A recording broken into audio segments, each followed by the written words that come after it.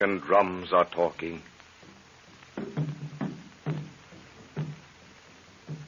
Over weary wastes of veldt and jungle, the drums bring you a story of Africa.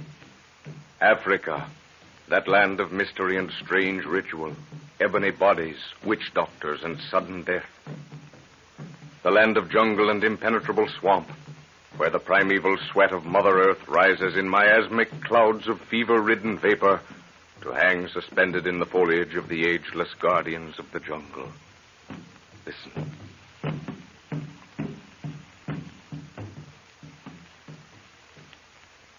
This is the story of a little band of explorers led by Professor Anton Edwards, a giant of a man, the keynote of whose life is scientific discovery.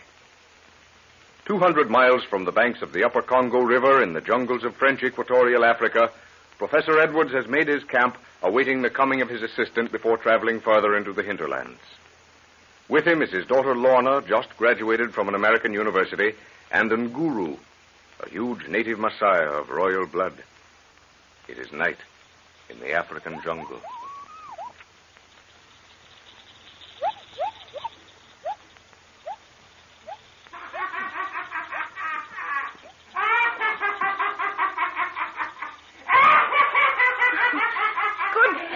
Father, that horrible thing is going to drive me mad. Can't we do something to stop it? Hush, Lorna. You mustn't let that sort of thing get on your nerves. We're in Africa, my dear, not New York. We must adjust ourselves accordingly. Yes, I know all that, but the thing's absurd. Whoever heard of a severed head talking and setting up a cackle like that? If I hadn't seen it myself, I wouldn't even countenance the thought. It's against all the laws of nature we've been taught to revere. As I said before, my dear, this is Africa. Anything can happen. The only way to keep one's sanity is to accept Africa, and Africa will accept you. Yes, I suppose so. I must admit that when the witch doctor brought this preserved head out and it started cackling and mumbling, I was shocked. Then I thought it was a type of ventriloquism. But the head's been brought more than 100 miles away from the man who gave it to you, and it still keeps up its absurd chatter. Yes. So I've accepted it as part of this continent and ceased to wonder. Yes, what is it, Ngoro? Bwana, white man we watch. He come. Is it Jack? Yes, my dear. Oh. Jack is one whole day ahead of regular traveling time. Good. He must have heard some river stories and hurried. Confound those carriers. Hey, Baragi, back trail one time and fetch him quick. Jack! Lorna, gee, but it's Oh, good to my see you. dear. Hello, Jack. Hello. Well, you're a day ahead of yourself, aren't you? Yes, I moved as fast as I could, Professor. But how did you know I was ahead of schedule? I didn't contemplate joining you for another week until I heard some... Until you heard some talk down the river, huh? And at the fork of the Mubangi, you left the boat, gathered a few natives together, and made a safari as fast as you could to get the truth of the matter. Well, bush telegraph, eh? Precisely. Well, this place is as bad as Hickville. You can't turn around without the news being broadcast to every native in the country. It has its uses, my boy. Those drums are the newspapers of Africa. Well, I suppose you're tired. Come on in the tent and have something. Oh, Lorna, will you get that bottle out of the special case? Yes, Father. This night air isn't any too good for a tired body. Did you have any trouble on the way in? No, sir, nothing to worry about. The natives were extraordinarily helpful. In fact, just a little too much so. Each village insisted on sending a guide with me up to the next headman's territory, and there was another one waiting to take over from him on the trail. I meant to ask you about that. Has someone been giving them a course in courtesy or something? I've never encountered that sort of helpfulness before. No, I've had the same treatment, Jack, and it's not natural. But I think I know what's behind it. I'll tell you about it later. Anyhow, I'm glad you're here, but I wish to heaven I hadn't brought Lorna. Why do you say that, sir? Have you had any trouble? No, that's just it. If I had experienced the ordinary inconveniences of bush travel, I'd be unconcerned. But it's just as if we were expected, with someone at the end of the trail waiting to welcome us with open arms. I tell you frankly, I'm worried. Oh, here's Lorna. I've not bothered her with it. Oh, my, but it's good to see you sitting there, Jack. I swear if you'd waited another week, you'd have found me a nervous wreck. Why? Don't you like this country? I don't know if I do or not. There are so many inexplicable things happening around here. Things that your common sense tells you are impossible. Yet your eyes and ears tell you differently. Well, that's Africa, my dear. But what sort of things do you mean? Well, for instance, Good Lord, what's that? What is it? Lorna, stop trembling like that and tell me tell me what that means. Good heavens, child, get hold of yourself. Professor, can't you... Stop, Jack. Don't shake me like that. I'm all right now. Only Only it's just as if the thing knew I was going to talk about it. What thing? What do you... Oh, then it is true. Those river stories weren't lying. Good Lord, Professor, you found it. You found the talking head. Yes, Jack, I found it. I knew you'd hear of it before you reached here. The river boys were talking about it, but then they've done that for years. Then my native couriers started chanting about the white man who had the talking head. I didn't realize it was you, sir. Sometimes I wish to heaven I hadn't found it. It's so horribly impossible. Yet, there the evidence sits in the other tent, and... Oh, it's ghastly, Jack. A head, a severed human head, wizened and shriveled, with an awful, perpetual grin. And it keeps mumbling a lot of incoherent gibberish to itself. Oh, it's horrible. Tell me about it, sir. May I go and see it? No, not now. I'd rather you'd see it first of all by daylight. It's gruesome enough then, but by lamplight it's, well, impossible. How did you come across it? Purely by accident. You know, for the last century, stories have been cropping up all over Africa about a talking head. Yes. It's a whisper here and a whisper there. Nothing definite at all. Yes, I know. Well, about 7 years ago, I was up on the Mongola River territory with Professor Lamberti. That's the man you exposed for fraud, isn't it? Yeah, most unfortunate occurrence, but my duty. Well, while there, I shot a python that had dropped from a tree and coiled around an unfortunate native. The natives worship these great snakes in some parts, don't they, Father? Yes, and it turned out that this particular spot was one of them. Consequently, we had to do some fast traveling to get out alive. Well, how about this native you saved? Was he one of them? No, he was an old witch doctor from another tribe. What he was doing so far away from home, I never did find out. But he was so infernally grateful to me, I had a hard time dissuading him from attaching himself to me permanently. Yes, they do get that way sometimes. However, he extracted a promise from me to visit him. I finally did so a month ago. I was only just in time, for the old fellow died the next day. When I entered the village, I was taken straight to his hut. He was badly wasted and making no struggle to live, but he knew me in a moment. 7 years has passed, white man, since thou and I have looked upon each other. Therefore art thou 7 times more welcome. Old man of wisdom, the intervening years have taken my feet into many strange places, but always has my heart remembered its promise. It is well, for now may I pass to my ancestors with a light heart. Yet there is a destiny to be fulfilled before I may look into their eyes fearlessly. Listen carefully, white man. I listen, my friend. Many years ago, before the white man brought his floating house to the rivers, a white warrior whose brain was touched by the gods wandered into the village of my people. His speech to us was that of the monkeys, but his strength was that of the gorilla.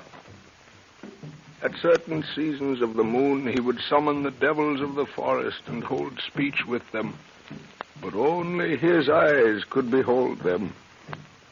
You've heard this story, white man. From the mouths of the ignorant only.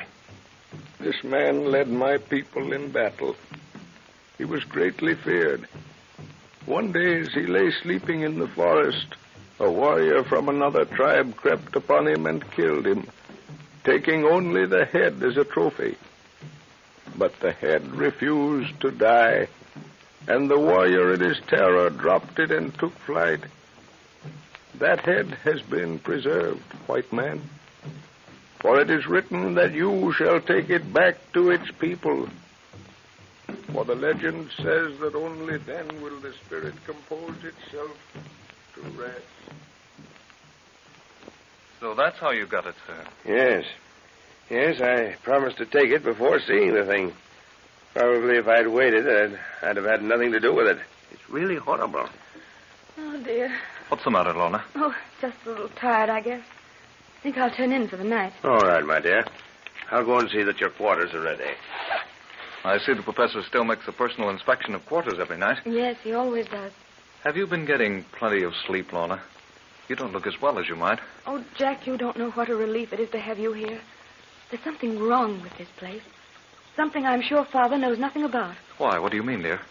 Your father knows this country better than anyone. Is anything wrong? Oh, nothing really, I suppose, but I have the most horrible feeling of depression at times. It's just as if there was something out there in the bush calling me. Something terrible, dragging at my brain. And I have the most awful temptation to walk out of camp Alone. Great Scott, dear. Whatever you do, don't do that.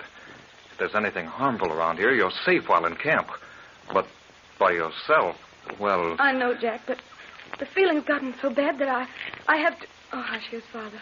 Yeah? Quarters are all set, my dear. Good night, Lorna. Good night, Father. Good night, Jack, dear. Good night, dear.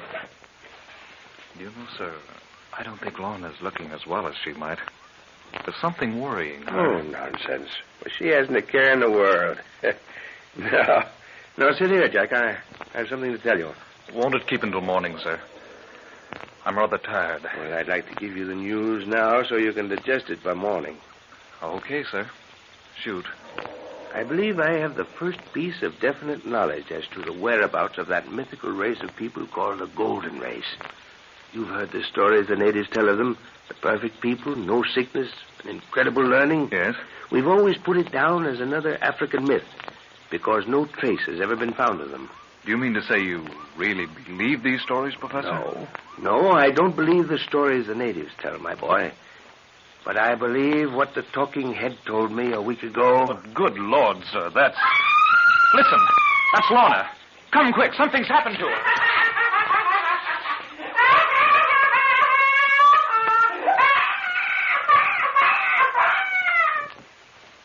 African drums are talking.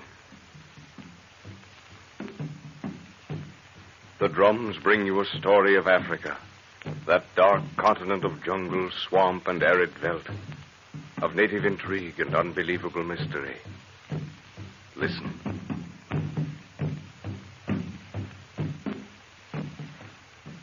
Professor Anton Edwards, while traveling in French Equatorial Africa with his daughter Lorna, comes into possession of a preserved human head that talks. Jack Martin, the professor's assistant, joins them. The two men were discussing the talking head when a scream from Lorna brings them running to her tent.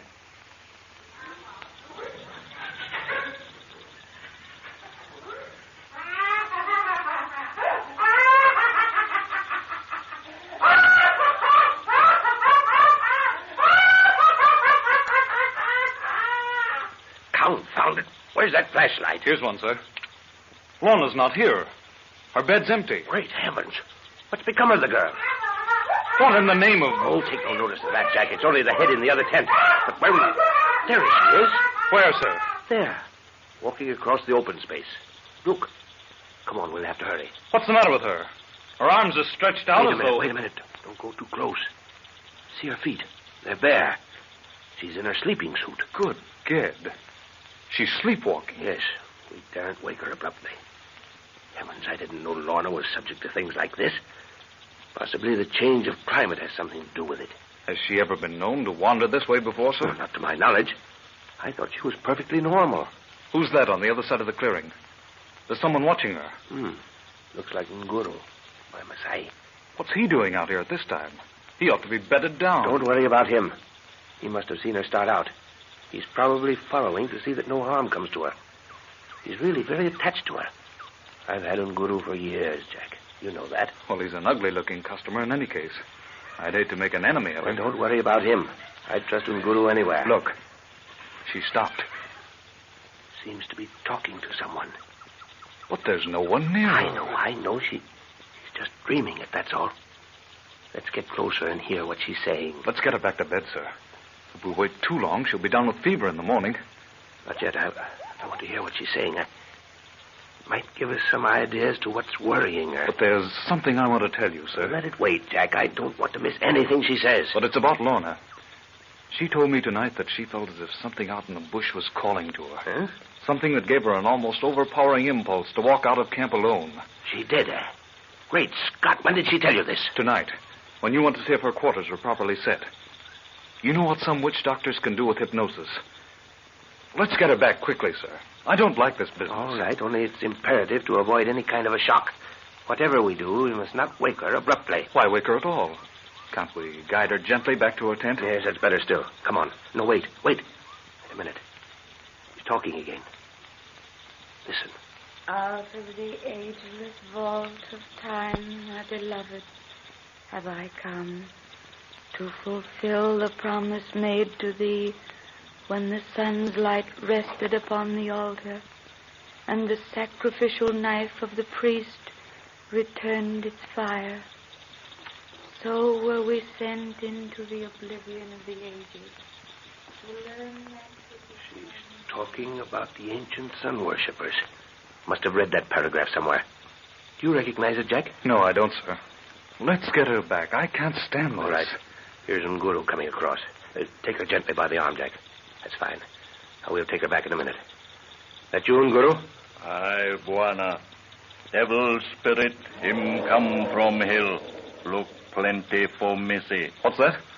What does he mean, devil spirit? He says a devil has come from the mountain and cast longing eyes on Lorna. Asante, Nguru. Now, tell me what your eyes have seen. Nguru see nothing. Knows him smell 'em devil plenty. Lord, this gets worse and worse. All right, Nguru. Get me a rope from the store tent. Aye, Buana. Careful, Jack. Let her sink back on the bed gently. That's it. Good Lord, sir. I'm worried stiff. Well, it's nothing to worry about. Quite a natural thing at times. Sleepwalking is caused by excitement or mental stress of some kind. Oh, got the rope, Nguru? Aye, Buana. Rope him no good for devil spirit talk. You mean even if we tie her down, she'll walk out if she wants to? Aye, little Buana. Devil, him call, she go. Not after I get through tying her up. Well, give her plenty of room. Not too tight, Jack. No, sir. I'm taking the rope around her bed several times. There's enough play for a natural turn of the body, but she'll never get out of it unless the rope is cut. Yes, I see. Well, that looks safe enough. No spirit I've ever met would get her out of that. She seems to be sleeping very heavily. Do you think she's been hypnotized, sir? No, you see, her eyes react to touch. Yes, come on, she's safe enough now at all events. Let's go to the other tent and finish our talk. Thanks for watching, Nguru. Asante Sana. You can sleep now. Aye, Buana. Hadn't we better place a guard outside here? Oh, no, there's no need, Jack. She's all right now, I'm sure. We'll only be a few feet from her. But I still think a guard would be the safest plan. Don't worry, my boy. Nguru is always on Gazi. He never seems to sleep. The slightest unnatural sound in camp at night brings him up as silently as a shadow. Yes, he seems to move just like a cat. And he moves just as quickly, too. Whiskey and soda? Yes, thanks. I need one after that. But about this body servant of yours, sir, Nguru. He certainly is a tough-looking customer. Yeah, Nguru is all right. And he's not exactly a body servant, you know. I've spoken of him several times at home, if you remember. Yes, but you've never really described him properly. He's as big as you are and fully as strong, which you must admit is unusual. Yeah, he's a fine specimen of warrior. He's a prince in his own right. Blue blood through and through. I've had Nguru for years. We did quite a lot of Secret Service work together for the British government during the war in German East Africa. He saved my life on more than one occasion. Does he always carry that great spear with him? Never lets it out of his sight. He calls it the Snake Woman. The Snake Woman? Why is that? Because just one kiss means death.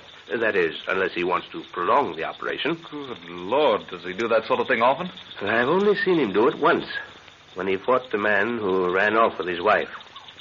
And he cut him into ribbons before delivering the final thrust. Well, it's nice to know he has some sort of feeling anyway. Since I've met him, the expression on his face hasn't changed one jot. It never does, under any circumstance. But I'd trust Nguru with my life at any time. Now, let's get back to talking about that talking head, Jack. Yes? I wanted to tell you that the chatter of the head is not at all gibberish, as you probably think. There's sense to what it says. Good heavens, sir. How can the thing talk if it's severed from the body? There's some trick to it. No, I don't think so. And I have sense enough not to bother about that part of the phenomenon. What I'm interested in is what the head says. Do you mean the thing actually speaks words? Yes. Jack, my boy, we're on the verge of something that's going to make the scientific world sit up and take notice. In what way, sir? This head speaks the language of the lost Atlantis, or as near to it as anything can be. But there's never been a language discovered that was attributed to the Atlanteans. No, as far as you know, there hasn't. But you know what my hobby has been for the last 20 years? Oh, yes, ancient languages. Very well. About 20 years ago, on my second trip to Africa, I was with Lamberti then. That's the man you exposed for fraud, isn't it? Yes. Well, We came upon some writings on submerged rocks off the coast. These things set me to thinking. I'd come across other similar markings in other parts of the world. And with all the data I'd kept, I use the word advisedly, I concocted a language that might have been used by the perpetrators of those writings. Yes, I know, sir. You've often spoken of it at home. Now, the old witch doctor who gave me the head spoke of a legend that the spirit of the head would never rest until it was laid in the arms of its own people. I sat with the head hour after hour. Some of the sounds it was making seemed familiar. Then it came to me. It was speaking the language I'd been working on. But all this sounds so frightfully fantastic. I don't care whether it's fantastic or not, Jack. This whole thing leads to the native legend of the perfect race of people. You know the myth of the golden race? Superb, perfect men and women. Yes, of course, I've heard it. But I've always taken it with a pinch of salt. Well, possibly you'll take it with a pinch of something else after I've found what I'm seeking. What do you mean? Just this. It's well known that the Atlanteans held a secret, natural formula that kept their bodies in perfect health. And if this head belongs to one of that lost race of people, it's going to lead us to the place where they are. Because its chatter, according to the language I've been working on, is nothing but directions of travel. But good heavens, sir, would you trust yourself in this wilderness to a guide like that? If what I'm after is at the end of it, I'd trust myself to a headless body, let alone a bodiless head. But it's taking a great risk. But don't you see, Jack? That's where the native legend comes from. The head won't rest until it's back with its own people, and it's giving directions all the time how to get there. Yes, of course, but you'll excuse me for asking you, sir, especially just now, but have you been taking your quinine regularly? I see. Well, Jack, if you're going to take that attitude, I'll be forced to leave you behind and go on alone. Then in that case, I'm afraid you'll have to put up with my company. Because madness or no madness, I'm staying with you. Well, that's more like you, Jack. I knew you would. That's why I sent for you to join me. You needn't worry about my health. My temperature is perfectly normal and my pulse quite regular. Nevertheless, I think I'll keep an eye on you. Oh, by the way, we've forgotten all about Lorna. Hadn't we better go and see if she's all right? Yes, we'll go now. Hello, Nguru. Nini, old warrior. What is it? Buana, devil he speak. Missy, she go for Balava. Come. What's that? He says the devil called and Lorna's gone. Come on, Jack. Lorna's tent, quick. I'm with you, sir. Confound the temple. Where's the flashlight? Have you got it one, Jack? Yes, here you are. Great heavens. She's gone. Lorna's gone and... The ropes on the bed are still intact. They haven't been moved.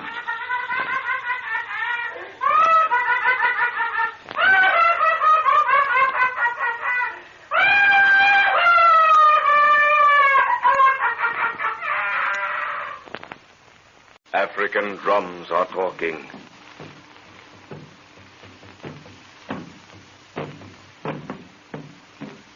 On and on they boom, just as they have for countless eons, causing the myriad human pulse to throb in unison. These drums are the most primitive telegraph known to man, and they bring you a story of Africa. Through impenetrable walls of jungle, the sound vibrates. Over wastes of veldt and swampland, bringing you a picture of sun-soaked earth, steaming swamp, juju groves, and jungle.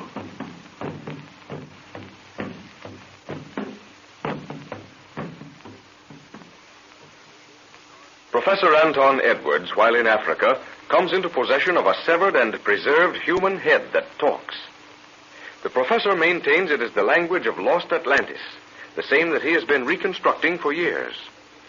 This theory makes possible the stories told by natives of a marvelous white tribe known as the Golden Race. The professor, his daughter Lorna, and his assistant, Jack Martin, are in camp. With them is Nguru, a huge native Maasai prince. Lorna was found walking in a trance, and for safety was tied to her bed. Later they found her gone, and the ropes on her bed still intact. It is night in the African jungle.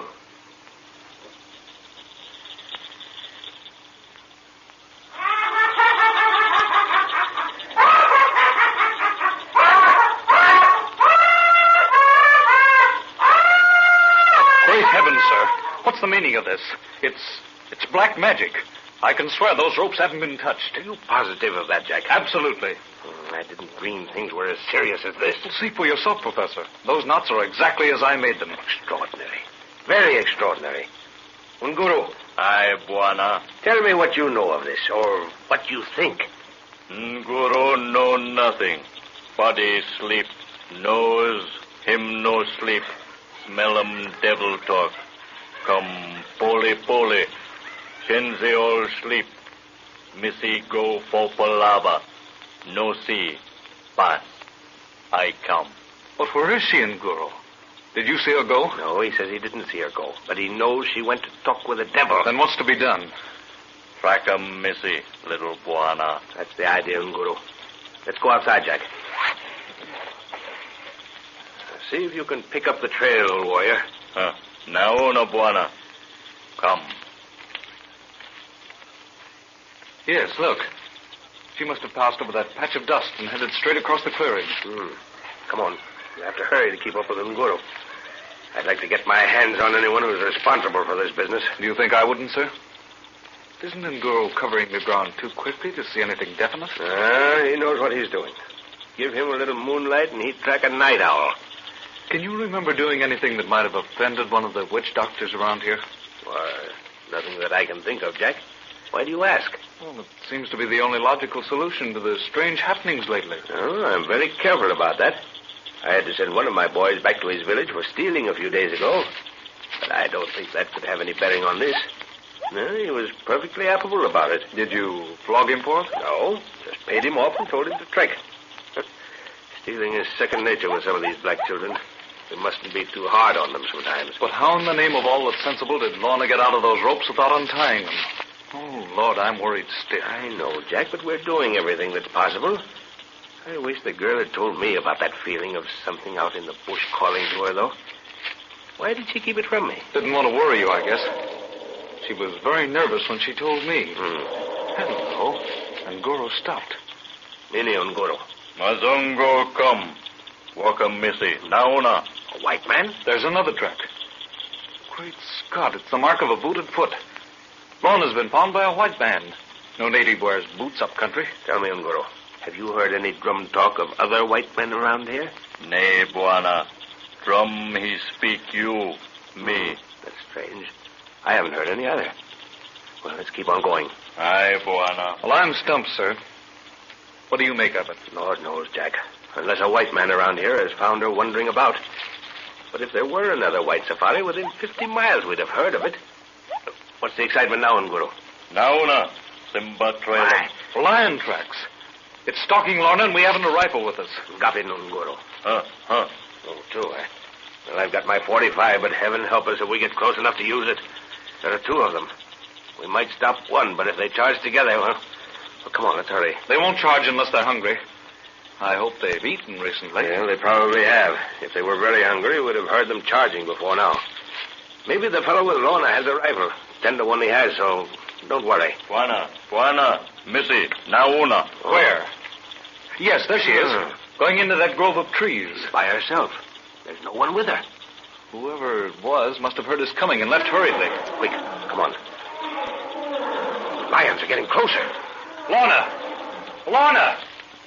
Wait. What's that moving in the tree above her head? It's swinging down. Look. It's a huge snake. A python. For heaven's sake, shoot, sir. No good at this distance. Where's Nguru going? Throwing stick. Watch. Good shot, Nguru. That stopped him. I can finish him now. Lorna. She's fainted, sir. Hold her head down. That's right. That'll get the blood back into her brain. Damn it, that was a close call. Thanks for the throwing stick, Nguru. Great shot.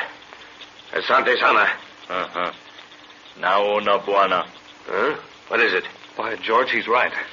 If that isn't a sacred snake, I don't know one when I see one. Let's see. Yes, you're right. It's a marked python. But I don't think it belongs around here. Might have wandered from its special grove, eh? Well, let's hope it has. We don't want any snake worshippers hauling around our camp. Well, if it belongs around here, we're in for a hectic time, I'm afraid. She's coming out of it, sir. Lorna, dear. You're all right now. We're with you. This is Jack. Yes. I'm all right now. Yes, What? Why, hello, Jack. What on earth are you looking so... Why, Father, what in the name of goodness are we doing out here? Where are we? Now, don't bother your head about that now. We're all together. That's the main thing. Why, have we ever been separated? What's all this She about? doesn't remember a thing, sir. Heavens, what should I remember? Oh, what's that? Now, don't worry. It's dead. I shot it. But I saw it move. Muscular reaction, that's all. Always happens to pythons. A python? Yes, we'll tell you about it later, dear. Oh. We've got to go back to camp as fast as we can. Better take that snake along, Professor, or bury it. If these natives... We haven't time now. We've got to get back to camp. But how on earth did we come away Now, from don't there? ask questions now, Lorna. Be thankful we're all together. Which way do we go? Walk. I'm all turned around. Walk for moon, little Buana. He says to follow the path of the moon. That way? I'd have sworn it was any other way but that. We must have been going in circles. We were. Lorna was heading right back to camp. And Guru, where did those other tracks leave Lorna's? Did you notice? Nay, Buana. Snake him take a my. We'll look for his tracks in the morning. I want to know who that bird is. Come on, let's get started. Father, how can I? I haven't any boots on. Oh, bless my soul, of course. I'd forgotten all about that. I'll carry her, sir. You go on. We'll keep you in sight. Yes, you go on with Nguro, Father. I want to talk to Jack. All right. What are you doing, Jack? Trying to measure the snake. He must be at least 24 feet long. Yes, fine specimen. But if you want any help, call out. Come on, Nguru. Aye, Buana. Ready, Lorna? Yes. All right. Up you come. That's comfortable? Of course it is. Oh, Jack, you don't have to tell me what happened. I've been putting things together since I woke up, and it's horrible. But I didn't want Father to be worried. That's why I said nothing before. You're a brick, Lorna. Tell me what happened when you left us tonight and went to your tent. Well, I experienced that same feeling again. You know, the one I was telling you about, like something calling me, urging me to walk out of camp. Well, did you see anything? I mean, did you see anything out of place? Like someone snooping around your tent, a face in the bushes, or eyes looking at you? Not a thing, Jack. I can't account for it. I fought the feeling off and went to bed, but while I was lying there, the thing persisted. It seemed to double in intensity. It's a terrible feeling, Jack. It seems to pull at the very roots of the brain. Why didn't you call me, dear? You knew where I was. Yes, with Father. That's the reason I didn't call you. I hate to worry him. The thing is so intangible. I was afraid he'd think I was foolish. But, Lorna, don't you realize if there's any witchcraft being worked around here that your father's the right man to cope with it? Yes, I suppose I should have told him. But he's so taken up with his plans, I hated to worry him. Well, you don't have to tell him now. He knows all about it. Do you know, we found you sleepwalking earlier tonight. What? We took you back and roped you to the bed. You seemed to be sleeping soundly when we left you. And later, when we came to look, you were gone. The ropes hadn't been touched. Jack, what in the world's happening to me? It all sounds like a magician's dream. Oh, I'm afraid. What's that? Great Scott. I'd forgotten all about those lions. Hold tight, we'll have to run for it. I guess we've got too far behind. Good gad. What's the matter? There are 2 lions standing in our path. Oh. They're between us and your father. See them? Oh, yes. Fire a shot, Jack. Maybe it'll frighten them away. I haven't a gun. Your father has the only one we brought. What can we do? I'll put you down. Now, if they start to charge, see that tree there? Yes. Well, if they come for us, you run for that tree. And do the best climbing you've ever done. But what about you? I can't leave you. Hello! Get to the tree! Your father's seen what's happened. Now, don't forget, if they charge, run. Look out, they're coming. Run, Lorna, run!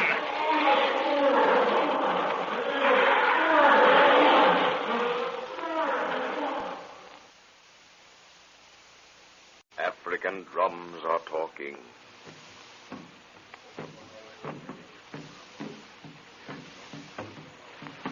Over miles of veld and jungle, the weird throbbing of the drums beats through the tropical night. Drums made of hollow logs with skin stretched tightly over one end. Sometimes human skin. Village after village takes up the message to send it booming farther into the night. Listen.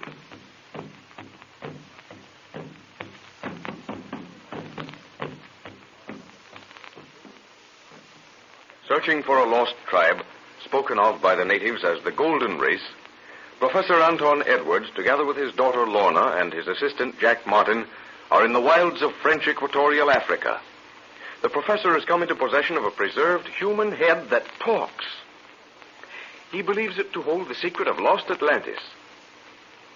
Lorna was found wandering in a trance a mile from camp. They suspect it is the work of a local witch doctor. The professor, carrying the only gun, is walking ahead with Nguru, a native prince, while Jack, carrying Lorna, is straggling in the rear. Almost within reach of camp, 2 lions appear on the trail, cutting the girl and boy off from the others. The animals pause a moment, then charge. Run, Lorna. Run for that tree, quickly. No, Jack, I won't leave you. Run, for heaven's sake, go. Are you mad, girl? Run. No, Jack, I won't. It's too late now. They're on us.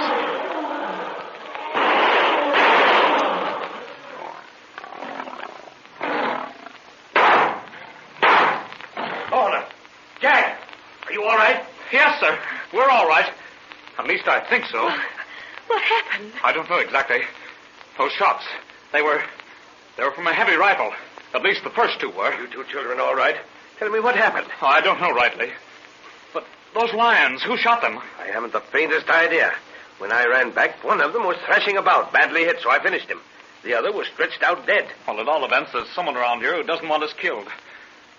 What do you make of it, sir? Oh, please take me back to camp. I feel rather shaky. Why, of course. I'll take her back, Jack. You can tell me what happened as we walk. Nguru, fetch the boys to skin the lions. Aye, Buana. We'd better have the skins brought into camp. Are you all right, Lorna? Yes, Father. I'm all right. I've shaken up a bit in my nervous system, but that's all. What happened after I left you to follow me back to camp? Well, I guess we lagged behind a little. I'd forgotten all about those 2 lions being near. Then suddenly they came into a patch of moonlight and stood staring at us. Jack pointed out a tree and told me to run for it, Father, but I was so frightened I couldn't move. That's not right. The fact is, Lorna wouldn't take the only tree within reach. There wasn't time for both of us to climb it. Nice time to get squeamish about politeness, I must say. I might have lost the both of you because of it. Well, then what? Well, then they charged, and they got mighty close, and a rifle seemed to speak out of nowhere. The firing came from our right. I saw the flashes plainly. Yes, so did I. From a bunch of high scrub. But who in the name of... No native could shoot like that. When the porters hear this, they'll certainly think we're bewitched. Now that I can think more clearly, it sounded like a heavy automatic. Yes, and evidently he must have had luminous sights. A white man, all right.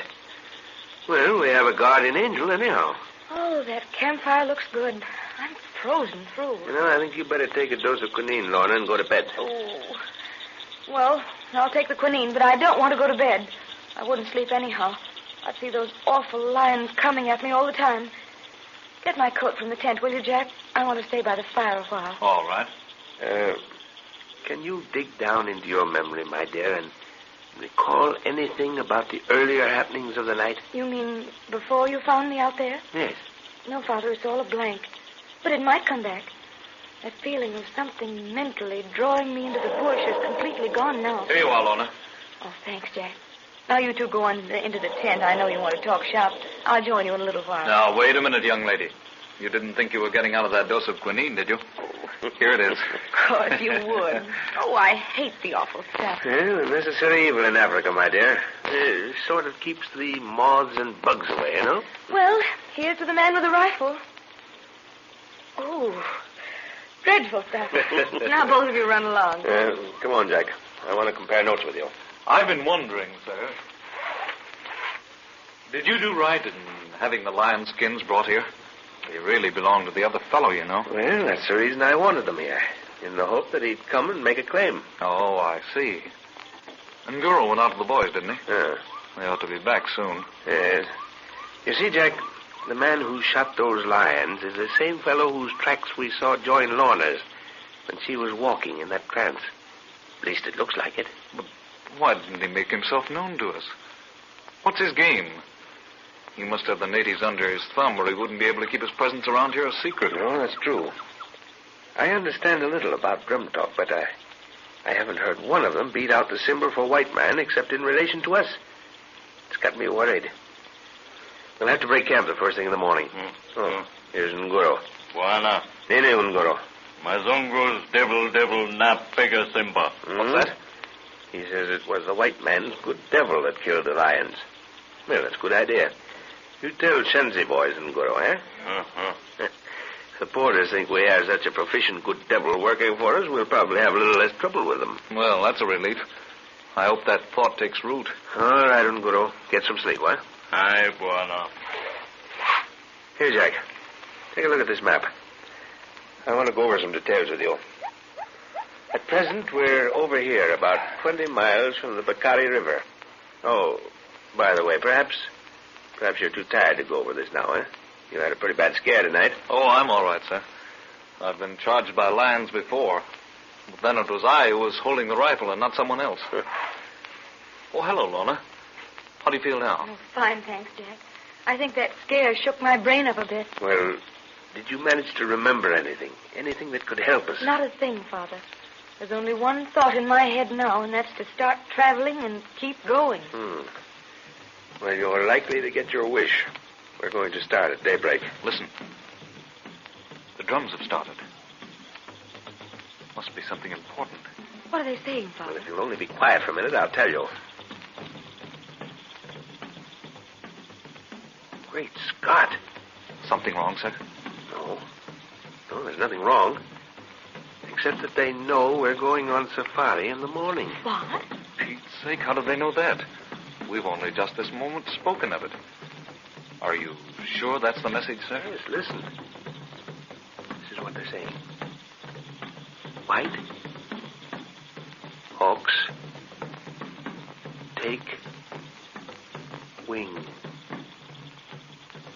Fly north sunup.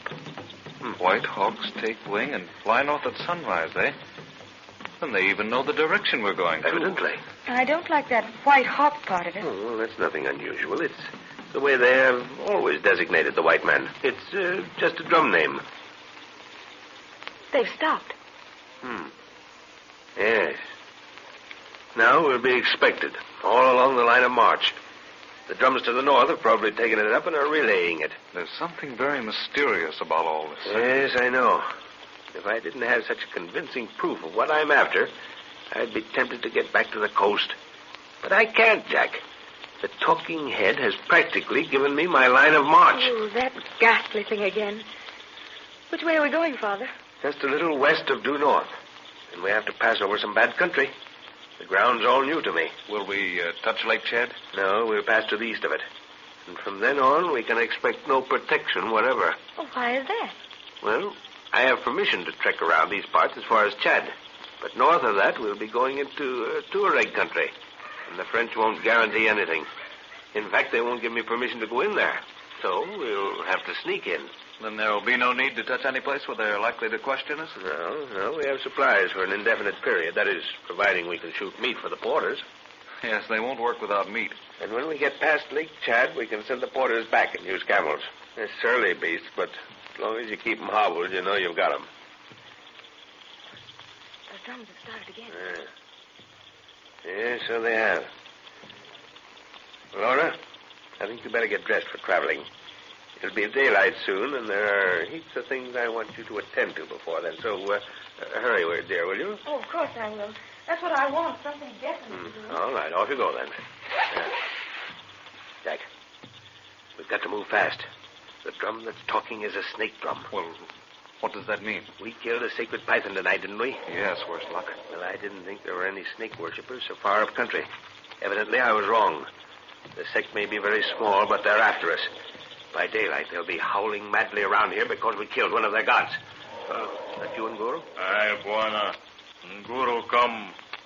Savvy snake juju drum. Him which doctor plenty mad palava, huh? Break camp and make trail as fast as you can, Guru. We don't want a fight on our hands. Guru know you snake woman for wa palava. No, you bloodthirsty old ruffian. Go on now and get out of here. Hapana. Look for the Shanzi boys. Plenty kazi. Aye, Buana. He'll attend to the porters, Jack. But I do believe I saw him grin at the thought of a fight. Guru would rather fight than run any time. Well, I hope it doesn't come to a fight for Lorna's sake. My stuff hasn't been unpacked, so I'm ready to move at a moment's notice. Well, that's good. We've got to put some ground between us and those birds before they can organize, or we'll have a mob of yelling, bloodthirsty savages right on our heels. Well, how long before they can get together, do you think? All according to how far the sect is spread out. They'll gather around the priests and witch doctors for some instructions first. Then they'll hold a few rites to work themselves up into a fighting mood. But, good heavens, sir. Listen to that thing, boy. The talking head, Jack. Listen. It's warning us. Warning us against some impending danger. Go and stand by Lorna in case something happens.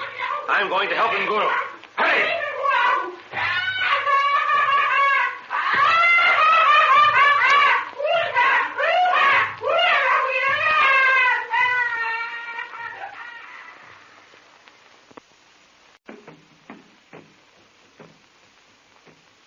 The booming of message drums brings Africa to you. Africa, the cradle of nature, where Mother Earth steams in her primeval sleep, sweating under a load of superstition, mystery, and witchcraft. Africa is a land of great silences and thunderous upheavals, a land where anything can happen. Listen. Those drums bring you a story of Africa.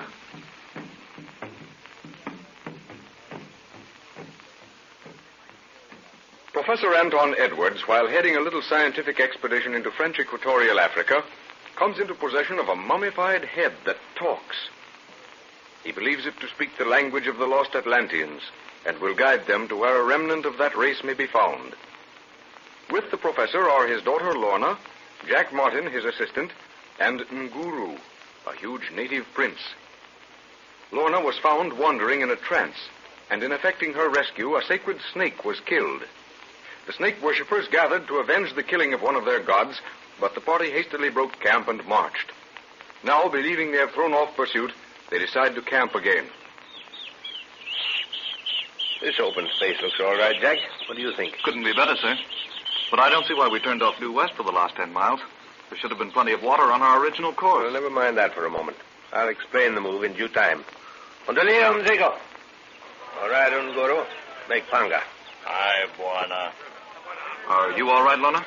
Yes, I'm okay. Is this just another short rest, or have you people decided to call it a day? We camp right here, my dear. Well, thank goodness for that. I thought we were on an endurance hike. It was absolutely necessary, Lorna. You see, those snake worshippers had to be outdistanced. Yes, Jack explained it all to me as we came along. Well, we're in another chief's territory now, and I don't think they'll cross into it to follow us. But yesterday you distinctly said that we were going north, and we've been walking west for hours. Oh, so you noticed that, too. You're getting bush-wise, young lady. Well, this is as good a time as any to tell you why we turned off our original course. Here, this basket with the talking head down somewhere, Jack. Careful. I've got it, sir. But here comes its keeper. Shall I turn it over to Nguru? Yes, he knows what to do with it. Here you are, Nguru. Uh-huh. Treats that thing as if it were a baby. It is a baby to him. None of the other natives will go near it. Here, let's sit down here until the tents are up. Get your diary out, Jack, and make some notes as I go over the day's event. Just a moment. All set, sir. We left camp about 3:30 a.m. and forced marched up the Bakari. It's one of the tributaries of the Shari River and empties into Lake Shad. Then, as you both observed, we turned west and followed the river. You remember just before leaving our last camp that the talking head kept calling? Do I? Every time that thing cackles, I get cold shivers all over. Yes, I remember, sir. You sent me off to see that Lorna was all right. Yes. Well, with the aid of my notebook on the language of Atlantis, I was able to follow some new directions the head was giving. But that isn't all. As far as I was able to decipher it, the head spoke of a small carved snuff box, the property of a witch doctor. The carvings on this box will open the remainder of the country to us like a book. Yes, I've heard of these carvings that work wonders with the chiefs, but they're usually in the form of a stick, aren't they? Yes, they are. Where did you say you would find this snuff box? Well, that's the funny part of it. I didn't really expect to find the place at all. The translation runs something like this. By the little water, feeder of the great stream that makes the mirror of the skies, lies a fertile mound that rises above the head of a horned horse. Now, a horned horse must be a rhinoceros. The mirror of the skies is Lake Shad, and the Bakari is the first little water we came to. But the rhinoceros head. How in the world can you link that up with it? I've got it. There it is. That huge boulder over there. Look at the flat head and the curved horn on the snout. You're right, Lorna. That's just what I thought. And you can imagine the thrill I had when we rounded the bend and I saw that. There's the fertile mound, that wooded hill. And the witch doctor evidently lives at the top. It sounds like the directions to a pirate's treasure. I'm thrilled to death. Where are you going, Jack? I'm going over to that rock and see if it was carved by a hand or not. Maybe there's some writing on it. Well, I'll go with you. All set, Guru? Aye, Buana. Tent him all ready. Plenty water all time. Shenzi boil 'em for drink one time. Good. You stay here in camp. I'm going for a walk. Buana go walk for hill, huh? Yes, I'm going up that hill. Why? Buana watch 'em thorn. Him plenty thorn on hill. Buana go for catch 'em sleep. Make 'em for hill tomorrow, huh? No, we can't wait for tomorrow. I'll go now. Guru walk for hill along, huh? No, you old scoundrel. You stay here in camp. I'm going for a talk with the witch doctor. Pass. I have spoken. Aye, Buana. Him witch doctor plant 'em plenty thorn in ground. Buana nenda poli poli. Poli poli.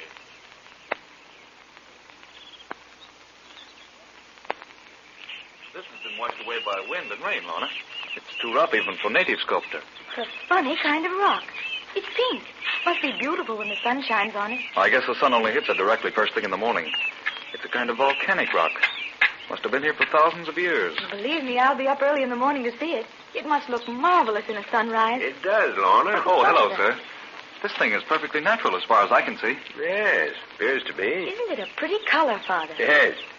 There's a city in Arabia that's built of the same stone. As a matter of fact, I shouldn't say built, I should say carved. That's what they call the Rose City, isn't it? Yes, but it's deserted now. Has been for hundreds of years. Oh, Lorna, I brought your camera over. I'd like some pictures of this rock. All right, dear. You want them taken head on? Yes, one that way and one as near profile as you can get. All right. I'm just wondering if the carving on this rock is natural, Jack. Did you find any writing on it? Well, there's something around this side, underneath the snout. See up there? Looks as if a bird had walked across wet cement. Yes, by Jove. Yes. Hey, this is interesting, Jack. Do you make anything of it, sir? Yes. Yes, I do. Where's that confounded notebook of mine? In your top pocket. Oh, yes. Yes, to be sure. Now, let me see.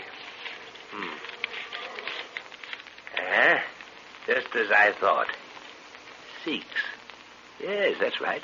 Seeks. Write this down as I translate it, will you? Yes, sir. To him who seeks the key. There's a period there, Jack. Right. The horned horse hath no eyes, yet he runs, or proceeds. Proceeds straight and swift to his ending. No, to his destination. Another period. Yes? The way is open. Read that over, please. To him who seeks, the horned horse hath no eyes, yet he proceeds straight and swiftly to his destination. The way is open. Yes, that's it. Now, what more proof would you want, Jack? What were you two staring up at just now? Your father just deciphered some carvings. There they are up there. What does it mean, sir? Well, the part that says, horned horse hath no eyes, is plain. The rhinoceros is very short-sighted, yet he runs straight to his destination. That means he has a very finely developed sense of smell. He relies on his nose. The way is open, so we follow the rhino's nose, see? It points to the top of that hill. Precisely. Did you get the pictures, Lorna? Yes, I put the camera back in the store box. Good. Well, children, do you feel too worn out for an adventure, eh? What do you mean you're going after that snuff box now, up that hill? Yes. Well, I should say I'm not tired. I'll admit I was until you told me about the little box. But I couldn't rest now until I've seen it. And you, Jack? All set, sir. Whatever you say. You were traveling all day yesterday, and you had no sleep last night. I won't blame you in the least if you stay behind, my boy. Not at all, Professor. If there's anything to be learned, I want to be there. I've only met one witch doctor. Are they all as decrepit as that one? No, Jack, they're not all old. But let's start out now. We still have an hour of daylight. No, some of these witch doctors are quite young fellows and well informed. Those are the dangerous ones, usually. They've learned quite a few of the white man's vices and surprisingly little of his virtues. Well, how could they come in contact with white people in such remote parts, Father? The old witch doctor sends his protege down, or up country, as the case may be, to learn all about the white man's magic. The young man usually lands among the worst of our type, and combining that knowledge with what the witch doctor teaches him, it mostly makes a bad combination. Are they easy to deal with? Mostly, yes. I've got something in my pocket that will put this fellow in a trading mood, I think. Why, what is it, sir? A cigar lighter and a can of fluid. Should help him make some new magic for quite a while. Well, I hope he doesn't try to drink the fluid and then smoke. He'd start a forest fire in these woods in no time. Isn't it dark in here? The trees shut out all the light. It's a bit spooky, too. Yeah, it's darker than I thought it would be. Wait a minute. We better not go any further. I just remembered something. Something you should have brought, sir? No, Nguru warned me to look out for thorns on this hill. That means danger, or watch your step. I'd forgotten all about it. Well, what did he say altogether? Well, he said to go softly. Nguru doesn't usually get squeamish unless he has some good reason for it. He said the witch doctor plants thorns, and for us to poly-poly. That means to go slowly. Every time I don't take his advice, I run into trouble. Well, we've got boots on, so what difference does it make if the old witch doctor did plant a few thorns? Thorns is just an expression, my dear. It means danger of any kind. Oh. Jack, you see that funny-looking branch bent into the pathway from that tree? You mean straight ahead? Yes. I don't like the looks of it somehow. I'm going to throw a stone at its base, and if it's a trap, the impact will spring it. But why should there be a trap on the path? Well, that's just what I want to find out. If it is, as I suspect, then we're in a juju grove, which is sacred ground. Oh! What's the matter, Lorna? Oh. What did you see? Wrong. Don't stand there pointing, A child. face, a horrible face, staring at me out of those bushes. Well, what did it look like? Was it a native? Yes, I think so, but it was all painted or scarred. We'd better get out of this place, sir. Wait a minute. I want to see if that really is a trap. Watch it. See if I can hit the base. Great Scum! Murderous invention. If anybody had touched the thing, it'd have been speared a dozen times. Yes. We'd better get out of here and send a message up to this murderous bird by drum talk. Come on, then. I've got a feeling we're being watched. Look out behind you, sir. In heaven's name of... Oh.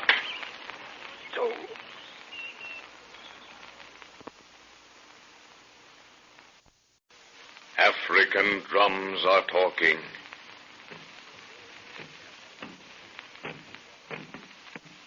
Through day and through night, the booming of the drums continues.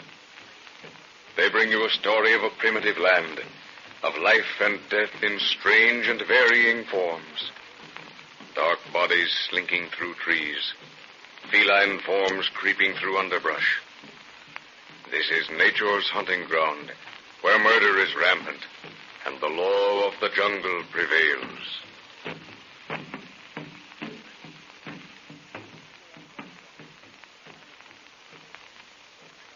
Professor Anton Edwards, a man of huge proportions, heading a scientific expedition into Africa on the trail of what to him is a tribe of people related to the lost Atlanteans, is seeking a small carved native snuff box. Carvings on this box will open the way for his party through some bad country. But while the professor, his daughter Lorna, and his assistant Jack Martin approach their goal, they're suddenly set upon and, hands bound behind their backs, forced to walk ahead of their captors. Are you all right, Jack? Yes, I'm all right. What do you make of it, sir? I've been afraid to speak in case they'd separate us. Can't make head nor tail of it, my boy. These natives hadn't let a peep out of them since grabbing us. They usually go about after a capture with yells and screeches. The whole thing was over so quickly, it seemed like black magic. I wonder how Lorna's taking it. I don't know if you've noticed it, Jack, but they haven't laid a hand on her. At least not since I got over that whack on the head. What happened while I was laid out there? Well, you weren't out very long, sir. Only about half a minute. They probably figured it was the only way to deal with you. They threw me on my face and tied my hands. When I was hauled up again, Lorna was ringed with spears. I don't think they've touched her with their hands. I wish this black behind me would keep his spear out of my back. If it wasn't for Lorna, I'd snap these thongs and brain the idiot. I wouldn't do that, sir. They'd just tie you up more effectively the next time. They don't know your strength. It might be a good idea to let them think you're helpless. Yes, I suppose so. But I'd brain a few before they got me down again. I wish I knew what their game was. What tribe are they? They're rather large for natives of these parts. I don't know. I can't get the beggars to talk. They just grunt and point the way. Well, we've been walking for half an hour. We ought to be getting near somewhere. Oh, yes, look. There's a group of huts. Yeah, that big hut over there must belong to the chief. See that one next to it with all the paraphernalia? Yes. That belongs to a witch doctor. They're taking Lorna over to the chief's hut. Can't we do something, sir? There's nothing to be done. She hasn't been harmed yet, which is a good sign. But if I hear the slightest cry out of her, somebody's going to pay for it. They evidently mean us to park in that hut straight ahead. Come on. That hut doesn't look exactly healthy, does it? You'll have to bend and go in sideways. You'll take part of the doorway with you, sir. You go in first, Jack. I want to try something. All right, sir. Here goes.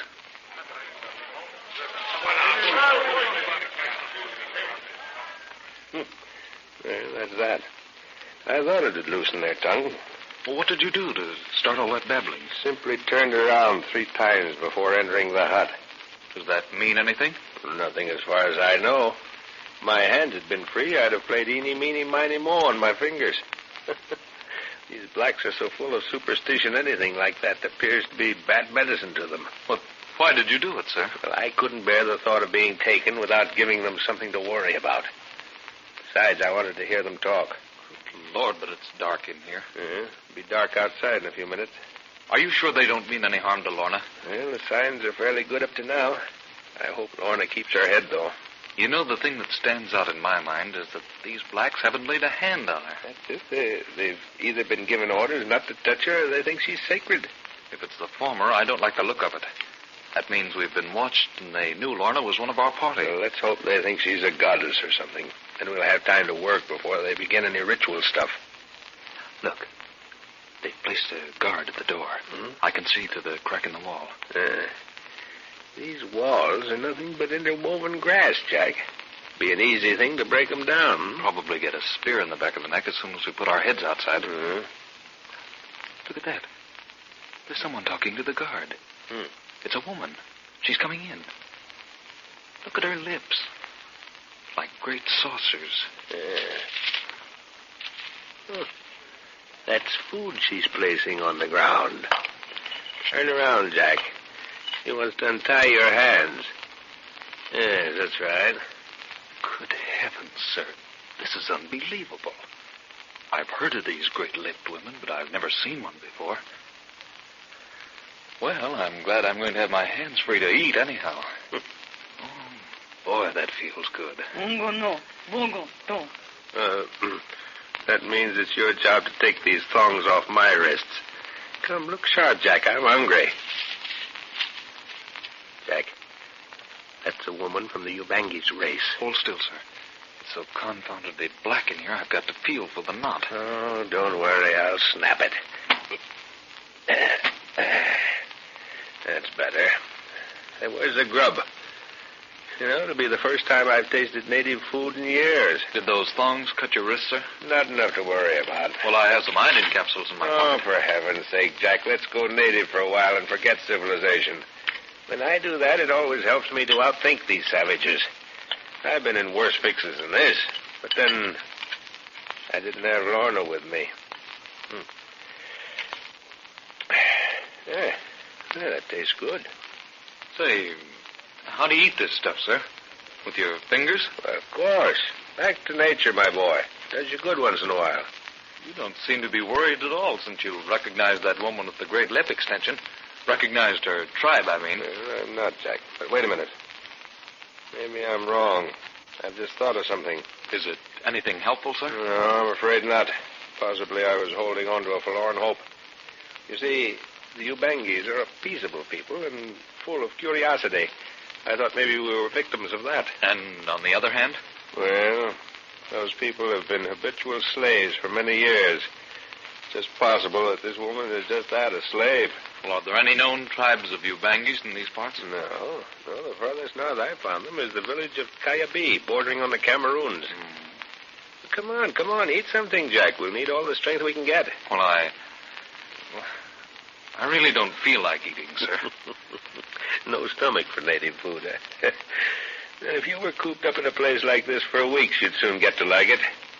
Well, I guess I'm just a little... Hush. You hear that? What's that? That dog barking. Keep quiet. I want to listen to it. I knew it, Jack. I knew it the moment I heard it. Thank goodness I haven't lost those senses. What is it, sir?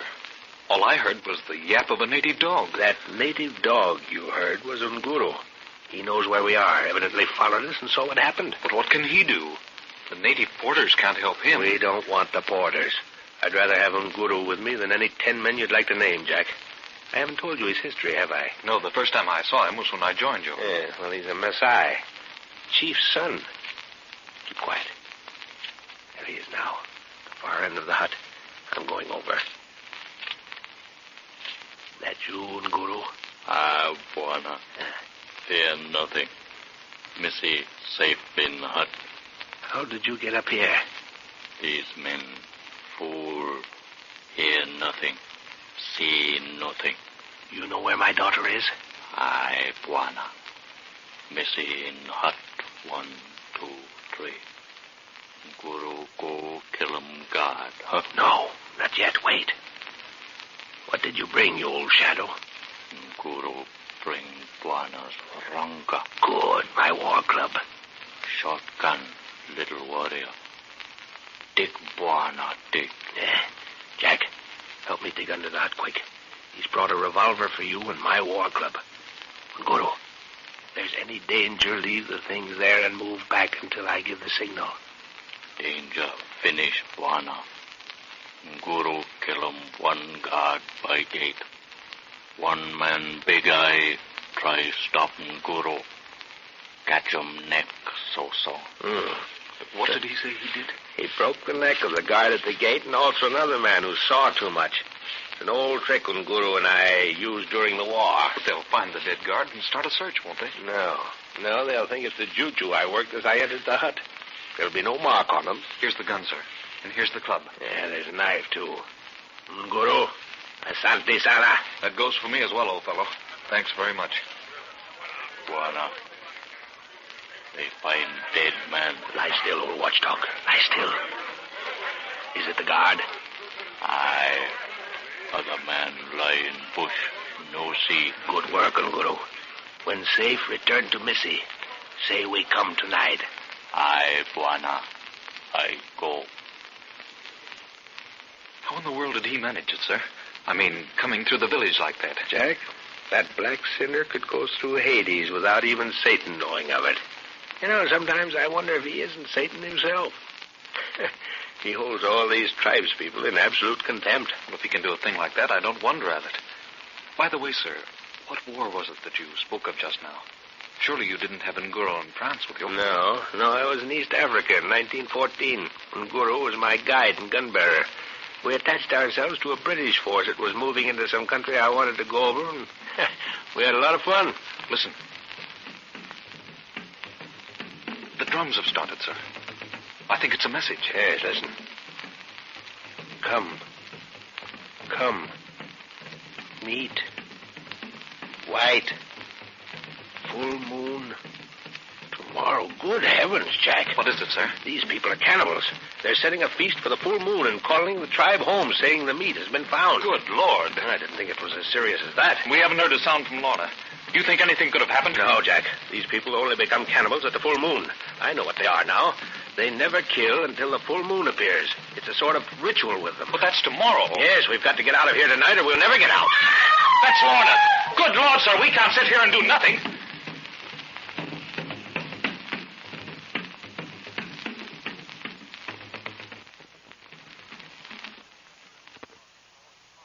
African drums are calling.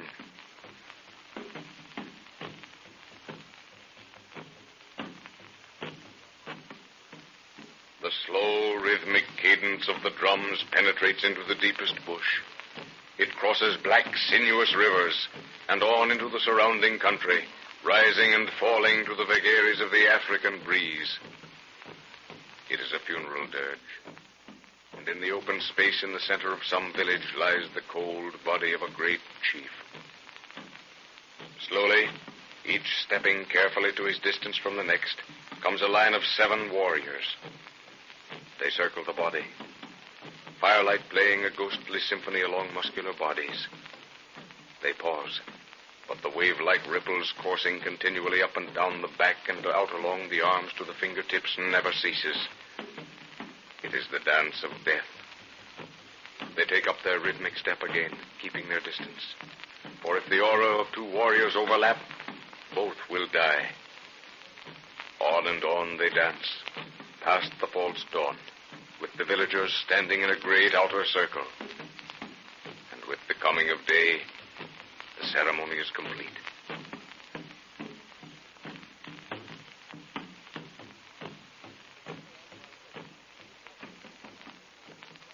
Professor Anton Edwards, his daughter Lorna, and his assistant Jack Martin have been captured by a savage tribe while on an expedition into the wilds of Africa.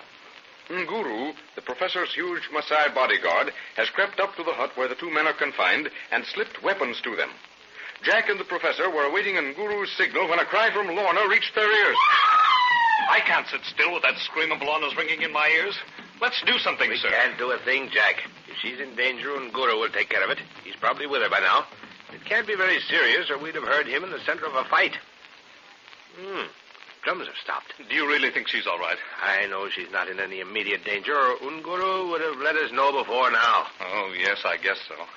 But just waiting... Patience, Jack, my boy. If I'm not mistaken, we'll be out of here shortly and in a position to really do something if necessary. You have a lot of faith in Nguru, haven't you? Yes, my boy. I've never yet known him to miss. He's always in the right spot at the right time. He seems to have done it well this time, sir. But I don't yet see how we're going to get out. We're only 3 against the whole tribe. Yeah, the odds are pretty large, I know. But it's dark now. It's been done before, my lad, and there's no reason why it can't be done again. What are your plans? Well, if I know Nguru, he'll wait for the moon to drop behind the trees before starting anything. The village will be asleep by then, except for these guards and the ones tending the fire. But the moment we try to break out, the whole place will be roused. We won't make the first move, Jack. That's Nguru's. It's his job to attend to the guard outside this door. Then, as silently as we can, we get to the hut where Lorna is and do the same for her. It's perfectly simple. Yes, so it sounds. But you're used to this sort of thing, sir. You've done it before. I'm afraid I'm going to prove a handicap. If you'll obey me implicitly, you won't. On the contrary, you'll be a great help. It's very good of you to say that. But I can't help feeling I'm going to blunder somewhere. It's just the fact that Lorna's freedom hangs on us makes you feel that way. You got that revolver strapped on you? Yes, sir. It's the most comforting thing I've laid my hands on since we were taken. Hear that? It's Nguru. He's starting. Won't be long now. But remember, Jack, that gun is not to be used unless it's the end of our plans. Very well, sir. One shot would rouse the village. If a native passes close to you, lie still and try to avoid him. But if he comes for you, use your hands on his throat and stop his yelling. The thing I'm afraid of is making a noise. That's the next move, Jack. Take your boots off. We'll have to leave them behind. I hate to do it. Just broken these in for marching. Good Lord, sir. How about jiggers? We'll have to trust to luck and take a chance on those little fellows. Roll your riding breeches up above your knees, too. What's that for? The same as taking your boots off. The first part of our journey will have to be made on hands and knees. And you want to be able to feel any dried twigs before you put your weight down. You snap one, and the whole place will be awake instantly. Yes, that's what I'm afraid of, sir. Well, feel with your hands, knees, and feet before you put them down. And put them down as softly as possible. What was that? It's Nguru doing his job. Are you all set to go, Jack? All set. Dog him sleep soundly, Bwana. That's good, Nguru. How many are there between us and my daughter? No matter. We kill 'em. All go so for Bwana, Nguru. It is well. Point the way. Follow Bwana. Keep to the shadow, Jack. Keep with me and don't lag. All right. Those men with the fires. Keep moving. They can't see anything outside the circle of the light. I think Nguru stopped. Lie still. It's all right now. Go on. One of them got up to put wood on the fire. That is house where Missy lie. The one on the end. I see. It is safe to rise now, eh? Aye. These men, bah. Eyes watch. See nothing. All fool, Buana.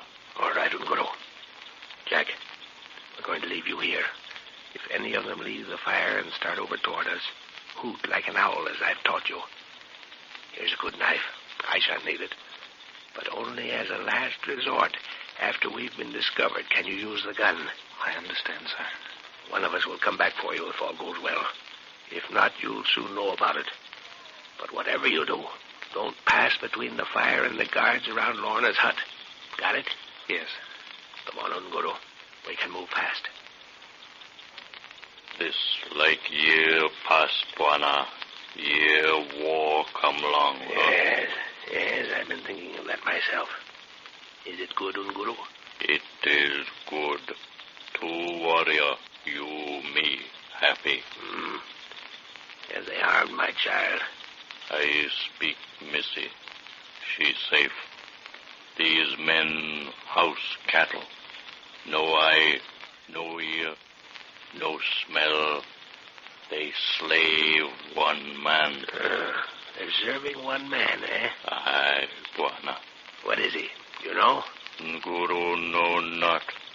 Nguru smell white man. White man? Maybe some renegade, eh? That Missy prison hut so. How many men guarding it? Good for you, me. Two, eh? Not so simple as that. Here comes one of them. He come for wood for fire. No here neck break. Down, Buana, down.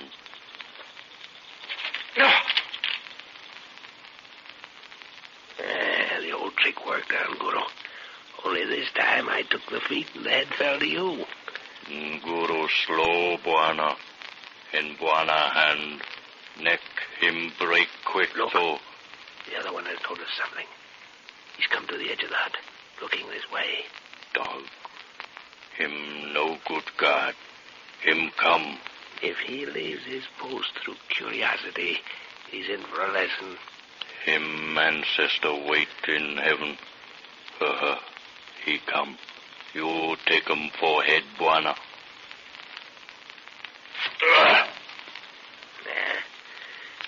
The way is open, Nguru. Come. Aye, Buana. Buana hands quick. Take the far side of the hut. Maybe there are more sentries there. Nay, Buana. No more. Nguru no. Lorna. Oh. Don't make a noise, dear. Oh, Father, I knew you'd come. Hush, dear. Not so loud. Buana. Nguru go back for little Buana. All right, Nguru. Where shall we meet? Beat by the hut. Sit by hut, huh? Yes. I look. See two men. I go. How did you do it, Father? Nguru did it all. But first, tell me if you're all right. Have they hurt you? Not a bit. I've been terribly scared, but that's all. They haven't laid a finger on me. Thank heaven for that. Where's Jack? We left him to give the signal if they found we'd gone. He'll be here in a minute. Tell me, what happened when you were taken to the chief's hut? That's the strange part of it. There was a white man there, and I swear I've seen him somewhere before. A white man? Now I begin to understand a few things. Oh, he was very courteous. Said the whole thing was unavoidable and out of his hands. Was he short and with a thick, bushy beard? Yes. Do you know who it is? Wait. Here they are. Buana. Boma have two guard. Find dead man so. Double the guards at the gate, eh? Good. Now there's one for each of us, Nguru. Little Buana, he no path. Nguru show, huh? Yes. He showed me which way to go. All right then, Jack. Follow us with Lorna, but keep a good distance. way's clear, you'll hear the hoot of an owl. So wait for it before approaching the opening. Good luck, sir. Oh, Jack, I knew something would happen to get us out of this mess. We're not out of it yet, dear. But I think we've got the worst part over. Careful how you walk. Yes. We daren't spoil things now. Where's Father gone? To make sure we can get out. These bushes circle the top of this hill. The only way to get out is where we came in. And they're guarding it. Yes. Is there any danger for Father? No. At least I don't think so, since I saw some of his work back there.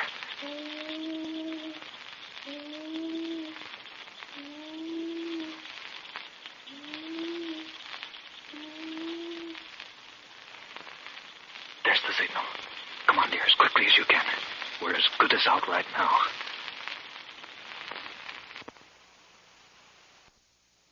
African drums are talking.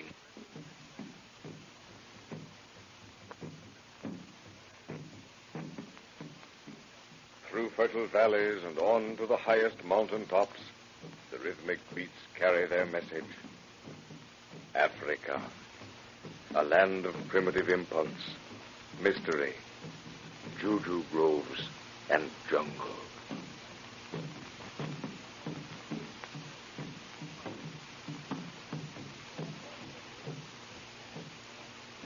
Professor Anton Edwards and his little scientific party in Africa have encountered many dangers in their search for a lost race. They quickly moved their camp by the Bakari River because of a tribe of hostile cannibals, and after a week's march, come to a mountain range which the professor determines to scale. With him is his daughter, his assistant Jack Martin, and the faithful Nguru, a huge Maasai bodyguard who carries the talking head in a basket.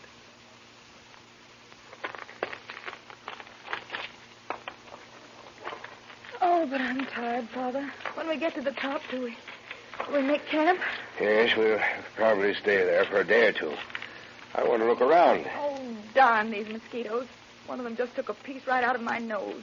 Well, if it swells up as much on you as the bites do on me, you're going to lose your beautiful profile, my dear. I'm past caring, Jack. My face has gone right back to nature already. Yeah, there must be some stagnant water around here somewhere for these mosquitoes to breed. I hope you didn't forget the quinine, Jack. No, sir.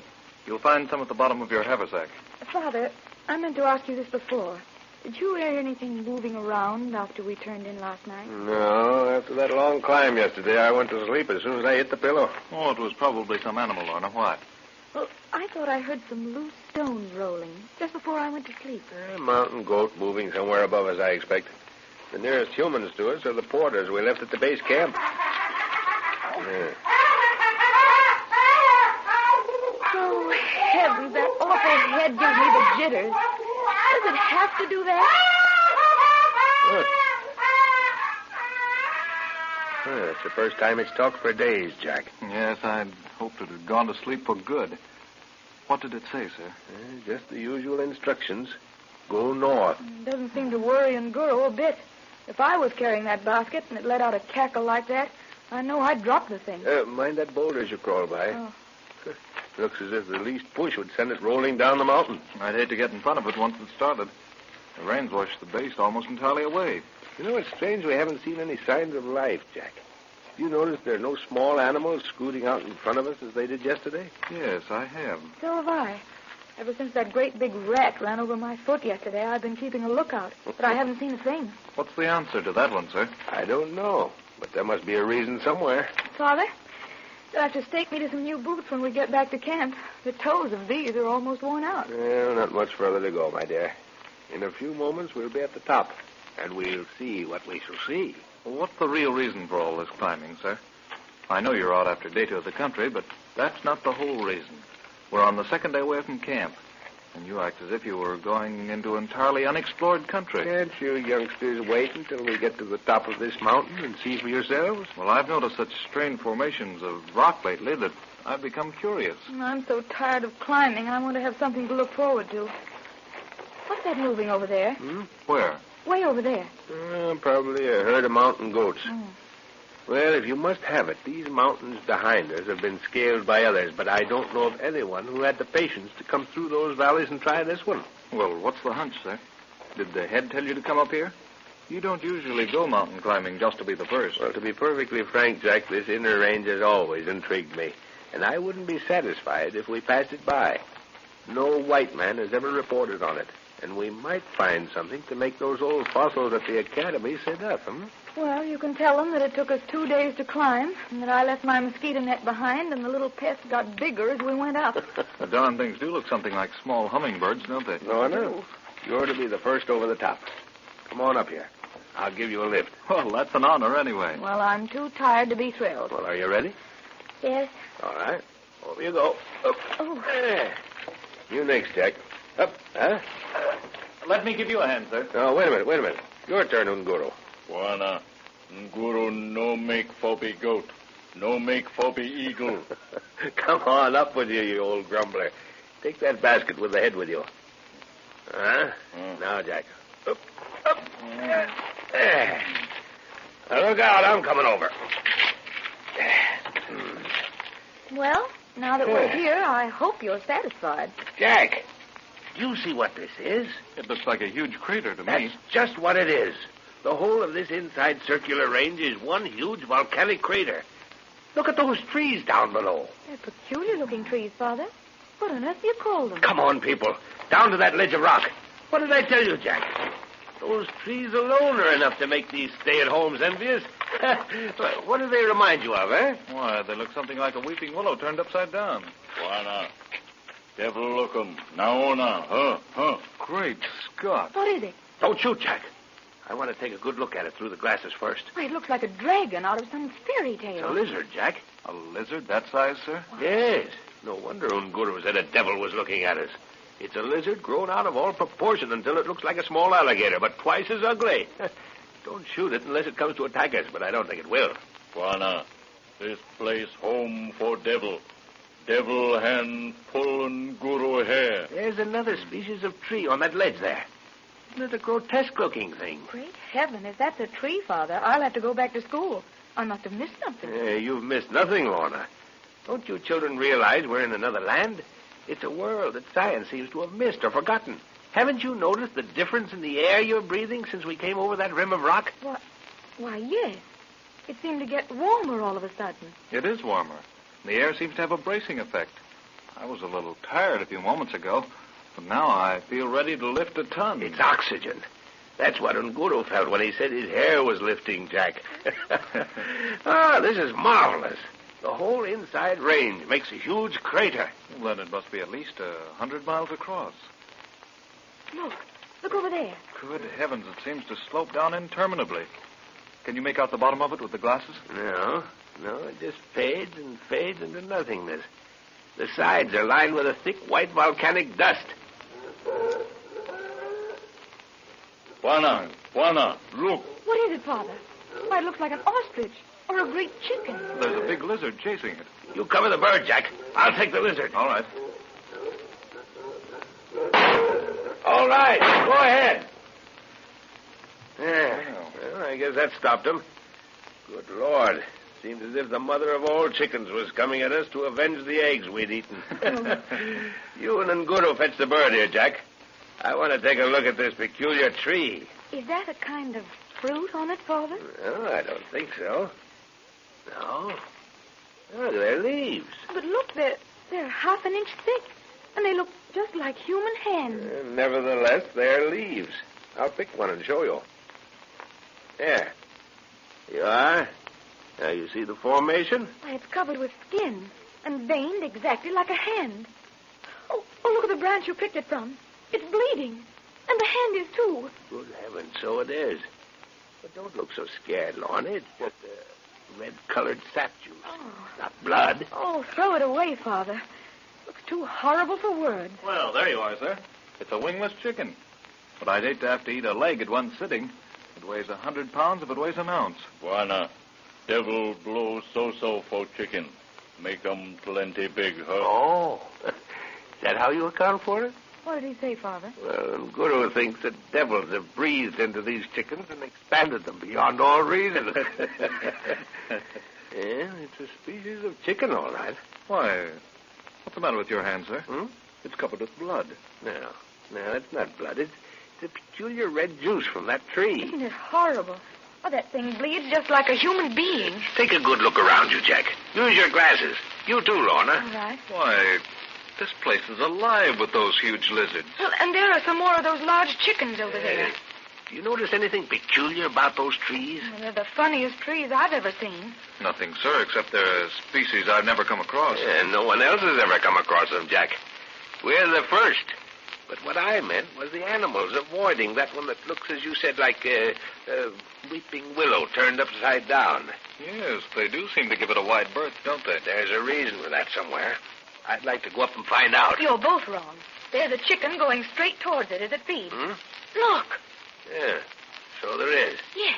Well, I guess I was wrong. Oh, what did you think it was? One of those poison ones? Wait a minute, sir. Look, the branches of the tree are moving. They're straightening out and coming down slowly. Watch it closely, Jack. What's it going to do? Oh, look! The branches suddenly dropped around the bird. See it, Jack? See it?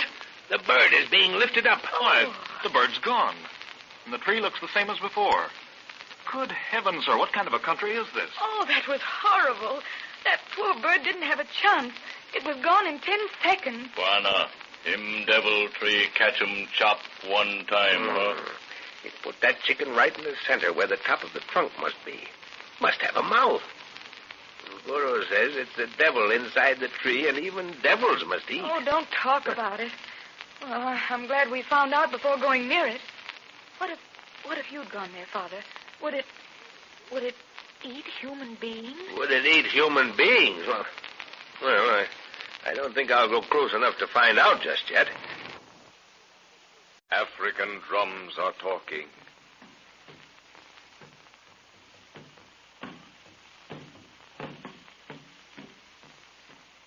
On and on into the night boom the drums, speaking of voodoo, witchcraft, mystery, and menace. Their rhythmic beat breaks through walls of silence to bring you a story of Africa. Africa, that land where anything can happen. Listen.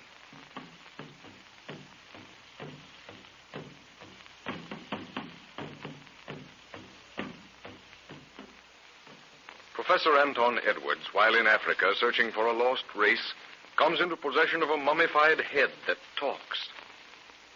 Its language, according to the professor, is one that he, with another man, has been studying for many years, and which he attributes to the lost Atlanteans. This talking head has been directing their travels, but it led them into a dangerous situation with a tribe of cannibals dominated by an unknown white man. Through the efforts of Nguru, a huge Maasai prince, they escape and press on to climb a circular range of mountains. On reaching the top, they find themselves standing on the edge of what appears to be a gigantic extinct volcano. There is an earthquake, and the slab of rock on which they're standing starts to slide down into the crater with the professor, Lorna, Jack, and Nguru holding on for dear life. Buana, wake, Buana.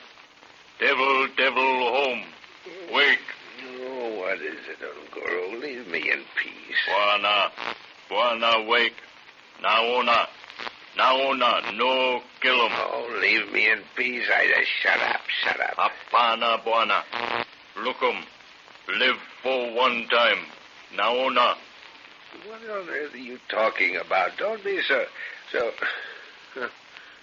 Oh, good heavens. Yes, I remember now. The crater. Landslide. Aye, Buana. Nguru wake. Find devil home.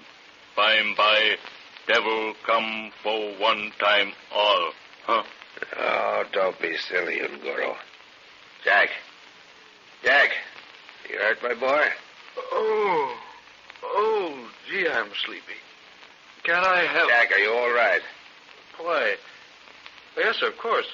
What's wrong? Well, don't you remember? The slide?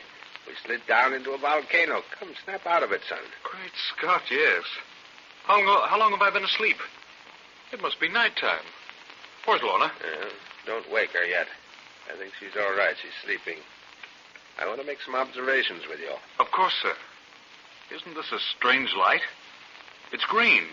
Buana, him light for boss devil. Him look All time pole for watchum palava. What's that he says, sir? He says it's the light from the eyes of the master devil as he watches us. Well, that's a theory at any rate. Oh, don't be foolish. You don't seem to realize what happened to us. We shot down many thousands of feet into an extinct volcano, and we're still alive. I'm afraid my head's still heavy with sleep, sir. Yes, I know. It's the atmosphere. We'll have to get used to it. Is your watch going? Why, no, sir, it stopped. Yeah, so's mine. That means it's more than 24 hours since we wound it, or else the atmosphere caused it to stop, huh? Well, if this is really a volcanic crater, shouldn't it be full of gases? Yes, that's what's puzzling me. If it were, we'd be dead by now. Somehow the gases have been forced out. Look, the light's growing brighter, sir. Yes, it's spreading in an arc from way off. Good heavens, what phenomenon is this? Him boss devil come buana. Here, Runga. Take 'em. Fight plenty good, huh? What's he giving you your war club for? He thinks it's the approach of the father of all devils. He says he's going to have a good fight. Good old Nguro. I'd back him against a dozen devils. Say, this light is artificial, sir. Yes, or else the sun is streaming through some gaseous vapors high up. That's what it is. We must have come through them at a terrific rate on that slide down. That's what put us to sleep so heavily. Father, Jack. Lorna's awake, sir. Don't be afraid, dear. Everything's all right. Yes, I know. I've been listening to you two for the last 5 minutes. Father seems too interested in that light to take any notice of me. Jack, the light's growing by leaps and bounds. Watch it. Are you all right, Lorna? I'm stiff and sore from lying on that hard rock, but I think that's all. Oh, Jack, that horrible slide. I'll never forget it as long as I live. We seem to be going right down into the center of the earth. Well, we're all safe at any rate. I suppose we'll have to do some fine thinking to get out of this place. Jack, this is marvelous. The whole place is covered with a soft green light. When old Lamberty knows I've made these discoveries, he'll go mad with jealousy. So will all the others, for that matter. This is wonderful. The color must be caused by refraction of the sun's rays through layers of gases or thick vapors, eh? Where is Lamberty now, sir? I don't know. Haven't seen him since he threatened my life for exposing him. And, Jack, he's never forgiven Father. Look. You can see now. We must have been shot across the ground for half a mile after we hit the bottom of the slope. It's a lucky thing for us, sir, that this slab of rock held together. Yes, but that's a minor consideration now. Have you noticed the ground? It's not volcanic. It's all good soil. Another phenomenon. Come on, I want to explore. Look. What are those spots moving over there, sir? I've just been watching them. I think they're animals. Yes, see? There's a herd of them. Coming up over that rise. Father, do you remember when we first noticed the rock slipping away with us from the top? Yes, I don't think I'm likely to forget it in a hurry. Why? Did you notice any other parts of the crater top start to slide? Well, I'm afraid I didn't pay much attention to anything except keeping flat on the rock. Well, maybe you'll think it's imagination. But after we'd started to move fast, I looked around and saw another flat piece of rock hurtling down. And I could have sworn there was somebody clinging to it. Well, that's rather improbable, Lorna. We were only 4 people up there. What you saw was possibly some animal. One of those great lizards clinging on for its life. Take a look at that herd of beasts, Jack. What do you make of them? Well, they look like giraffes, sir. But their necks aren't long enough. Well, that's just what they are. You know, it's always been a theory of mine that if the giraffe was domesticated, its long neck would shrink in time. Jack, those are domestic animals. That means there are human beings here or near here. Oh, that awful thing. The head. It's talking again, sir. Yes, I know. What does it say? Wana. Head spirit palava good, huh? It's assuring me that it's all right and scolding me for not keeping to its directions. Travel north. Well, which is north? I'm afraid the compass has been damaged. Let me see it. No, it hasn't been damaged, but there are magnetic rocks around here and throwing it off. Well, that's lost its usefulness for the time being. There's only one way to go, Father, and that's straight ahead. Yes, we'll have to try that. There's some more of those chickens over there, sir. Only they don't seem to be so large. Buana. Bibi and Guru Kral speak 'em. Live for spirit long time go. She true palava, huh? What does he mean, Father? He said an old woman of his village once told him that he would visit with the souls of forgotten men, and she spoke truth. Now, why do you believe that, Nguru? Nauna, Buana, look. Oh, there's a man running. It's a white man. Coming this way, fast. There's another man following him. No, there are several huge fellows. Well, those are apes. What? Great apes chasing the man in front. Get your rifle, Jack. All right. Cover the second animal. I'll take the first. If they get too close to him, shoot. Oh, he's seen us. He's all in, Father. He can't run much more. I'll take the nearest one. Hold your fire, though, Jack. All right, sir. Yeah, that spun him around. Got to get him in the head, I guess. That stopped him for good. What's the matter with the man? He stopped running. Get that nearest ape, Jack, in the head. Good. He's running again. It's the gunfire. He's not used to it. When he saw the beast go down, he was reassured. That's a peculiar dress he's wearing. He looks like a character out of a book. Buana, this no man. Him spirit. Well, let's go to him. He's all in. Yes. The other apes have stopped to examine those we shot. Oh, Lord. Lord. Prithee, mercy. Mercy, oh, Lord. Mercy. He's fallen. Just let him lie there and get his breath. Professor, did you hear that? Did you hear what he said? Yes, he spoke English, Jack. Middle Ages English in keeping with his dress. The poor fellow. Here, drink this. Why, sir, you're trembling. Excitement, Jack, that's all excitement. Do you realize what we've done? Right in the heart of Africa, we found a race of people who speak English. Moth-eaten English, perhaps, but still we can understand them. Well, I'm just as excited as you are. But I'm wondering what sort of reception we'll get from the main body, if there is one. Maybe they won't like outside interference. They may think we're enemies. He's better, Father. I think he wants to talk to you. O great Lord, who killeth with the voice of thunder, hold thine anger and visit not thy wrath upon this thy servant who kneeleth before thee. Whence art thou, man? Knowest thou not, O Lord? Are we supposed to know where he's from? Evidently. He looks absolutely poor. Nay, I know not thy origin. Speak. Art thou not he, O Lord, the God of the rock? Be careful, sir. Your answer may mean life or death to us. He thinks we're gods. I know, Jack. Leave it to me. Thou hast a doubting heart, O man, and within the rock lieth a goodly reward for such as thee. Oh, nay, I doubt not, O Lord. Thou art he, for only a God hath power to kill the sacred apes. For Pete's sake, those apes are sacred. Now we've done it. Then lead us unto thy master, that we may have speech with him. Behold, Lord, the priest of thy temple cometh. Look, Father. It's a knight in armor. There are several of them. Be careful. Leave this to me. It looks as if we've been thrust back into the Middle Ages. Buana, boss devil come in iron. Those apes, sir, the man said they were sacred. If they are, we're going to have a tough time explaining the dead ones. Good Lord, Jack. Knights in armor were the last people I expected to meet down here. Keep your gun ready. You too, Lorna. You expect trouble? I don't know. These people seem to be part of a forgotten race. They speak medieval English and wear clothes that date back 1,000 years. There must be a city near here. Keep your heads and we'll be all right. Here they come.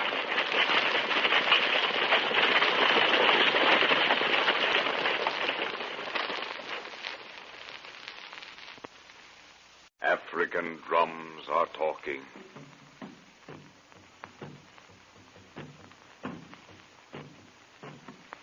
The white man traveling through Africa for the first time covers his ears to shut out the eerie sound.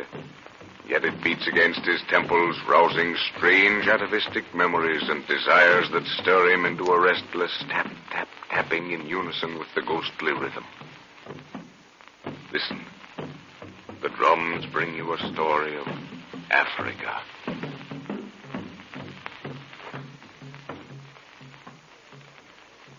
Professor Anton Edwards and his little party of explorers in Africa are following the directions of a talking, mummified head. The professor maintains that its language is that of the lost Atlanteans, but the directions of the head caused them to be taken prisoners by a hostile tribe dominated by an unknown white man.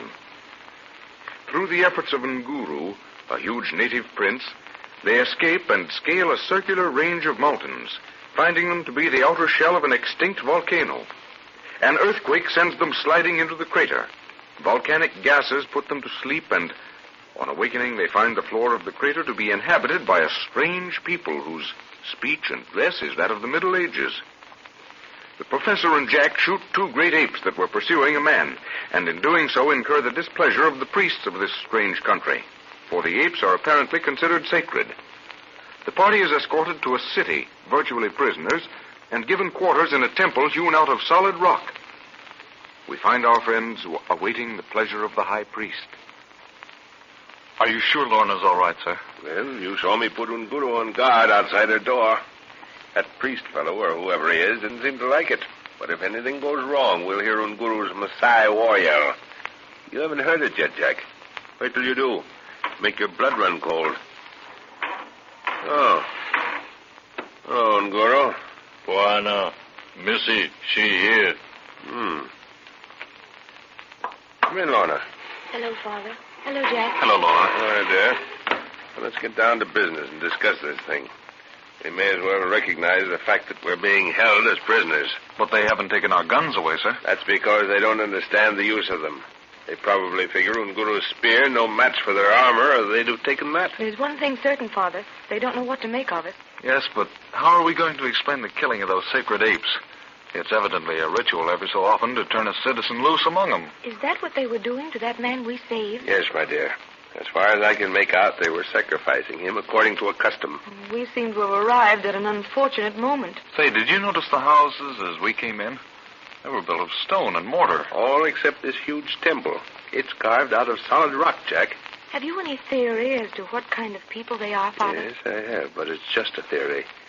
That is, until I can have a talk with one of their historians, if we get that far. Well, what is your theory, sir? Well, from their speech and dress, they're undoubtedly descendants of a large expedition that left England sometime during the Middle Ages. But there's no record of an expedition from England as early as that, is there? You forget the Crusaders, Lorna. Oh. Yes, but how did they get over this way? Probably marched overland through France to the coast of the Mediterranean. Took a ship for Palestine and were blown off their course and wrecked on the North African coast. But that's a long way from here, sir. Besides, what's happened to their religion? Religion in those days was the same as it is today. It can be altered and swayed by anyone who can work a little magic. Then you think someone changed it to suit his own purpose? I do. Probably a man who ingratiated himself with some of the witch doctors of the country. Saw how he could gain power and set about doing it. Do you think we're in any danger? I mean, from the people? Not from the people. But if I can read character, we're in for a hectic time with the priests. Did you notice their cruel faces, Jack? Yes, that's the first thing that struck me. The people seem to be afraid of them. They call them the Keepers of the Rock. I'm afraid they're going to resent our coming here. We've got to be prepared for it. What do you think, Unguru? Puana, they men. Iron coat no good for spirit talk. What's he saying? He means a talking head. If only the head would go off into that cackling gibberish in front of the high priest, he'd have a fit. Unguru says their iron coats won't help their nerves when a spirit talks. We can't be sure of that, though, can we, sir? I'm afraid not. But Unguru doesn't mean that alone. He means for us to make spirit talk. Jack, how many batteries have we left for that flashlight? I have a couple in my haversack, and the one in the flashlight's almost new. Good. Don't let it out of your hands. And when we're called into the temple, have it ready. It may be useful. Do you think they'll try to harm us in the temple? You can't tell. They're probably working the same way as the old witch doctors. Burning poisonous herbs that render people unconscious. Trap doors and things falling from the ceiling. Good heavens, are you just doing this to frighten me? No, Lorna. I want you to keep your eyes open when we're taken into the hall. What if all our strategy fails, sir? Get our backs against the wall and fight. Leave the high priest to me. It doesn't sound very comforting, does it? I wish we had a machine gun. I'd feel a lot safer. Puana, snake woman kiss plenty soon. The snake woman? Does he mean his spear? Yes, the snake woman is what Unguru calls his spear. It was given him by an old witch and named after her. Sounds spooky enough, but why call it snake woman? Missy, snake woman kiss one time finish. Oh, Well, you asked for it, didn't you? Hello, who's this? It's a woman. Oh, won't you come in, please?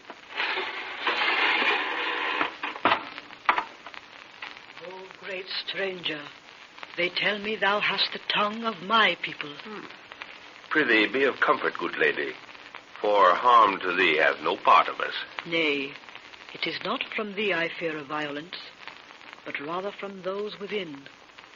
For should they but hear a whisper of my voice and converse with thee, they would incite the people to claim my life. Oh, you poor thing. Do sit down. Nay, my child, I have no time for courtesies. It is to the man who beareth the frame of my ancestors I would speak. Speak on. Thou hast an attentive ear.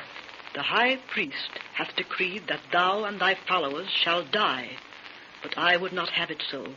For even though I be a queen among my people, my power is o'ershadowed. Then why dost thou come to warn us at a danger to thyself? We who are strangers to thee, O queen. I know not, except there be a legend that hath come to me from ancestor to ancestor, which speaketh of a mighty stranger that shall eclipse the magic of the priests and restore the ancient God of our people. For the God of the priests is a terrible God and harsh unto death. Jack, Lorna, Guru, come here. Are you listening? We couldn't help hearing. Well, what's to be done? Well, I'd like to wipe those priests off the face of the map. No need to ask Unguru. His middle name is Fight. Have you any plans? Not yet. I want to find out a few things. Listen carefully to what's said. I may overlook something. All right, sir. O royal lady. Thou hast no need of speech. Thy faces have enlightened my heart and told of thy purpose. The guardians of this door are faithful to me. They will give the exit and lead the way to my house. Tell me, what manner of death hath been devised for us? Death by the rock, great man. It is a fiendish device controlled by the priests, and no other man knoweth its secret. In what manner doth it kill? The cave closeth suddenly upon its victim, and the sacrificial blood floweth like a crimson soul to the altar. Oh, but I pray thee, flee while yet there is time, for the faithful of my people need but a leader, and thou art he. Calm thy fears, O lady, and tell me, hath the high priest a place of favor from whence he observeth the sacrifice? After he hath entered the mouth of the rock for the sacrificial chant, he taketh his place at the altar, whereon is a great cross many hundreds of years old. Doth he use the cross for a purpose? Aye, in truth. For with the sacrifice unbound within the mouth of the rock, the high priest setteth the cross to turn toward it, and immediately the rock closeth. Doth it open again? Nay, that be for the eyes of its keepers alone. And thy subjects? They be forced to attend each sacrifice, and the word hath gone forth that this night shall the rock be fed. One thing more, O royal woman. Should the life of the high priest be taken this night, will the people rejoice? There are many who have vowed allegiance to me in such a case. Yet are there many who wish to gain favor with the priests. Then send forth word to thy faithful to be ready this night. Thou canst not kill the high priest. He hath a guard of armored men, and ye are but 3. Nevertheless, do as I bid thee. And now, farewell, O royal queen, until this night. May the power of my ancestors go with thee to the hall of the rock. Farewell.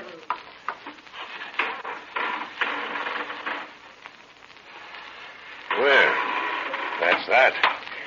Looks as if we'll have to think fast and act suddenly when the time comes. Bwana, Nguru smell 'em plenty fight. I guess you do. So do I. But I wish it could be avoided. I'd like to get a look at this rock, sir. Maybe that would help us out. I don't suppose there's the slightest chance of that. But the Queen said our guards were loyal to her. So she did. Maybe that's the answer. No, it may cost one of them his life. 10 to 1, the priests have set spies to watch. They know who's loyal to them, and they wouldn't hold the power they do. I'd like to get one good crack at that high priest before... Say, what do you think would happen if we did kill the high priest? Probably start a civil war. That is, if someone on the side of the Queen got in his speech to the people before one of the other priests did. Yeah, that's an idea. Maybe we'll have to resort to that in the end. Do you mean to kill the high priest? We won't kill anybody if they're reasonable, but also, young lady, we're not going to take any chances. Look to the guns, Jack. A lot may depend on accurate shooting tonight. I wish we had some luminous paint for the sights. Hello. What's Nguru doing? He's touching up the snake woman's profile. Sharpening up his spear. Bwana, snake woman, tell Guru wash face. She smell plenty blood. Oh, what horrible ideas you have. Quiet, children. The head is talking. Listen.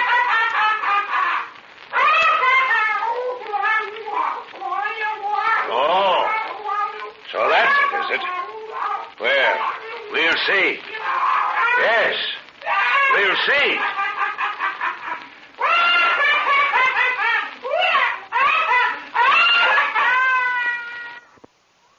Drums are talking.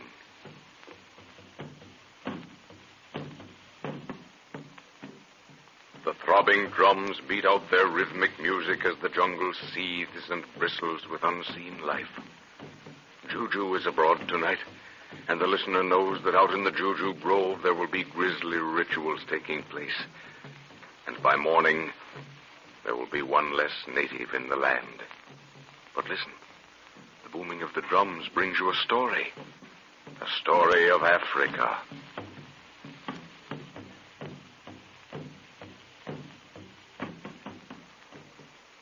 Seeking in Africa for a lost people, Professor Anton Edwards and his party follow the directions of a talking, mummified head.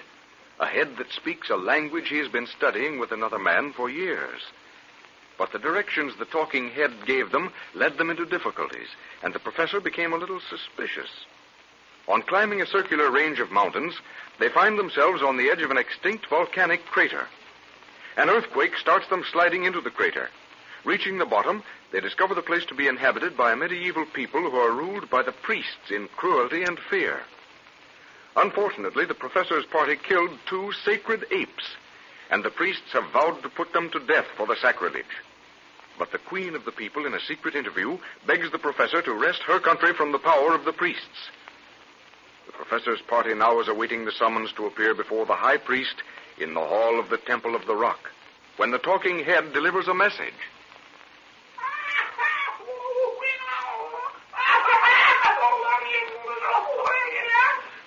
What's the head saying, sir?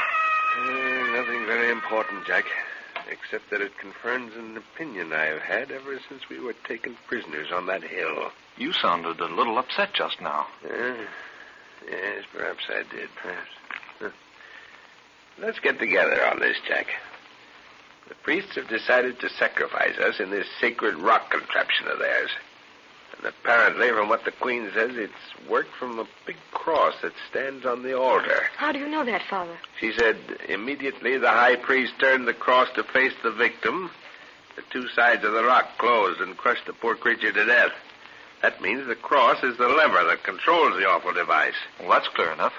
It must be worked with a very powerful spring. I doubt if they know anything about springs, Jack. But there's another thing we know. That the rock, once closed, is never opened in front of the people. Now, if we can get that rock to close before we're in it, they'll have to put off the sacrifice and give us time to think up another one. But how can you do that? The cross that controls it will be heavily guarded. This cross is evidently a relic of old Crusader days. If so, it's undoubtedly made of solid iron. A well-placed rifle bullet at the extreme end of one of the arms would soon turn it and spring the trap. Say, that's perfect, sir. But you'll have to be careful to hit it in the right spot. It may swing only one way. Yes, I've thought of that. But I think we can overcome it with our field glasses. Oh, you mean there'll be a part of the altar cut away for it to swing? Yes. I doubt if the priests allow the people to get near enough to see how it works. But glasses will offset that. Well, that's fine, sir. But what if they decide to get rid of us some other way? Then, as I said before, backs to the wall and let them have it. Heavens, it's getting dark already. There seems to be no twilight in this place at all. They'll be here for us soon. I hope they don't try to take the guns away from us. They'll be cooked properly if they do. They won't. They don't understand the use of them. And I don't think they'll take Nguru's spear. The guards are probably all wearing armor and feel perfectly safe. How about light, Father? You'll need plenty of light to make that shot. They'll have some sort of oil lamps and tallow candles in there. But if there's not sufficient light, Jack, throw the flashlight directly on the cross. Well, that'll make them sit up and take notice without anything else. Well, let's sit down and wait. We may have some quick thinking to do shortly. Well, oh, heavens, that awful head seems to want to talk at the most inopportune moment. What did it say, sir? I didn't quite catch it. Wait a minute. It may speak again.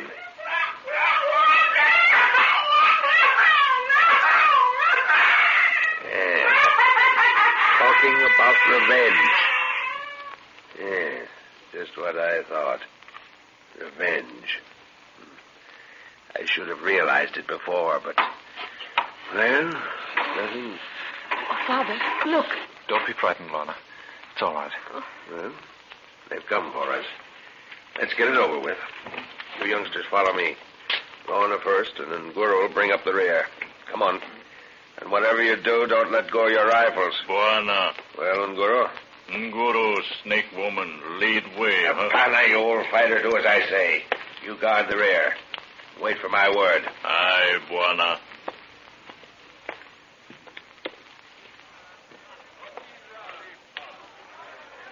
Oh, what a beautiful place. Gives me the shivers, though. I don't wonder. They evidently mean us to stand here. Jack, there's the rock. Great heavens, sir. What a murderous-looking thing. Oh, look at those horrible marks inside the cave. Oh. Don't look at them, Lorna. Keep your mind on what we have to do. Try and think how many people are here. At least 70,000, Jack. I've never seen such a huge place in my life. There's the cross right in the center on a raised dais. Shall I put the glasses on it? There's plenty of light. Yes. See what you can see. The priests haven't come in yet. Will the queen be here, Father? Hush. We're not supposed to know there is a queen. Oh. She probably sits on that carved stone chair. This place is packed with priceless antiques. I found it, sir. That right arm moves away from us, and the left comes this way. A part of the rock in which it's embedded has been cut away to the left. That shows it swings this way. That's fine, Jack. There's a light coming out of the tunnel. Look. Behold ye, the ruler of the rock. Hold up thy hands and bow thy heads, ye people of the city of the rock. The queen approacheth. It's the queen. Oh, doesn't she look lovely? Those fellows in armor walking with her must be our friends. Look, there come the priests. That's the high priest, the one with the long beard. Look at his little cruel eyes feasting themselves on us. Dirty rat. What is it? The high priest taking his place on the floor in front of the queen. This is where the argument starts. Can you hear what he's saying? No, but I can tell by his gestures what he's saying. There, he's pointing an accusing finger at us. He's come to the part where our little medicine killed the sacred apes. Good Lord, the people must be with him. The bloodthirsty hypocrite. The queen's interrupting him. Yes, the good foolish woman. I wish you'd let him go ahead and start his game. There, look. He's standing back. He's going to put the vote to the people. Listen. That's done it, sir. The queen's looking around anxiously at us, Father. When are you going to do something? Plenty of time, Lorna. Wait until the old bird starts his miracles, and I'll go him one better, the dirty hound. I'll make him wish that rock was any place but here. Have you changed your plan, sir? No. I'll close the rock all right. Watch. He's going to start the show. He's going towards the rock. Yes, that's part of the ceremony. He goes there to show the people that the rock won't close on a priest, only on its chosen victims. In a moment, he'll wish he'd never been born, the murdering devil. What are you going to do? Catch him in his own trap. Let go my arm, you fool. You can't shoot now, sir. It's justifiable homicide, you idiot. Watch.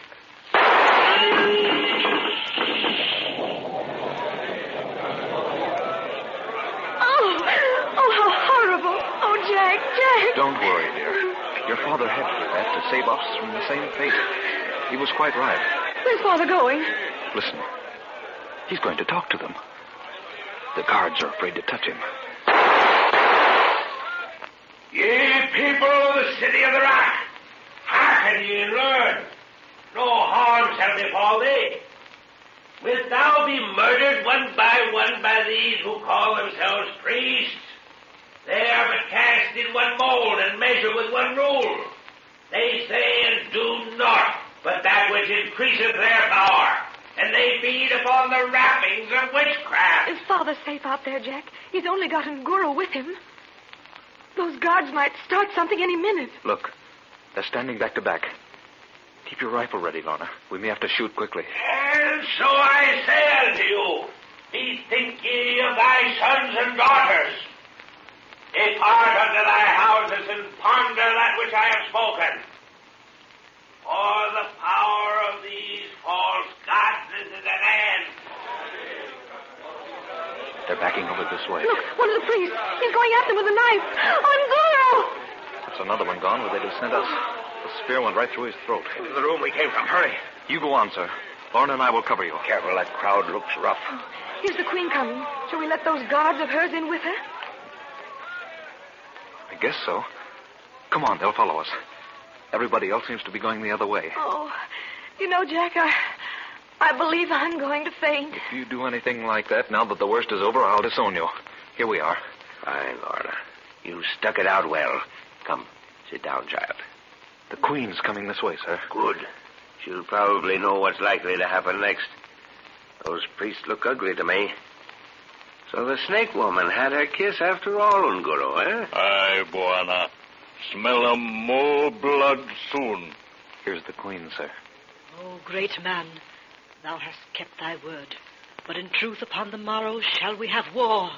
The priests are fleeing into the hills, taking many followers, yet are many faithful to me. What is the number of thy followers? They number 30,000, and they clamor for thee to lead them in battle against the hosts of the priests. For so reads the prophecy, rivers of blood shall run ere happiness settles upon the land. Art thou ready, great fighter? Aye, noble woman. I am ready. African drums are talking.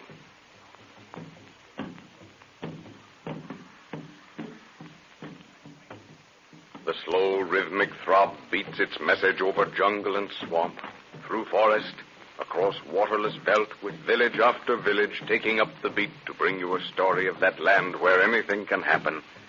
Africa.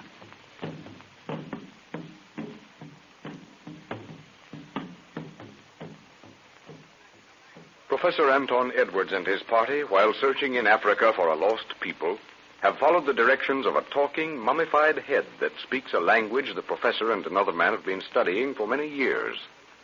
But the head guided them into difficulties, and the professor became a little suspicious. The party descends into a huge volcanic crater and finds a medieval people who are ruled in cruelty by the priests. The professor and Jack have killed 2 sacred apes, and the priests vow to put the party to death. The queen of this people begs the professor to wrest her country from the power of these cruel rulers, and when the party is called to trial, Professor Edwards kills the high priest, thereby bringing about a state of civil war between those loyal to the queen and the forces of the priests. In the queen's palace, the professor and his party await the arrival of the queen to discuss plans. But, Father, why does the Queen insist that you command her forces? There is a legend in her family, my dear, which she thinks amounts to a prophecy, that the country will never know happiness until a stranger shall put an end to the power of the priests. You wouldn't want me to back out there, would you? Oh, of course not, Father. But I wish you could direct the battle from a distance. How are you going to line the force up, sir? I wish I knew the lay of the country. I'd be better able to form an opinion. Perhaps they have a map. Probably a crude affair if they have one at all. Well, the Queen said we'd have 30,000 men to throw into the field. And the priests have 40,000. And they're all fanatics.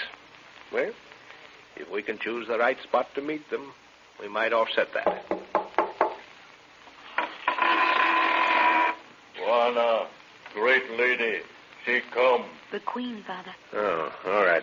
Nguru, lady come for war, shorty. Aye, Bwana. Nguru smell 'em plenty blood. Oh, shut up, you black heathen, and guard that door. Aye, Bwana. More go, Queen. Don't be afraid of him, Your Majesty. Thy black servant hath a fierce aspect, O great man. Aye, madam. Yet is his heart as true as his looks be fierce. He's great fighter. Great Scott. What's that outside the door? Nguru, open and see what he's doing. Buana, man, he come. Let go his neck. You're choking him. Buana, This man hath a message for me, but thy God is true to his trust. Drop him, Nguru. Aye, Buana. If thou hast brought the map, lay it open upon and depart. Map. Good. Just what I wanted. Nguru, be more gentle next time. Aye, Buana.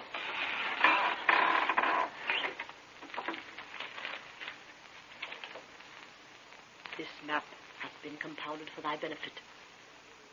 See, here lie the hills in which the priests have their forces. That looks about 30 miles from here. If this represents the city, sir. Thy finger lieth upon the city. Then that's right. What doth this line signify? There lies the river. 'Tis but a stream at this season. And this? A forest of low trees. Here lie rocks to the right. That is all, old lady. Thy forces shall advance to this point before the river and await my coming. Should the enemy attack, 'tis the most likely place to meet him. Thou art a wise man. For should they advance to the city, their greater number shall prevail. Here the land narroweth, and here shalt thou meet those forces and drive them before thee till the spirits of my ancestors shall rejoice. Return victorious, O great stranger, or upon the shields of the vanquished, farewell. Well, I don't like that part about returning on the shields of the vanquished. Exactly what did she mean, Father? It's evidently a custom, my dear. I think I know. It'll mean that you're wounded or... Exactly. Now forget about it. Don't worry, Lorna. This isn't the first war in which your father set a command. I know, but this isn't the same. A good, clean bullet hole is one thing, but those great, huge swords, oh... If you don't stop getting the horrors, young woman, I'll pack you right out of here. Now, we've work to do. Come on, Jack. Let's get at it. All right, sir. How many troops have we? 20,000 foot soldiers and 10,000 horse. The infantry use spear and sword, eh? And they carry huge shields, sir. Fine. Now, we've got to split them up and cover the neck of ground just this side of the river. That forest will protect our left flank and the rocks the right. Then they'll have to cross the river before meeting us. Yes. Now, in the center, mark this on the map, Jack. Yes? In the center, 10,000 spearmen will form the main body in squares. Flank them with 3,500 cavalry each side. How's that look? Looks useful, sir. But that won't fill out the ground. I know. Split 7,500 infantry, and that makes 3,750 on each wing, and a little to the front. That's it. Now support them with 700 cavalry each. How about main supports? The remainder of the infantry and cavalry in rear of main body. That makes about 2,500 spears and 1,500 horse, roughly. That'll do. We'll have to leave the rest to the separate commanders. Which force will you take, sir? The cavalry on the right center. You'll be with me. And Guru will have the time of his bloodthirsty old life. Why? How's that, sir? He's going to command the main body of foot soldiers. He can show them what he wants by gestures. Come on, let's go. Oh, Father, I don't want to be foolish, but... There, child. I know your feelings, but your old father has come out of worse scraps than this one. Come on. Let's see you smile, eh? It isn't the fighting I'm afraid of. It's the awful waiting I'll have to do. You'll be with the Queen all the time, my dear. And she'll be just as anxious as you are, so you can hang on to each other's necks. I can't see the Queen doing that for anybody, can you? No, Jack, I can't. She's the bravest woman I've ever seen. Sorry I got a bit silly. The lady's waiting for you, Lorna. You're to go straight to her rooms. Goodbye, dear. See you tonight. Bye, Dad. Bring home the bacon. That's the girl. You know, Lorna, Well, I've told you so many times you ought to know by now. Bye, sweetheart. Bye, darling.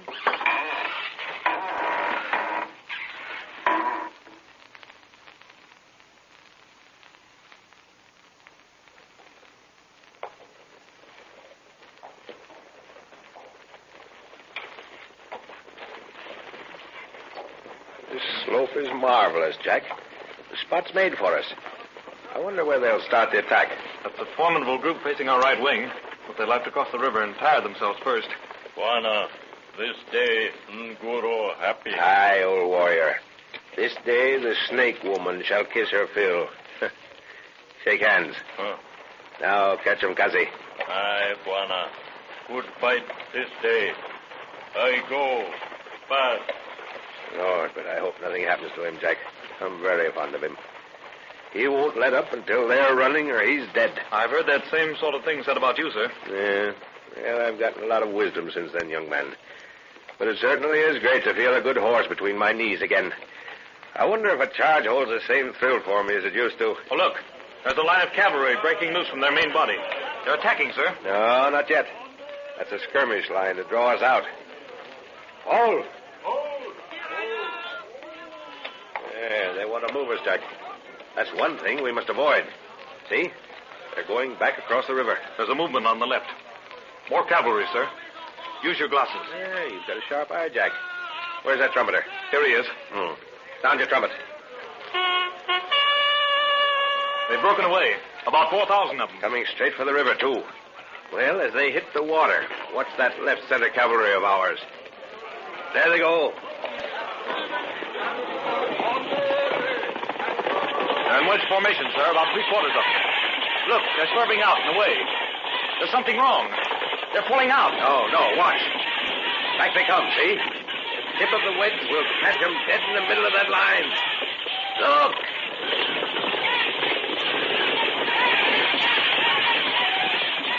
They've hit him. They've gone through and split the force in two. Yeah, that'll give them something to think about. The wedge is curling around. Look, they're turning. They're flying across the river again in disorganized parties. Trumpeter, take hold of the fort. Our right wing's going to be attacked. Can't we fall on them? Now they're crossing the river. It's a huge force, sir. No, let them keep their squares. Waves of horse will hold them up. Hold her there. Away, away. There they go. That won't stop them, sir. There are too many.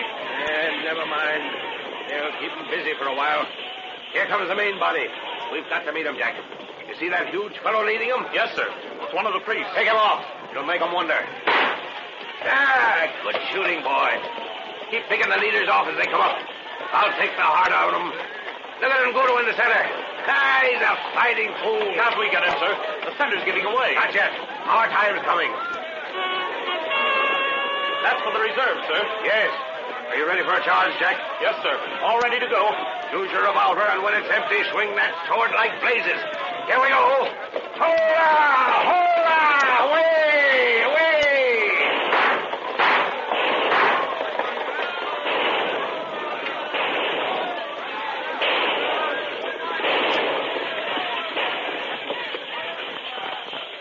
You all right, Jack? Yes, sir.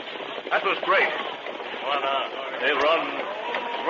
It's turned them back yet. That charge did it, Jack. They're on the run. I go, Buana. Apana! Goro, you stay here. Buana. Fight no finish. Yes, it has. Those you're told. You're covered with blood now. What more do you want? There's a man coming up, sir. He seems badly wounded. That's the fellow we saved from the apes. What does he want? Oh, Lord. Lord, return to thy woman. The Queen. The Queen is to be murdered at sundown. Treachery. In the palace. Where did you learn this? Speak. From a dying man. It hath been planned, and even now they await the setting sun. Why? He's dead, sir. Yeah. Lorna, what can we do? The sun will set inside an hour. If we ride like blue blazes, we might get there in time. Come on, Goro. We've got another battle to fight.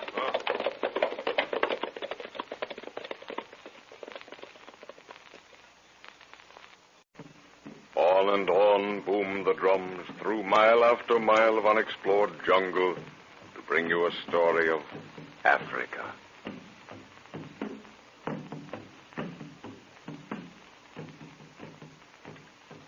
The battle between the forces of the Queen and those of the false priests has ended in victory for the Professor, who is directing the Queen's army. The enemy is routed and taking refuge in the hills. As the Professor, Jack, and Nguru watch the closing scenes of the battle, they're informed by a dying man that the Queen and Lorna at the palace are in serious danger. The three set out quickly to defend the women.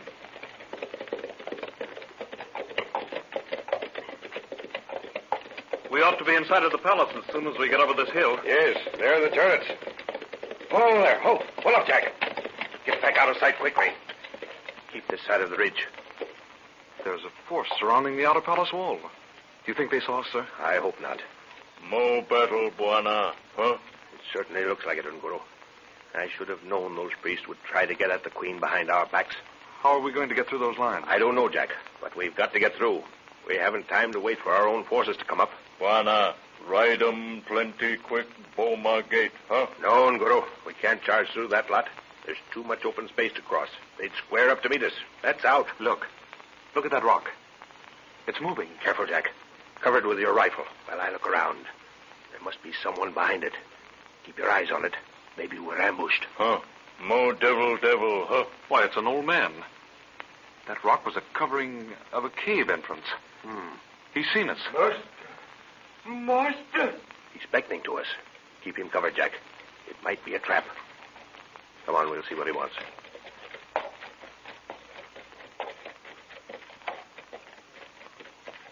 I think I've seen that old fellow at the palace of the Queen. Yes, he's one of the trusted few. I wonder what... I bring thee greetings from Her Majesty the Queen. Thy approach was seen from the turrets, and I was sent to guide thee by the secret way, for the palace is surrounded. Secret way, eh?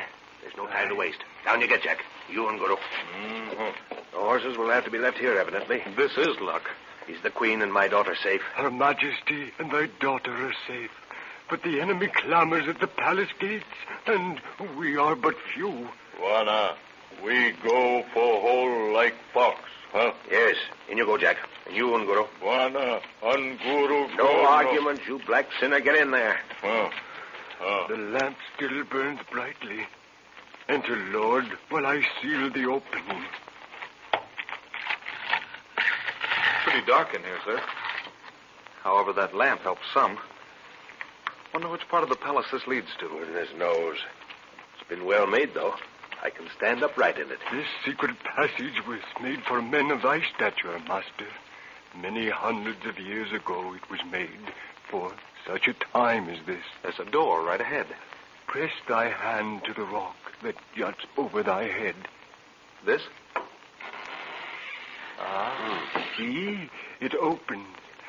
The steps lead to the Queen's chambers. Well, let's hurry. Won't take them long to get through those outer gates. More doors here. A guard stands beyond. Wait. Password.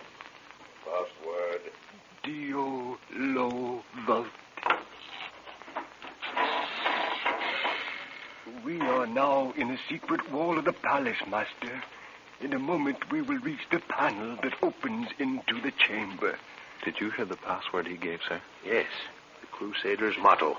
Oh, confound this narrow passage. In the walls, did he say? Juana, this way for rat, no fox.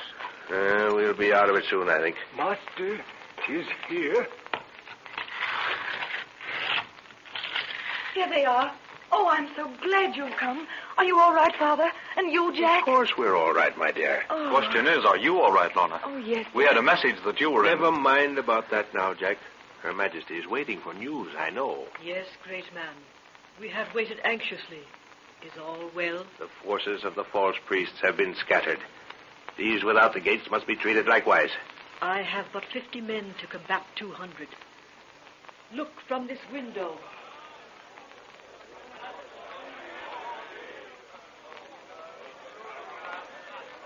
The gates must shortly fall. What few men we have must retreat behind the doors of the palace. Looks bad. It'll be some time before our forces return. Father, look. There's a white man leading them. Eh? At least I mean a man in European clothes. Lorna's right, sir. Take these glasses. See him? Riding along and giving directions? Yes, I see him. Well, that clears up many things. But I still don't know how he got here. Do you know who it is? Yes. If that isn't Lamberti, I'm very much mistaken. Take a good look, Lorna. Yes, Father. Yes, that's the man who was giving orders to the witch doctors when they made us prisoners on that hill by the river. Yes. I think he's been the cause of most of our troubles. I guessed as much when you described him before. That man, he is an enemy of thine? Yes, Your Majesty, a personal enemy. Very clever man, but I think he's insane. Yet I still don't see how he came down into this country. Probably the same way we did. Of course. Don't you remember I told you I saw someone else sliding down when we started? Maybe that's the answer. Oh, they've blown the gates in, sir. More of Lamberti's tricks. He always could make explosives out of practically nothing. There he goes, riding off. Well, he's opened the way for them. See how they're pouring into the courtyard. Get back, everybody. He may send a few arrows up this way. Oh, there's that awful head, Father. I brought it here because... Yes, listen. If I'm not mistaken, we'll learn something that...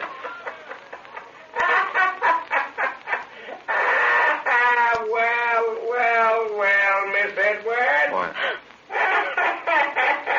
I hope you're listening to me. It's Lamberti's voice. Coming from the talking head. Your father is probably dead by now. I wanted the pleasure of seeing him die, but evidently it was not to be. So I shall be there to see you die instead, Miss Edwards. Juana, white man voice from head. Yes, Nguru. I've known it ever since we camped by the river. The head is one of Lamberti's inventions, but that doesn't help us now. Lamberti doesn't know we're here, Jack. That means that he doesn't know the result of the battle. But how about the talking head, sir? Lamberti fooled me, Jack. If you remember, Lamberti and I were working on that language together when the break came. Yes? The talking head is nothing but an ultra-modern radio of some sort. He's been trying to lead me into a trap in a part of the country where he could dispose of me and he wouldn't be suspected. He almost got us up on that hill. But the head's been talking since then. Yes. The man evidently didn't think I suspected the trick, although I ceased following directions. But a radio, sir. How does he get the power He takes electricity out of the air. The man's a genius. I haven't had a chance to take the thing to pieces and look it over. I will if we get out of this situation alive, though. They're battering the doors down. If we can only hold them off until our own forces get back. What's Lamberti up to now with his explosives? He's not with the crowd out there. That explosion seemed to come from underground. The secret passage. Perhaps they have... Someone must have told Lamberti of the passage. That's where he went. He's removing those doors with that infernal explosive of his. He's a madman, Jack. Then he might blow up the palace. He might if he thought I was in it. But he's after Lorna now. We'll have to let him come up and try to deal with him then. But good Lord, sir, we daren't let him. Hello. What's that shouting for? Over the hill there. Look. Those are our men returning. If the palace door holds out for another 15 minutes, we'll be...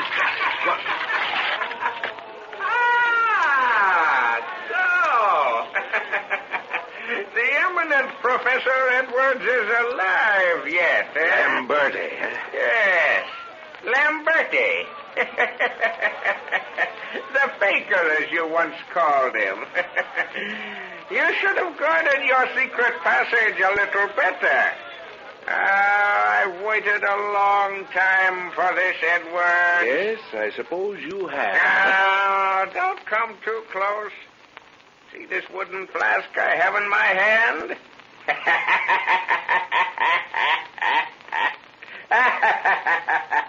Yes, my friend. One of our little hobbies. It contains a powder that explodes upon contact with atmosphere. The stopper is tied around my neck, and if by any chance my hand falls away, the stopper is naturally pulled out. So you see, shooting me would do you no good. In that case, you will go with us too. Of course, under the circumstances. I had planned otherwise, but... Snake woman!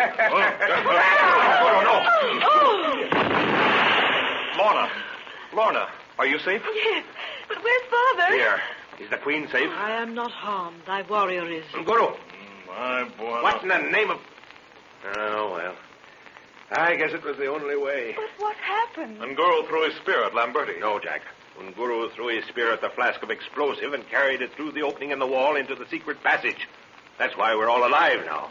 The main force of the explosion was taken in the tunnel. Snake woman sleep, Juana. Yes, Nguru. This snake woman has kissed her fill and sleeps well. What does he mean, Jack? His spear is no more. It was blown to atoms. Poor Nguru.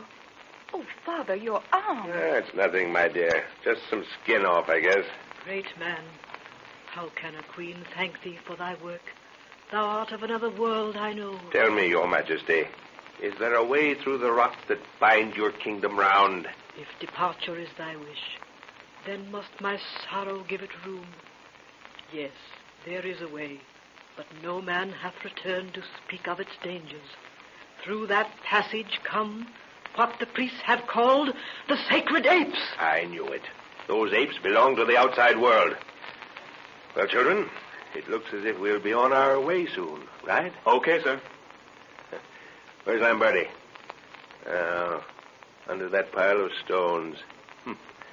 Where's the talking head, Jack? I wanted to... It's crushed, sir. Crushed under that fallen wall. Gone, eh? Priceless secrets. The inventions of a madman. All lost to the world. African drums are talking.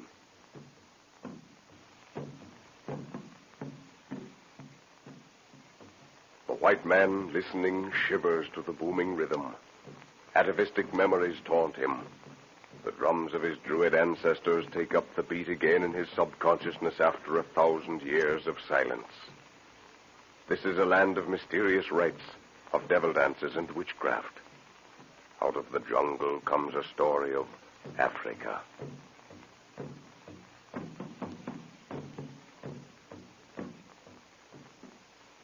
Professor Anton Edwards, in Africa with his daughter, his assistant, and Nguru, a huge native prince, is searching for a remnant of the lost Atlantean race. Following the directions of a preserved human head that talked, they descended into an extinct volcano and found an old civilization where they were condemned to death by the high priest. With the help of the queen, the professor caused the people to revolt and overthrow the priests. The talking head was discovered to be the invention of a madman who sought their destruction and followed them in all their travels. He is killed attempting to blow up the palace. With the riddle of the talking head solved, Professor Edwards decides to gain the outside world by braving the dangers of a dark passage that leads through the high cliffs which surround this sunken kingdom.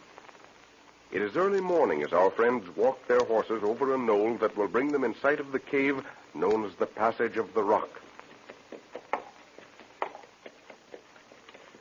You didn't forget that grass rope we made, did you, Jack? No, sir. Nguru has it. What's the rope for, Father? Yes, one of the most useful things to have, my dear, when going into unknown country.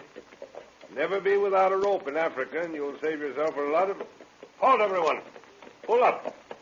Oh, what? Well, can you beat that? Why, the whole army's drawn up at the foot of the cliff. Looks more like the whole population. Well, no wonder the city was so quiet when we left it this morning. What's it all for? Evidently a send-off for us. I thought we were going to slip away quietly. That's why I wanted all goodbyes said yesterday. They must have had secret orders to meet out here. We didn't hear any marching last night. Well, they expect a show, I suppose. We'll have to gallop up in approved style and... Shoot off a few rounds, sir? No, better not do that. They don't take kindly to firearms. Besides, we must conserve what ammunition we have. Might need it all. Wana, Nguru no have snake woman for Shauri Palava. No, Nguru. I think I miss that huge spear of yours as much as you do. You'll have to rely on my war club from now on, old fellow. What's Nguru sounding so sad about? He hasn't his huge spear for the big parade. Wana, Naona, snake woman. What's that? Well, for Pete's sake. He's carrying the bent spearhead with him. So you did go after it, you old sinner, huh? Plenty good medicine, Wana. But it's all twisted by the explosion. Nevertheless, it's still good medicine, Lorna. I somehow thought he'd dig it out from under the ruins. That spearhead has a peculiar history. Well, they're waiting for us down there. What are the orders, sir? Full gallop and pull up short in front in approved Western style. All set? Right. Here we go.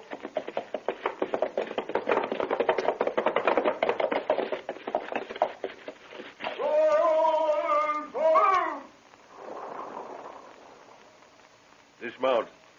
Queen's waiting for us. Great man, my people, knowing of thy intention, have gathered to bid thee a fitting farewell. You do us great honor, madam. More than we deserve. Thou hast freed my people from a rule of blood and fear. Thou hast given back to me the kingdom that was taken from my ancestors. Thou hast endangered thyself 100 times, and yet ask no reward? To see happiness in the faces of your people is reward enough for us, madam. Oh, thou art a man, and the great God of my ancestors hath a reward in store for thee. Thou hast set thy face toward the dark passage of the rock, from whence no traveler hath ever returned. This is thy final decision? It is, great queen. Then shall a picked guard of my soldiers accompany thee into the darkness of the unknown. She's offering us a guard, Jack. Your father will never take it. See there, he's refusing the offer. The queen doesn't seem to like it. That's father. If he thinks there's any danger, he won't drag anyone else in unless it's necessary. Is that opening in the cliff the passage of the rock, as they call it? Yes. Doesn't look very inviting, does it? It does not. But it gives me the creeps to look at it. I wonder how far we'll have to travel once we get in before we reach daylight again. Heavens only knows. But we've plenty of torches. Your father's beckoning to us. Jack. Lorna. Her Majesty wishes to say something to you both. My children, for thou art children to me, brave children. My people and I have no words of sufficient weight to bespeak our gratitude. We can only bow to thy wishes and pray for thy safety. May I hold each of thy hands in mine for a moment? Of course. Certainly. There. May the God of my ancestors go with thee always. And now the great black warrior who himself is a prince. Unguro. Ay, buena. Palabra. Muga, O queen. Thou art a great and mighty fighter. In saving my life, thou didst sacrifice a weapon that was dear to thy heart. Therefore shalt thou carry a sword that hath been handed down to me from ancestor to ancestor. Thy mighty hand shall wield it to further victory. A crusader's sword. What a huge thing. Within this pommel of iron lieth an holy relic, placed there in reverence many hundreds of years past. Thy fighting heart will keep the quality of its tradition. I gird its trappings about thee. So, take it. Use it in good cause, and it will never fail thee. Asante sana. Unguro gives you his thanks, Your Majesty. He is a man of few words and many deeds. He's taking it out of the scabbard. Oh, what a beauty. But isn't it too big to use in a fight, Jack? For an ordinary man, yes, but not for Nguro. Watch him test the balance and swing. Wow, I'd hate to be in the path of that. Buena. It is good. Nguro, snake woman say, Asante. Your Majesty, this sword, fashioned for a mighty arm, could find no better champion in the cause of right. The prince has looked upon it and finds it good. He says both his dead spear and himself give you thanks. An arrow! Someone shooting arrows from the cliff, sir. That arrow was meant for you, Your Majesty. Evidently there are some followers of the priests left. Another one. Madam, please stand this side of the horse. It will protect you. Nay, I hide from no man. They're getting nearer. Buena. Nauna. He means that bush sticking out of the cliff face way up there. I thought I saw a movement there, too. Use your glasses, sir. Yes, there is someone there. I can make out I see him. Look out, there's another coming. Oh! Gosh, that was close. Give me your small rifle there, Lorna. All right. The beggar's perched very precariously up there. I think I can bring him down. What do you make the range, Jack? It's deceiving, sir. Those arrows come from a height. Yeah, that's why he's able to get so much distance. He's shooting out and dropping them. Well, here goes. You got him, sir. He's falling.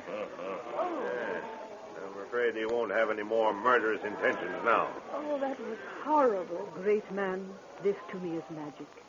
Yet thou hast assured me it is but an invention of the outside world. It is, madam. Couldst thou not teach my people the secret of this weapon that kills through space ere thy departure? Your Majesty, I have thought on that subject at great length and have concluded that such an action would only increase your troubles. How can that be? Is it not of great value? In the country from whence I come are many who, because of this invention, must live in constant hiding. It has made killing too easy. In the hands of an angry man, it is more dangerous than the sword. For the subject of his anger has no means of protection. Flight is of no avail. And those who live by crime and thievery have prospered to its uses. Need I say more, Your Majesty? Nay, it is sufficient. Thou art a just and honest man. Go thy ways. And if there be an outlet to the passage of the rock, then do I pray that thou shalt find it speedily. I bid thee all farewell, and the God of my ancestors go with thee. Thank you, Your Majesty. Farewell. All set, people? All set, sir. Then let's go. It's footwork from now on. Well, why so quiet, Lorna? I think I'm a little sad, Jack. Sad to be leaving that lovely woman. She seemed to be so lonely. But she has her own people. They all seem devoted to her. Yes, I suppose so. Maybe I'm silly to think that way. Heavens, doesn't that awful yawning cave look forbidding? Yeah, what do you make of the rock formations around the cave mouth, Jack?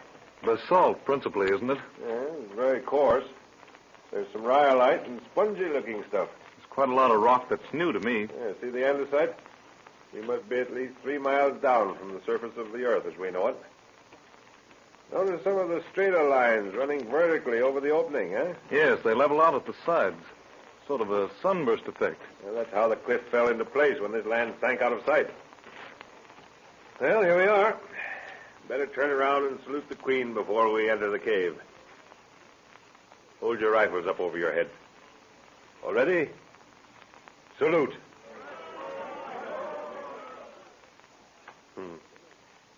Rather sorry to leave them. Fine bunch of people. And the Queen is... Well, I better get along. Light one of the torches, Jack. Right. All okay, sir? Yeah. Well, keep close together now and don't lag. Wana. Nguru smell 'em plenty death. Death? Oh, and Guru would have to say something like that. I've got the creeps already. Oh, look at that. Just a pile of bones, my dear. Yes, I know. Don't worry about those things, Lorna. Keep your eyes straight ahead. Well, there must be an outlet somewhere, Jack. Those great apes coming through here every so often prove it. Wana. Nauna. Oh, hold! What did you see, Unguru? Man, him stand to wall. Nauna. Yes, I see. There's someone standing close against the wall of the passage right ahead. You see, Jack? Yes, sir. But it's barely an outline to me. Who's there? We're friends. No movement. Wana. Him dead. Do you think so? Uh-huh. Well, keep your guns ready. We'll go forward and see.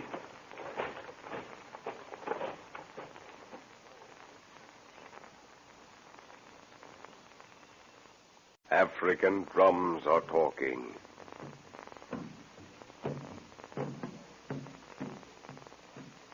Through the long night over vast forests of mangrove and mahogany, the drum notes hover in brooding mystery, like the souls of dead warriors called from eternity by the ghostly rhythm of the ceremonial drum. It is the chant of the Juju Grove, the liturgy of the jungle. Listen. They bring you a story of Africa.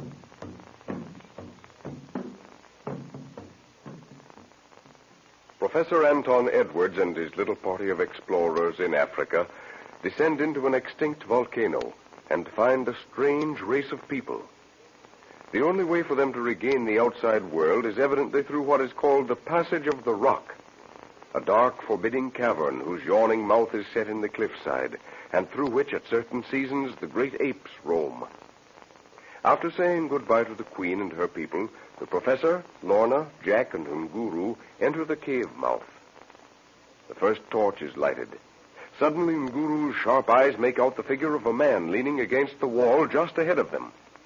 The Professor calls, but receiving no answer, they advance, keeping the silent figure covered with their rifles.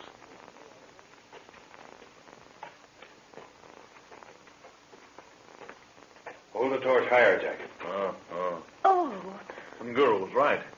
He's dead. No, I saw him move. Yeah, the torch flickering, that's all, my dear. Are you sure, Father? Well, I'll make sure. Look out. Look. What? Keep away.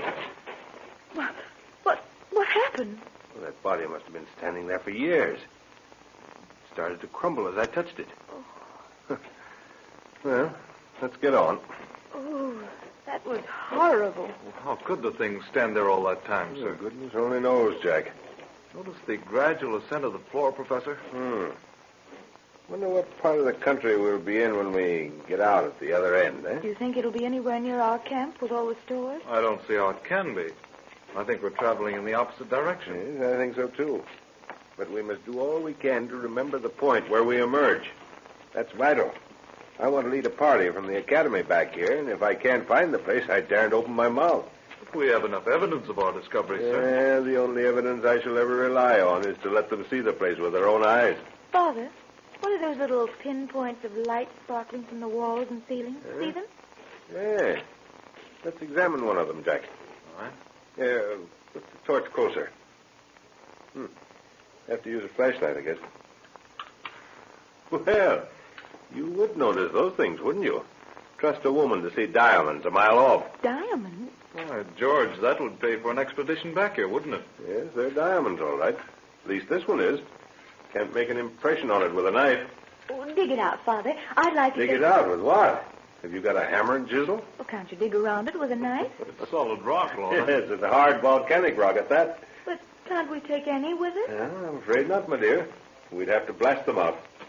Come on, let's keep moving. Oh, isn't there any way we can get some of them, Jack? No, I don't think so, dear. Bwana, Guru hear water speak. Oh, you can, eh?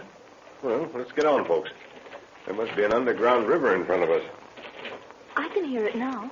It must feed the river that gives the city back there its water supply. Yes, I always wondered where it came from. Have to light another torch, sir.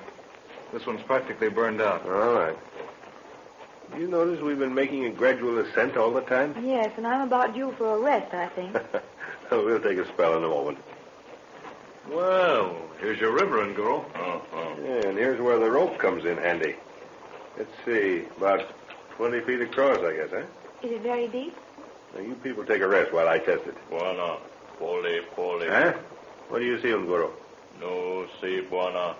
Smell a mamba. Crocodiles, eh? What's wrong, sir? Guru says he can smell crocodiles. But how could they get down under here? Well, probably floated down with the river. Hold the torch afire. Don't see anything. Well, put your flashlight on as well, Lorna. All right. Nothing I can see there. Probably a croc passed here recently. Well, there's a large rock out in the middle of the stream. 2 good jumps, and I can get the rope across. Bwana, no rock. Naona, mamba, huh? The rock's moving. Get back. It's a crocodile. Oh. Keep that beam on, Lorna. It's rising slowly. The light did it. Yes, wakened it. What a huge beast. Great Scott. I've never seen a head as large as that before. Careful, everyone. He's drifting this way. Bwana, mamba loco. Yes, it's seen us. Well, I'll have to shoot. Keep the light steady. Here, take my flashlight, Jack. Okay, sir. The eye's the only place.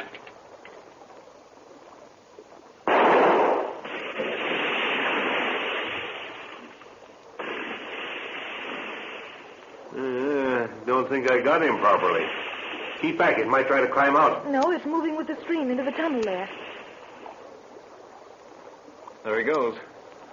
Too bad. I thought we were going to have some steaks for dinner. So did the crocodile, Jack, so we're even. Well, put the flashlights out. We must save the batteries. Bwana, naona. Well, what is it, Ngoro? There's something moving over there, sir. The other side of the water. Eh? Who comes to disturb my solitude? Who comes? Oh, for Pete's sake. Who is it? Bwana, it is wife o devil. Who is it cometh with light? Answer me. We are friends who travel through the mountains seeking an outlet to the passage of the rock. Seeking an outlet, eh? Or I'm the of the priest. It's an old woman. I think she's blind. At least she's not looking at us. Her head's cocked on one side, listening. Cease thy muttering and answer. Or must I set my apes upon thee? Oh. Apes? Old mother of time. There are no priests left in the city that lies without the rock. What is that thou sayest? No priests left? The people have cast them forth, and peace reigns in the city of the rock. Then the day hath come at last. Ah, it hath come. It was written, But if there be peace in thy land, why seek ye an outlet? We are of the outside world and journeying back to our people. So, the stranger. It was written, hide thy light that I may see the path over the water. Yes, there is a way. Shall I put the torch out, sir? No, just keep the light from shining directly on her face. Evidently, she can see in the dark. Not used to lights. She's feeling at the bottom of the wall with her feet. There must be a path of some sort there. Yes. Base of the wall juts out enough for a foothold. Which woman good, Bwana? She's become devil tongue. Well, I hope the good devils tell her to show us a way out of this place. Which is the stranger? Stretch forth thy hand that I may know thee. Careful, sir. That's all right, Jack. I've seen these people before. They have to make contact. Their sense of touch is better than our eyes. Ah! It is he, as it was written. Then I have not waited in vain. The prophecy is about to be fulfilled, and I shall be free to return thence. Is there an outlet to this passage, old mother? Is there an outlet? Have I not waited upon thy coming to show thee the way, to lead thee out of the path of the sleep that kills? Aye, thou wert heading into it. Didst thou say thou wert journeying back to thy people? Yes, old mother. Their cities lie many days' march beyond this rock. Many days, sayest thou. Aye, and many days beyond that again. For before thee lie paths of danger. Thy hand hath not yet put aside the sword. How far shall we journey before the light of the sun shall warm us again? The sun? Take no thought of the sun. 'Tis the moon that holdeth thy destiny. Aye, the moon. Beware of the moon. Yes, but the moon will rise and set in spite of me, old mother. Aye, and in spite of thy child. My child? What has this prophecy to do with my child? Speak, woman, and forget your riddles. Patience. No harm shall befall thy daughter. No harm. Bid her stretch forth her hand that I may see more clearly. Put your hand out, Lorna. Better be careful, sir. I don't like this somehow. There speaks the voice. Yes, the voice. No, it is not thy daughter the moon has cast longing eyes upon, but this young man who is near to her. This gets worse and worse. What on earth is she talking about, sir? I haven't the faintest idea, Jack. But evidently the future holds some excitement for us, and it's all connected with the moon in some way. Bwana, moon daughter, maybe look little Bwana for marry, huh? Well, that sounds more sensible. What did Nguro say? Well, there's an African myth which says that at certain seasons the moon sends his daughter to the earth to find husbands for themselves. So Nguro suggests it's the daughter of the moon who is going to cast longing eyes upon Jack. Well, that's certainly more tangible. Well, I'd give a lot to get a good look at the moon right now. The moon, eh? Thou shalt see the moon. It lieth beyond the sleep that kills, and that lieth beyond the water. Come, follow me. Well, let's go, people. Take hold of my belt, Lorna. Yes, Father. You follow her, Jack, and then Nguro will bring up the rear. Okay, sir. Careful. Careful, everyone. The ledge is very narrow. Fasten yourselves against the wall and walk sideways. Oh, what's that noise? Those are apes. Apes right ahead of us, Jack.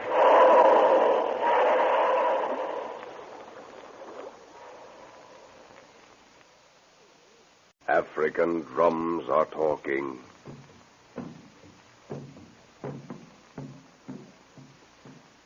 Into the breathless African night, through tree-canopied aisles from the heart of the hidden Juju Grove, the ritual drum booms like the tolling of a funeral bell.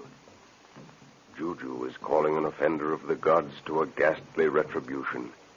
And the lonely white trader claps his hands over his ears to shut out the awful drumming that brings madness to the brain. Land of veldt and swamp, witch doctors and jungle. This is Africa.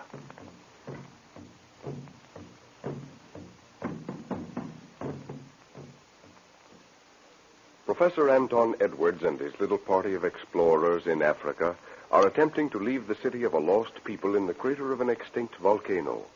The only road is through the Passage of the Rock, a dark cavern that apparently runs through the huge cliffs that surround the sunken kingdom, and through which the great apes roam at certain seasons.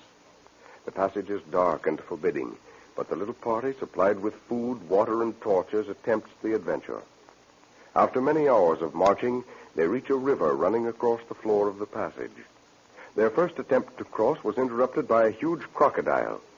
A shot disposed of the monster, and then an eerie and blind old woman appears to direct them across the stream. She repeatedly warns the party to beware of the moon. And as they cross the river, they hear the throaty snarls of great apes in the distance. Do you think it's safe to go on, Father? Those apes seem to be getting closer. Well, we're past the water now. Keep your rifles ready. You may have to use them quickly. Light another torch, Jack. Give it to Lorna. Right. Here you are, Lorna. I've got it. What need ye with more light, eh? To kill apes, if necessary, old woman. Thou'lt have no need to kill. Fear not, great stranger. The apes traversed another passage close to this. Oh, then there's more than one outlet? I know not how many, but this I know, that there is one that is safe for thee. Oh, she's turning off into a passage on the left. Throw a beam ahead of her with your flashlight, Lorna. It ascends sharply, sir. Yeah. Narrower than this one, though. Come on, better follow her. What do you make of her, sir? Do you think she's crazy? Yeah, probably driven in here to escape the priest at one time. Learned the secret of living in this place. Though how she does it, I don't know. But those apes, her pets, as she calls them, how do you account for that? Well, she's been living here so long, she knows their habits and doesn't fear them, or else knows how to keep out of their way. She stopped. And is feeling over her head for something. Lorna, Nguru smell 'em good wind. Well, I hope that's so. Nguru says there's fresh air coming from somewhere. Look, that's a rope she has, sir. No, it's a rope ladder. Well, how in heaven's name does it... Why, it's swinging from a hole in the ceiling. There's a shaft running straight up. Art thou ready for the first step of thy journey? Where does this lead, old mother? It leadeth to a passage above, which in turn leadeth to... leadeth to the moon. The moon! Well, I sincerely hope it does. Although I don't like the way she says that. But, Jack, this is a rope ladder. Can't you see the inconsistency of the thing? A rope ladder in this place? No, it isn't rope. Huh? It's grass fiber of some sort. This ladder was used centuries ago by people living on the outside. And what did they use it for? To get water. Evidently, that river back there was their only source of water supply. Oh. I've heard of natives in other countries who tunnel underground for water and carry it up over with rope ladders. But a grass rope won't last forever. Yes, but it's not grass, Jack. It's some strong, fibrous vine. Here, pull my rifle. I want to test it. Oh, careful you don't pull something down from above. Yeah, it holds. Nguru, give me the rope we brought. And that flashlight, Lorna. I'm going to take a look around. Thanks. Just a straight shaft up there. Can't see the top from here. Old Mother, where do you go when we take this journey? I? Now that the priests are destroyed, there is work for this old head. I work. The queen hath need of me. Go thy ways and look upon the face of the moon, and remember my warning. Well, if you feel that way about it, here goes.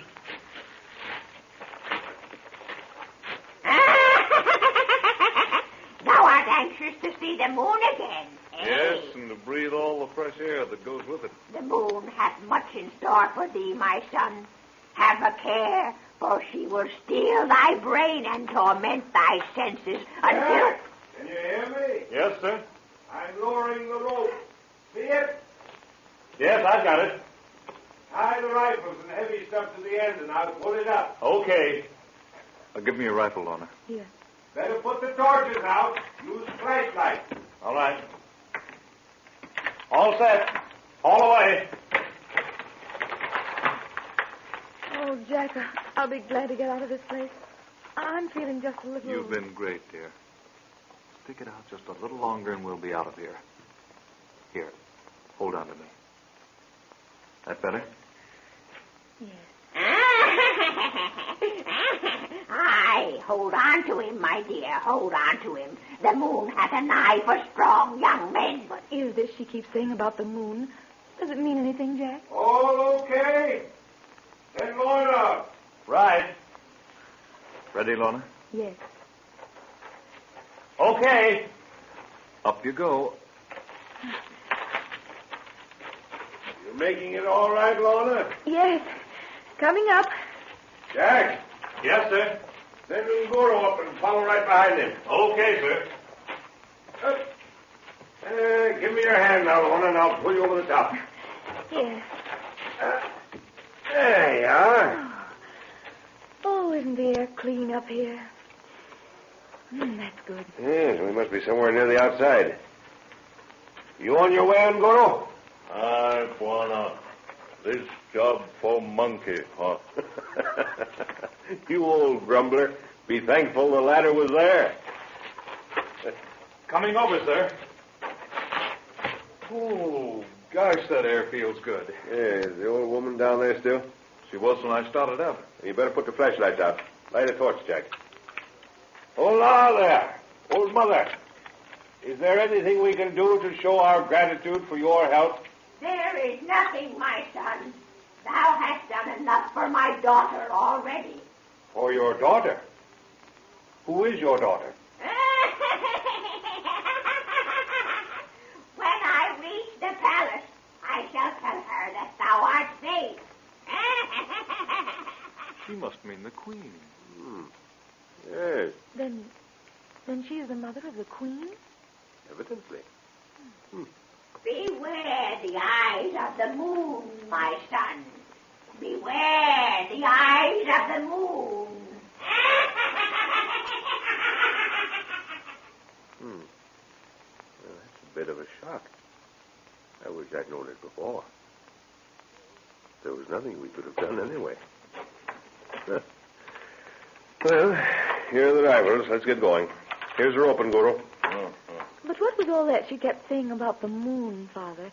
Each time it had a note of warning. Well, I really don't know, my dear. But I've learned not to disregard the sayings of these people. Let's forget it for a while. It'll show itself when the time comes.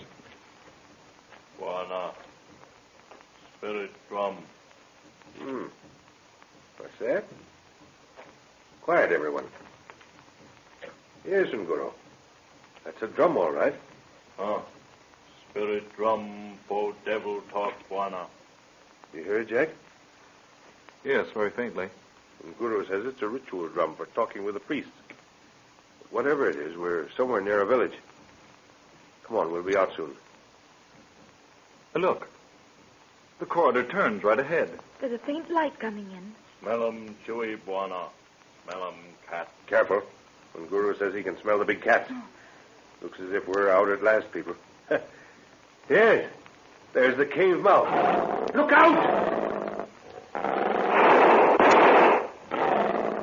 You rolled him over, sir. Yes, but he got away. What was it, Father? Looked like a panther to me. No, it was a leopard. An old one.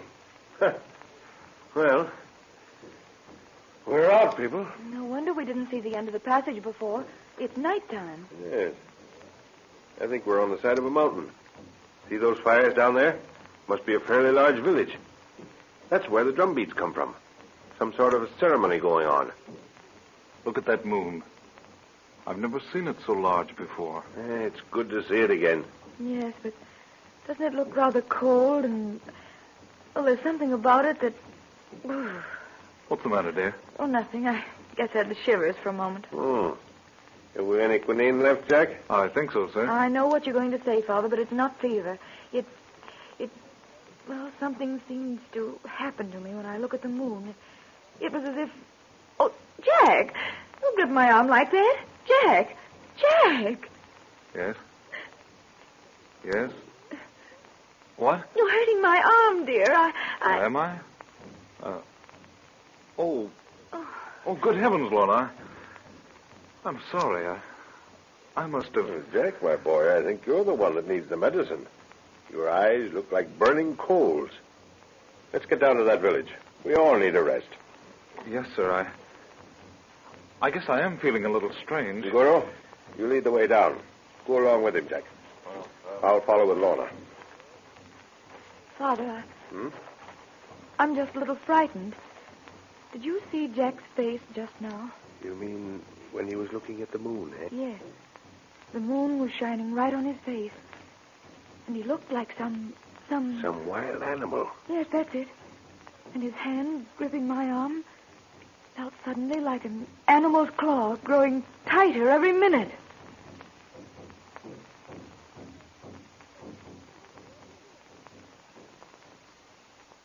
Stricken drums are talking. What is there in the beat of the drum that from the beginning of time has stirred man to the very depths of his being? Marco Polo, writing of his travels, said, "And they came to the hill of the drum. And some went mad because of the booming of the drum in the night, and they fled screaming into the wastes." The drum booms on. Even the jungle pauses to listen to its rhythmic message. Primitive, treacherous, full of brooding mystery. This is Africa. Professor Anton Edwards and his little party of explorers journeying through a dark cavern are warned by an old woman to beware the eyes of the moon. Reaching the cave mouth, they emerge onto a mountainside. The whole country is bathed in the light of a full moon. Drums are beating in a nearby village. The professor identifies them as ceremonial drums, such as are used, as Nguru says, to talk with the spirits of the dead. As they contemplate the scene before them, Jack's gaze is drawn to the moon. A subtle change seems to take place in the lad, and his hand gripping Lorna's arm seems to the girl to be the claw of some wild animal, and she has difficulty in bringing his attention back to earth. The professor, thinking Jack has a touch of fever, starts the party toward the village for a rest. They draw near the village where the drum is beating. What part of the country is this, Father? Do you know? I'm afraid I don't, Lorna. But when I get a look at those natives and hear their dialect, maybe I can form some opinion. Jack seems to be all right now. What on earth could have come over him? He seems so strange for those 2 months. Oh, just a momentary letdown, that's all. He's probably burning up with fever and doesn't want to worry us with it. Mustn't let them get too far ahead, though. Jack, Nguru. Come on, we must catch up with them. Will those drums keep going all night? Probably.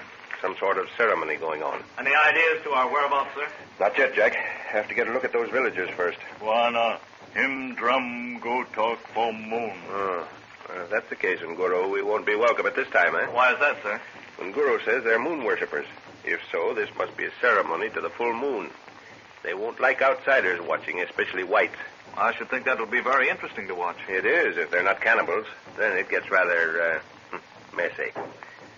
Funny we haven't encountered any scouts or guards. Wana, Naona road.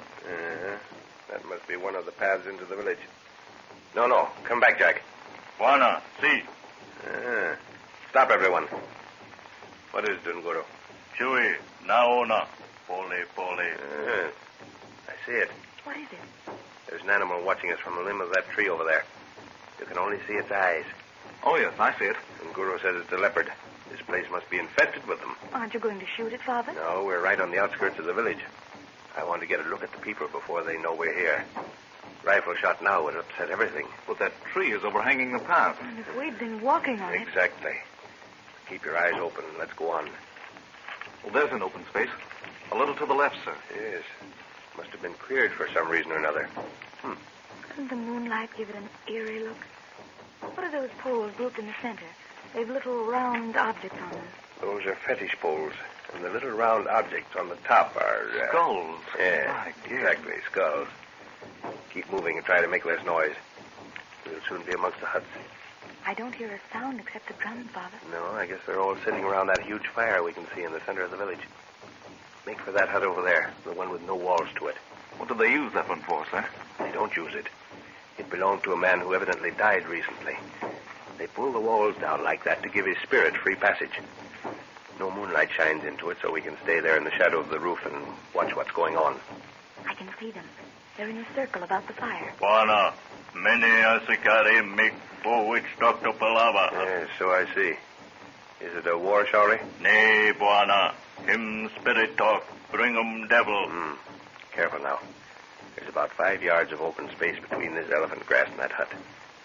Take a look, Ngoro. Aye, Bwana. Their attention is evidently centered around the witch doctor. Why all these precautions, sir? You don't usually take this trouble entering a village. Well, there are far too many cats in this vicinity. Leopards don't hang around the village in numbers unless they're easy pickings. These people might have some sort of leopard fetish. They have. They're a cruel bunch. Bwana, all dogs make for devil bone. No eye see. Maybe witch doctor smell 'em, huh? Well, if no eyes can see us, I'll guarantee the witch doctor won't smell us. Come on. Single file. Lead the way, Nguru. Aye, Bwana. I'll give him time to get there. Now you, Jack. All right. Follow him now, Lorna.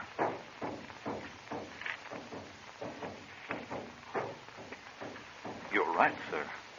It's some sort of important ceremony. There are about 500 of them intently watching that dancing figure in the center. He's wearing an animal skin over his head and down his back. Bwana, leopard man, huh? Yes, Nguru. I thought as much. What does it all mean, Father? Are they cannibals? I don't know yet. But the leopard cult is one of the most cruel in Africa. They believe the witch doctor can change himself into a leopard.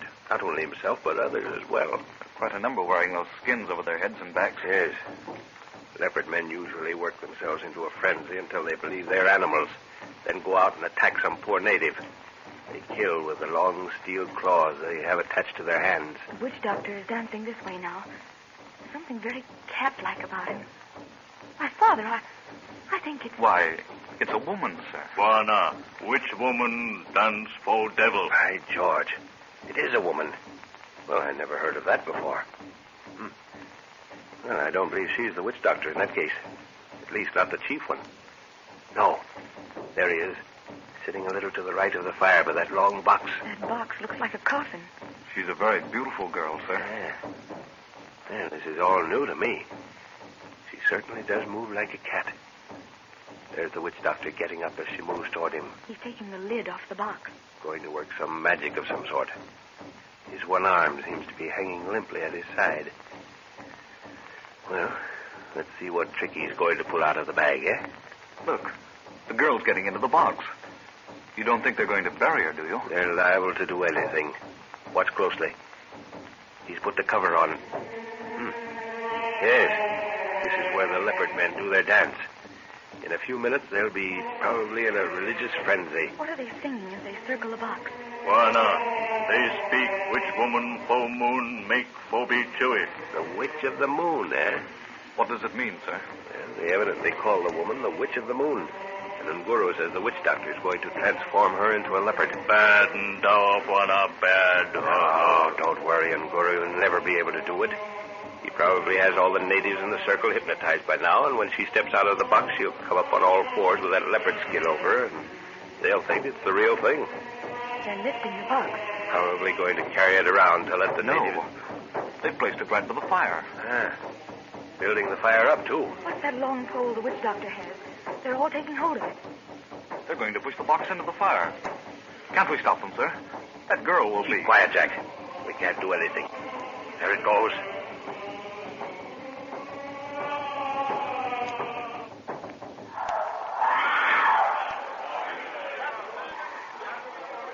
A leopard. A leopard jumped from the fire. The beast's heading this way. Keep still, everyone. Don't move. Don't move a muscle.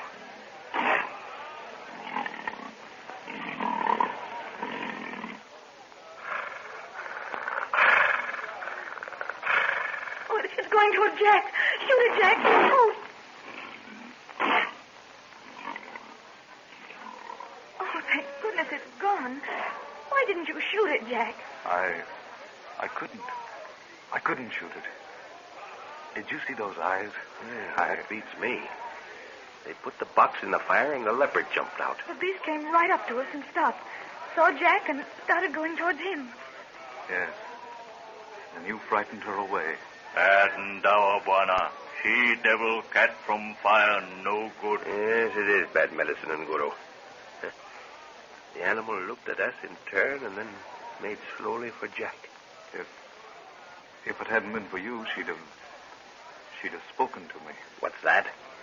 It was the woman. Did you see her eyes? I saw them in the moon tonight. The eyes? The eyes of the moon. That's what the old woman said. Beware the eyes of... Oh, nonsense. Jack's full of fever. He's imagining things. The whole thing was a trick, and yet And yet, white man, can you not believe that which you see? Oh. It was. You are... Who are you, woman, that you speak my language? I am in your tongue, called the Witch of the Moon. My people await me. Remain here until I call. You will not be harmed. Oh, Father, I'm frightened. It was rather a shock, wasn't it? This whole thing is, it's preposterous. There's bound to be a trick to it. Yet she came out of that high grass behind us, just where the leopard disappeared. It's very uncanny, I'll admit, but... And she had round, yellow eyes, just like a cat. Her skin is white. She can't belong to these people. Look, the whole village is bowing and scraping to her as she enters the circle again. Well, Jack, what's wrong? Her eyes commanded me to follow. I must obey. Oh, hold on, old man. You can't go... She has called. Hold him, Nguru. The boy is full of fever. It's all right, Jack. She told us to remain here. You, yes. But me, she calls me to fulfill that which is written in the moon. Yes, written in the moon. African drums are talking. A message booms through the night. Black warriors steal from their huts and slink silently by secret paths to the hidden Juju grove. One by one, they take their place around the altar, shining ebony bodies, statues of silence squatting in the flickering light of the sacrificial fire. The witch doctor rises. The drum falters, changes its note, and the faster, wilder rhythm causes the circle of black bodies to sway to its urge. This is Africa.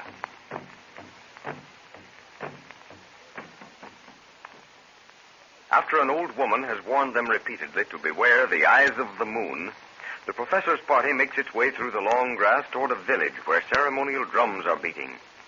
The natives are grouped around a huge fire. A beautiful girl wearing a leopard skin that hangs from her head and down her back is moving with cat-like steps in a ceremonial dance. She is the Witch of the Moon. Before their eyes, she is apparently changed into a leopard, and the beast charges toward the watchers in the shadow. The animal bounds between them and pauses, snarling. It eyes the party one by one, but seeing Jack, the snarls turn to cat-like purrs. Lorna's voice, calling for Jack to shoot, angers the beast, and it bounds away again, snarling. Then out of the long grass where the leopard disappears, comes the beautiful girl. She speaks to the party, looks at Jack with a strange look, then leaves them to enter again the native circle. Jack seems to be in a trance. He tries to follow the girl, saying that her eyes had commanded him to do so, but Nguru holds him back. Steady, Jack, steady. Let me go, I tell you. It was written on the moon. I saw it. Her eyes told Buana, moon witch evil I look for little Buana. Let me go. Why do you interfere? Jack, dear, look at me. We were told to wait. Tell this man to let me go. Don't worry, Lorna. It's a fever. Sets up all sorts of imaginings. But the woman and that leopard, her eyes were exactly the same as the animals when it looked at us. Yes. Her eyes. The old woman told us to beware the eyes of the moon. And they call that girl the Witch of the Moon. Yes. Yes, I told you. Her eyes. Buana, little Buana, how was he? Ha, ha, go asleep. Jack's fainted. We'll have to get him into a hut and doctor him. The girl's beckoning to us, Father. She spoke to the witch doctor, then raised her arm in this direction. There, she's calling us again. Can you carry Jack and Guru? Mm-hmm. All right, I'll lead the way. You follow behind me, Lorna. Come on. Whatever you do, don't show fear. Keep your head up high. All right, Father. I'll try. They're making a path through the circle for us. Keep looking straight ahead as we go through.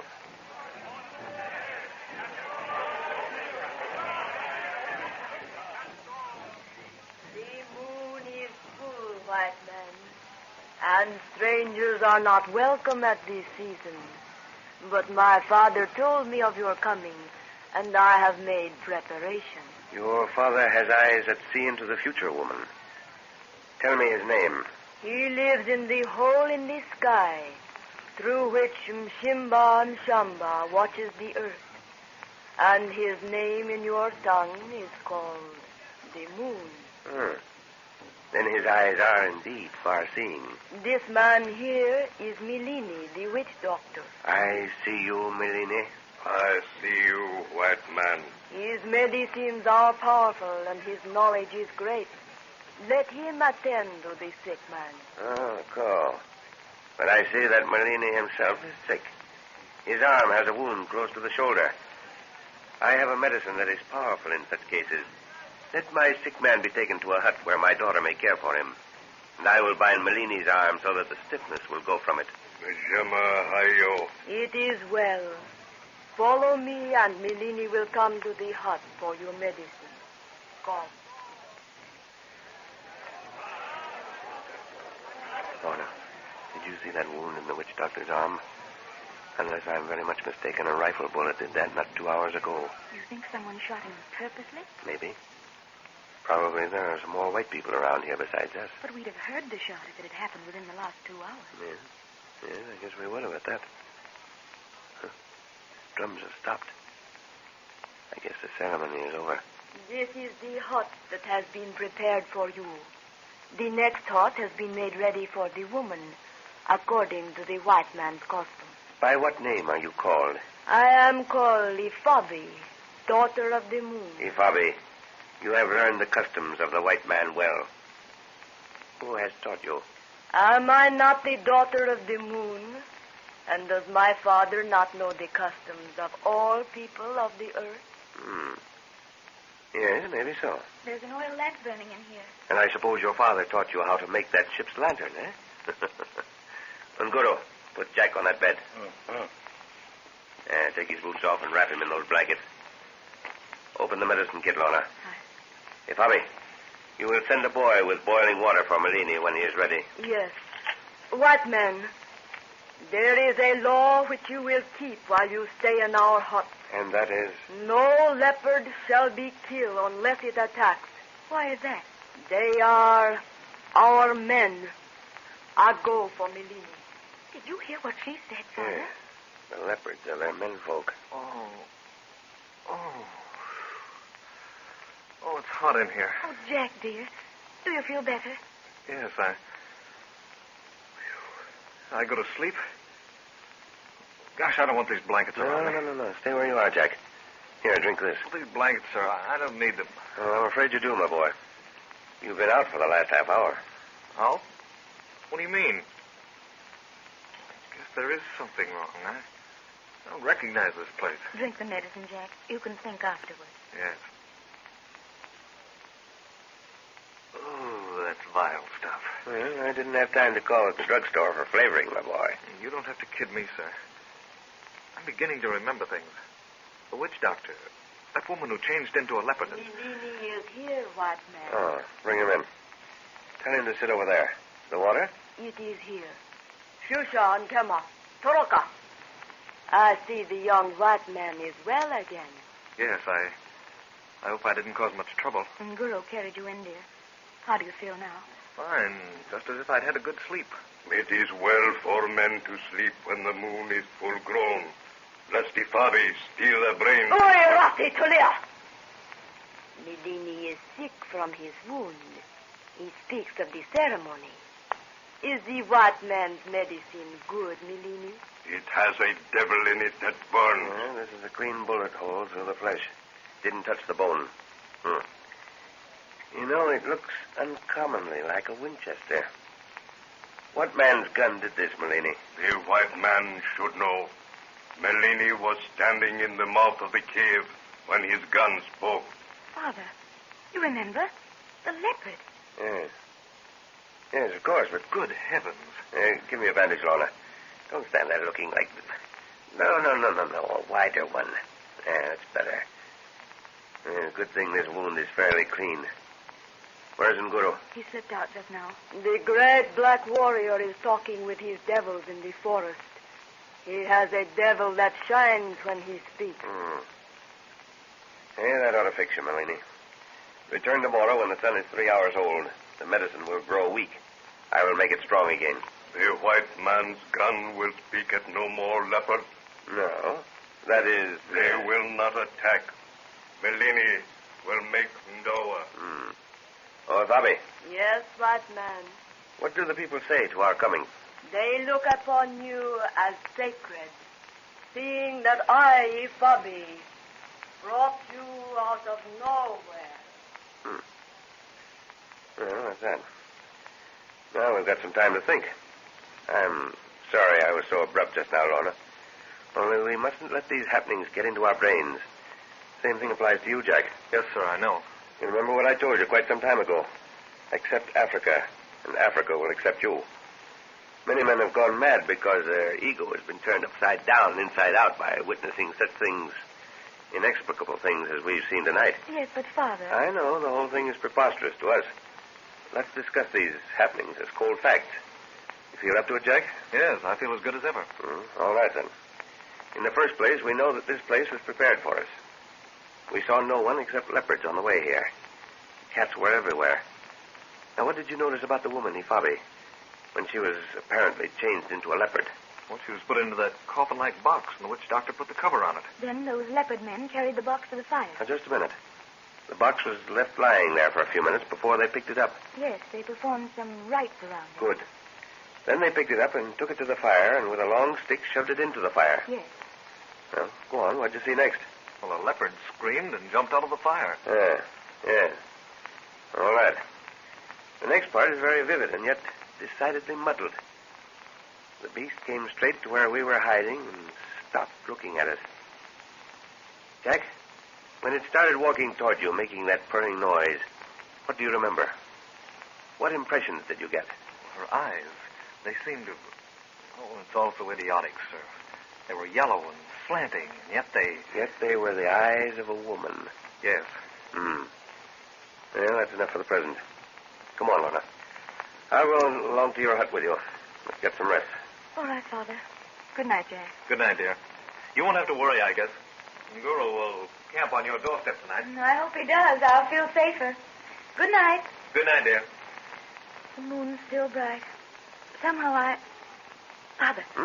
Look. That leopard. Sitting looking at us. Those yellow eyes. It's that woman. Look out! It's going to spring. Oh. African drums are talking.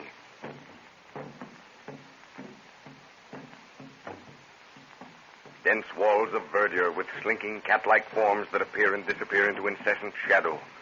Trees, monarchs of the forest with sinewy vines twining closer and closer. Their ever-reaching tentacles slowly draining the life from that which gives it life. This is the jungle, where life preys on life and death never sleeps. This is Africa.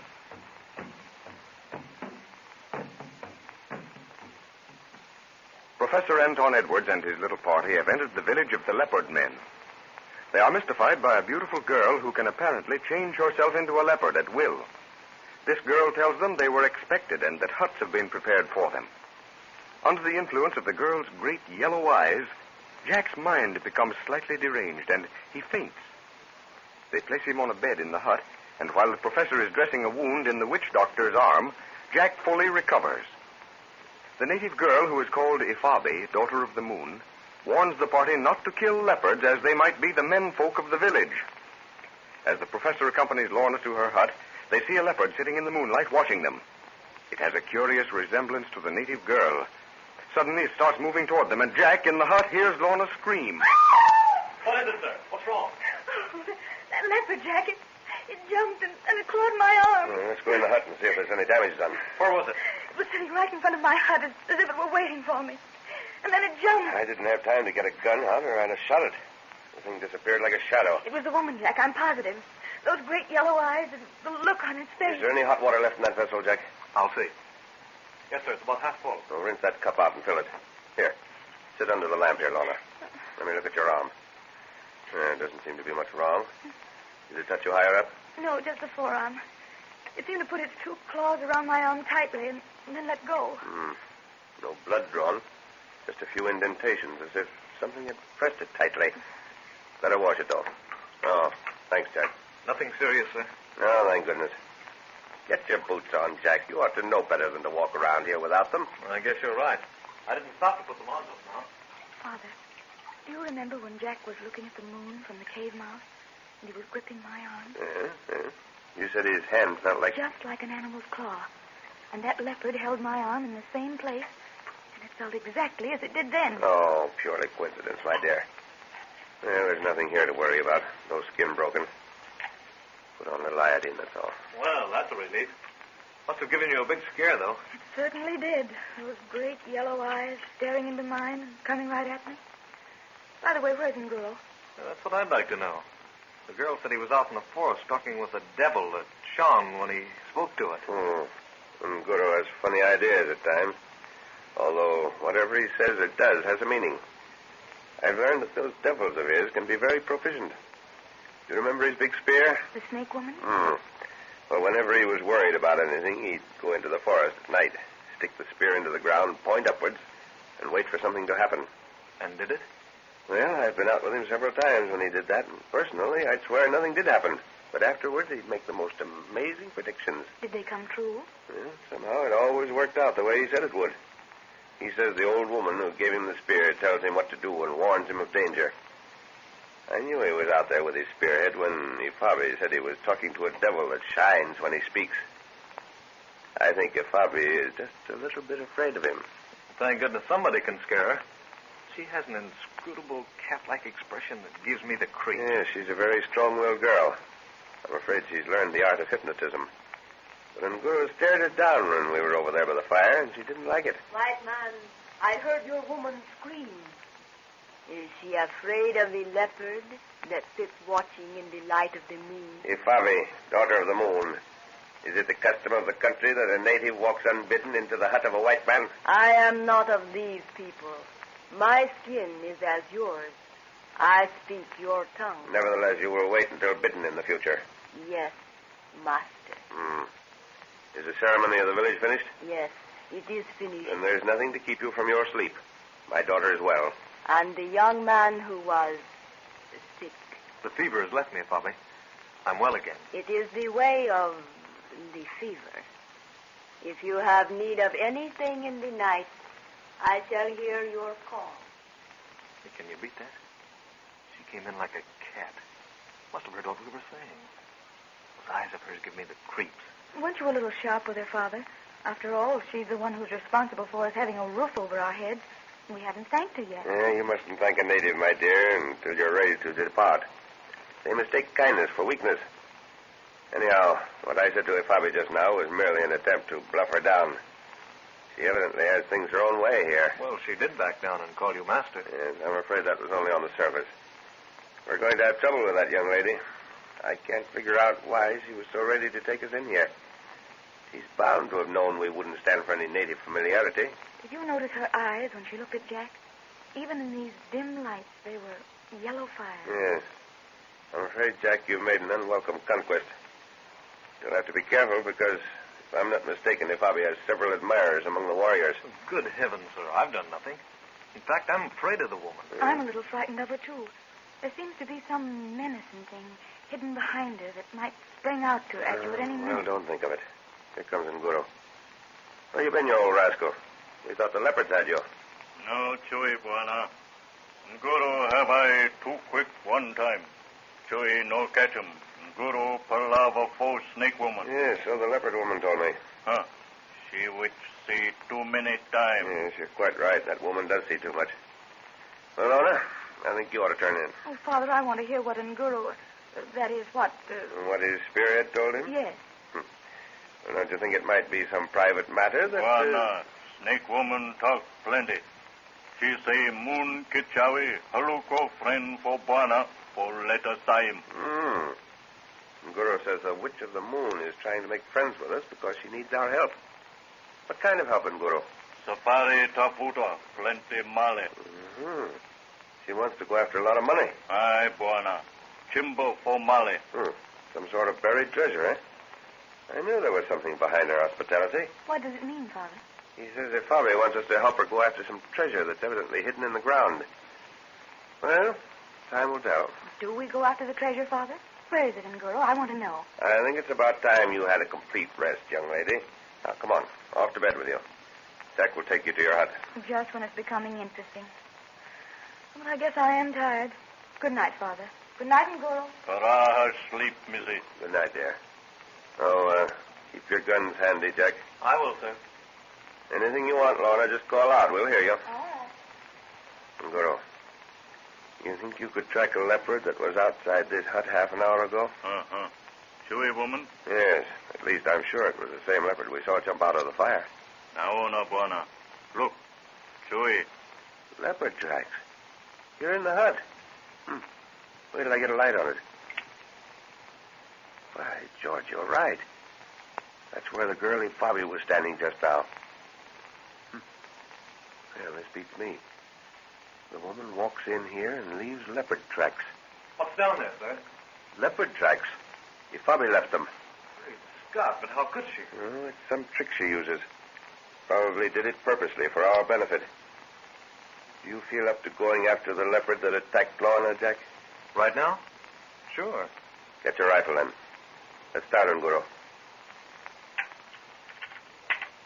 See anything? Aye, Buana. Come. Come on, Jack. Right with you. Hey, what's the idea of going after this one, sir? I'm fairly sure it was the one that jumped out of the fire tonight. It's smaller than the average leopard. Well, it's headed straight out of the village, apparently. Just what do you expect to find, sir? I haven't the least idea. It's just a hunch. Well, if the trail goes off into that long grass, we might as well give it up. Nay, Buana. Come. I don't know how he can see anything in this stuff. Neither do I. But Nguru knows what he's doing. It looks as if he's heading for that clearing we saw as we came in. The one with the fetish poles in the middle? Yes, there it is, right ahead. Buana. Nauna. Chewy on hut. By George, yes. A leopard. You see it, Jack? Sitting on the roof of that hut. I can see its eyes. Yeah, I've got it. Looks like a shadow. But what's the hut doing on the edge of the clearing? Probably an initiation hut, where they isolate young warriors. Come on. I want to get a good look at that beast. Better be careful as we approach it. Buana. She Chewy woman. Yeah, well, leopard woman or not, if the thing starts to spring, I'm going to shoot. It's watching us intently, sir. Have your rifle ready. Make sure the safety catches off. It's still watching, sir. If we have to shoot, what do we tell the natives? Just say the beast sprang at us. They evidently know this particular leopard is the one that Fabi changes herself into when she feels like it. Somehow, I'd like to prove to the village that the cat and the girl are two separate beings. Its language isn't very ladylike anyhow. Careful now. The beast might spring at any moment. Nguru, take this flashlight, and when I tell you, switch it right on the leopard. I'll keep it covered if it springs. You stand by in case I miss, Jack. If it doesn't come at us as the light goes on it, I don't think there'll be any need to shoot. Ready? Switch her on. Look out, sir. She's coming. Where's the light? Nguru, where's the light? Devil, knock him from my hand, Buana. Listen to that groaning, sir. It's a woman. Confound it, where's that light? Here, Buana, here. Great heavens. It is the woman. She's rolling from the roof. Quick, Jack. Catch her. I've got her. Let me see. Put her down.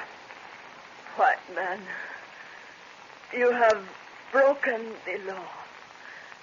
Yet it was written in the moon. African drums are talking.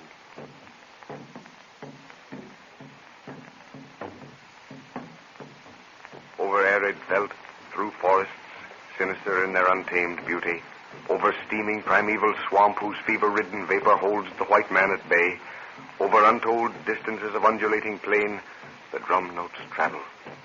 Eaten with distance and then reborn as village by village relays the message, the drums bring you a story of Africa.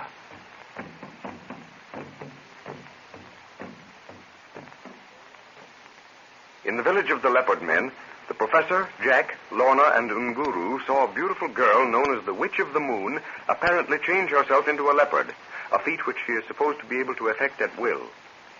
During the night, the Professor sees a leopard slinking outside his hut. He is positive it's the beast into which Ifabi, the girl, is supposed to change herself. And to support his contention that the girl and the beast are two separate entities, Nguru, Jack, and the Professor trail the animal. They find it sitting on the roof of a hut just outside the village. As the flashlight beam is turned directly onto it, the beast starts to spring and the Professor shoots. At that moment, Nguru drops the light. The snarls of the animal change to the groaning of a woman. And when the light is again turned on, they find Ifabi, Witch of the Moon, wounded. Give me the light, Nguru. Hold her head up, Jack. Nothing serious. Just grazed the side of the head. See any other marks? No, none, sir. Nothing on the shoulders or down the back? No. A touch on the head is all.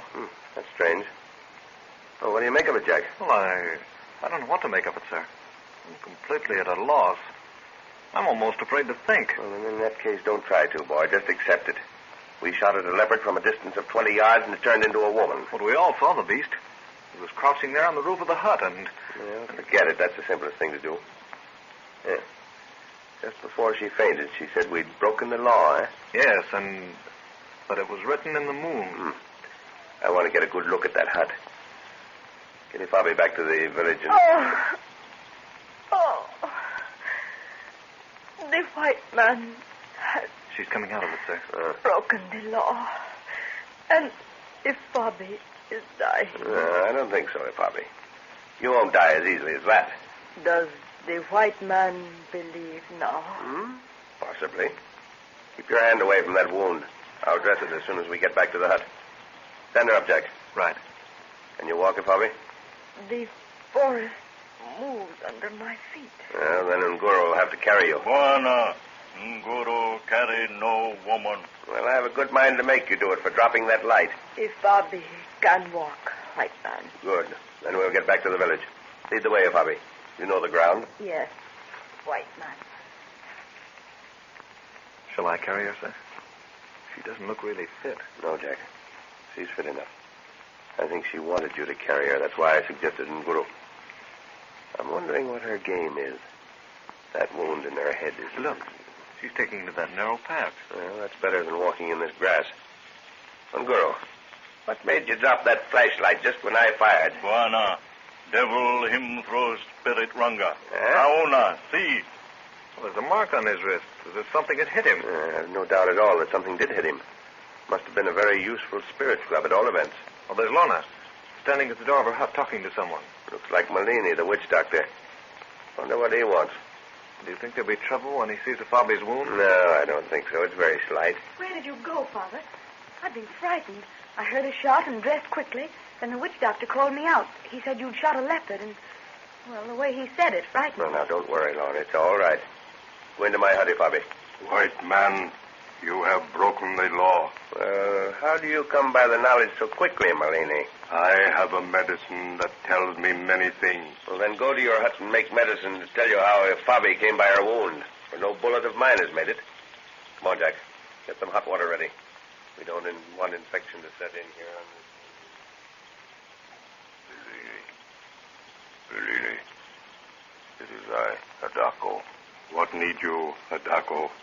The moon is about to set, and you should be in your hut. I am a warrior. I need no sleep. What do the white people at this hour with Ifabi? She has a wound. The big white man makes medicine for it.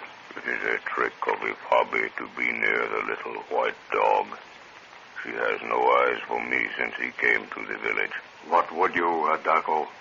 You cannot kill him. The big white man is powerful, and their black warrior has quick eyes. But there are ways, Melini. You have no liking for these people. No. They are too inquisitive, and they mock my medicine. But they shall learn that Melini is as powerful as the moon, and that his medicines are numbered with the grasses of the forest. That may be. What would you, Adako? You have seen how Ifabi looks at this white man. You have seen her walk before him. You have seen how she took his brain that he may desire her. In your wisdom, Melini, in the wisdom that was your father's before you, surely there is a secret way. Yes, there is a way.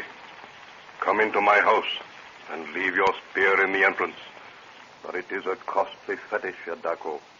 And the price, Melini? 50 rods and 2 bags of salt. Then because it is to your benefit as well as mine, I will pay you half of that price. It is well. But no man shall know of the palaver, or your death is assured. No man shall know unless it be from your own tongue. What is this fetish? In the making, it requires the blood of a cockerel fresh killed. To that is added a measure of your own blood. Clay taken from the bed of the river of forgotten people when the moon is but a rind, mixed with the blood and made into the image of the white man. When this is completed, my magic begins. Go. You have these things. They are here. The clay was obtained by Mtkhema, whose crops were destroyed 5 moons ago. His enemy is now dead. Are you ready to begin? I am ready. Then get me the chicken that sleeps in the corner. The fire is low.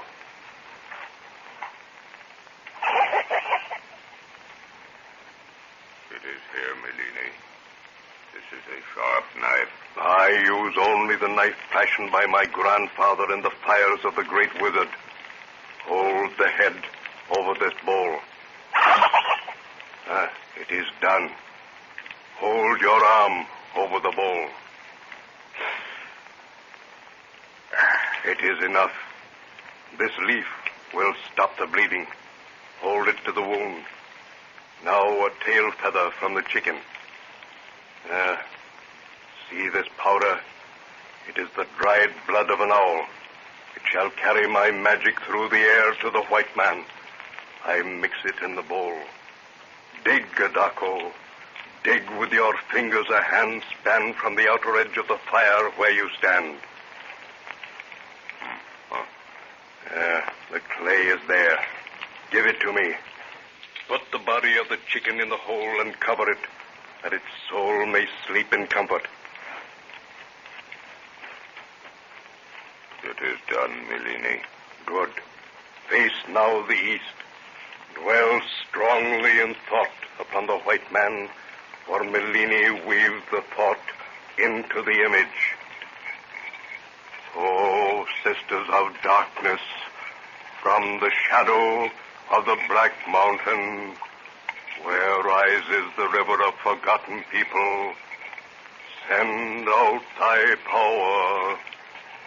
Take the shadow of the white man in the name of Uzuri Wakopoteza Akili. Bring life to this image, that it may feel the urge of death. The word is spoken. Mshimba. See, Adako, the image is made. What is there for me to do, Melini? You shall take this image in your left hand. With your right hand, pierce it with this long needle, working ever over each part of the body towards the heart. Have patience. The sisters of the mountain will not be hurried. Remember, from the remotest part to the heart, and dwell strongly in thought upon the white man. Jamahayo, Melini. I make magic that the sisters may be repaired for their work. Jack, there's something behind all this. It's trying to impress us. Ifabi and the witch doctor are excellent showmen, and I'd prefer to let her think we're impressed with her magic. We might learn what she has in the back of her mind. But I heard you tell the witch doctor Melini that it wasn't a bullet that made the wound in Ifabi's head. Yes, maybe I was wrong to have done it. He's in the picture somewhere, and it might cause some bad feeling. But for the life of me, I couldn't leave him thinking he'd put one over on me. I did it principally to make him think I knew what was going on. Whoa. Well, what's the matter, Jack? I don't know. I've got a little rheumatism in my right arm. Peculiar pain went through it just now. The girl's wound isn't bad, is it, Father? No, it's mere scratch. I don't think it was enough to have laid her out the way she's pretended. Did you notice that... What in thunder's the matter with my arm? Oh, you better get to bed, Jack. You need some sleep. No, it isn't that. Well, maybe I better lie down. Yeah, stretch out, boy. Here, let me take your pulse. Do you know, sir, I felt suddenly as if I'd taken a good beating. You know, manhandled. Pulse is normal, no fever. Yes, rest is what you want. Can I get you anything, dear? If I put some hot cloths on your arm, it might do some good. No, I guess it'll be... Oh, gee. It's burning as if there's a fire, and it seems to be going down my right side, sir. Bring that lamp over here, Lorna. Yes, Father. Give me your hand, Jack. You weren't bitten by anything out there tonight, were you? I don't think so. I didn't feel anything. Did you go by any of those poison thorn bushes? I don't think there are any in this part of the country, not the deadly kind. How do you feel now? My leg's burning badly. What in the world could have done it? Well, there are some minute indentations on your arm, Jack, as if a hypodermic needle had been inserted. You think they're insect bites? But then no insect could... Yeah, you never can tell about insects in this country, Jack. Some of the deadliest are the smallest. Oh, gosh, I feel strange. My left foot seems to be dead. I can't feel a thing on my right side. What can be wrong, Father? Is there anything I can do? Wait a minute, Lorna. He said the pain started in his right arm and went down the right leg, then his left foot. Those marks in his arm. Put the light down here on the calf of his leg. By George, I knew it. It's witchcraft.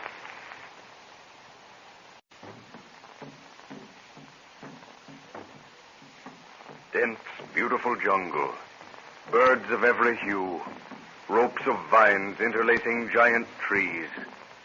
Sinuous, slimy rivers. Steaming swamp. Barren desert. Undergrowth. Peering, beady eyes.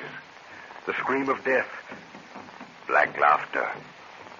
This is Africa.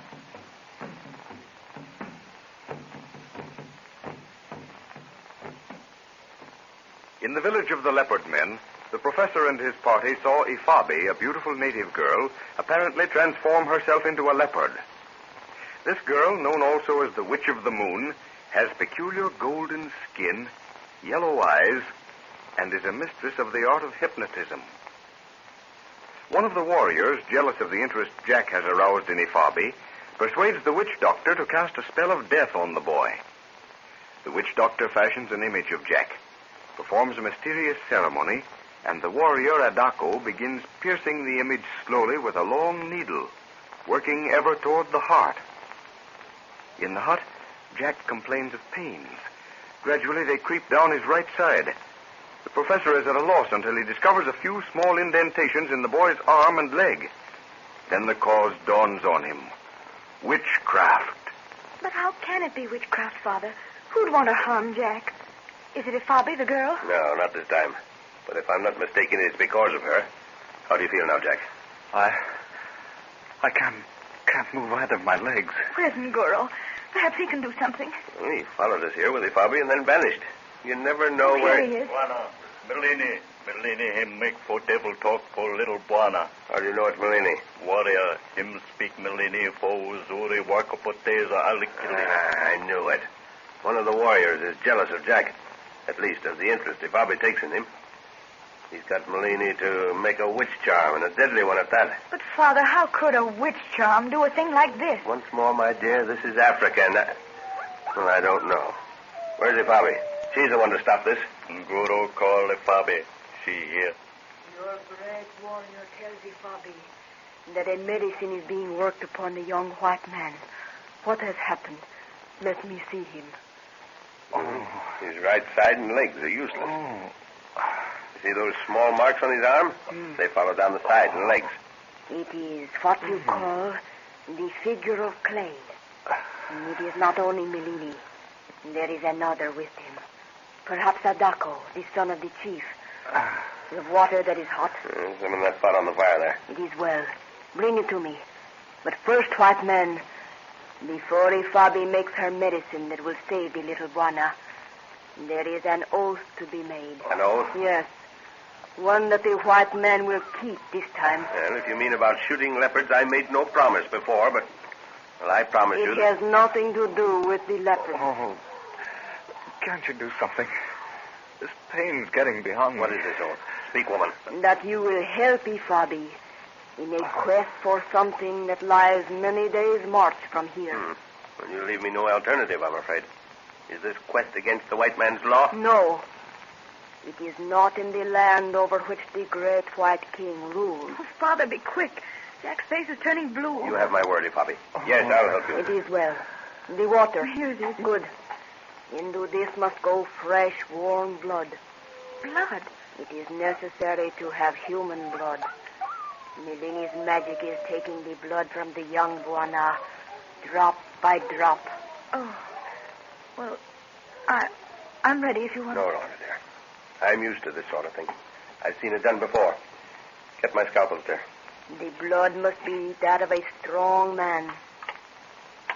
Here you are, Father. Thanks, dear. I'll go and sit by Jack. Keep the arm moving that is near to the heart. It will delay the spell Melini is working. All right, I'll do my best.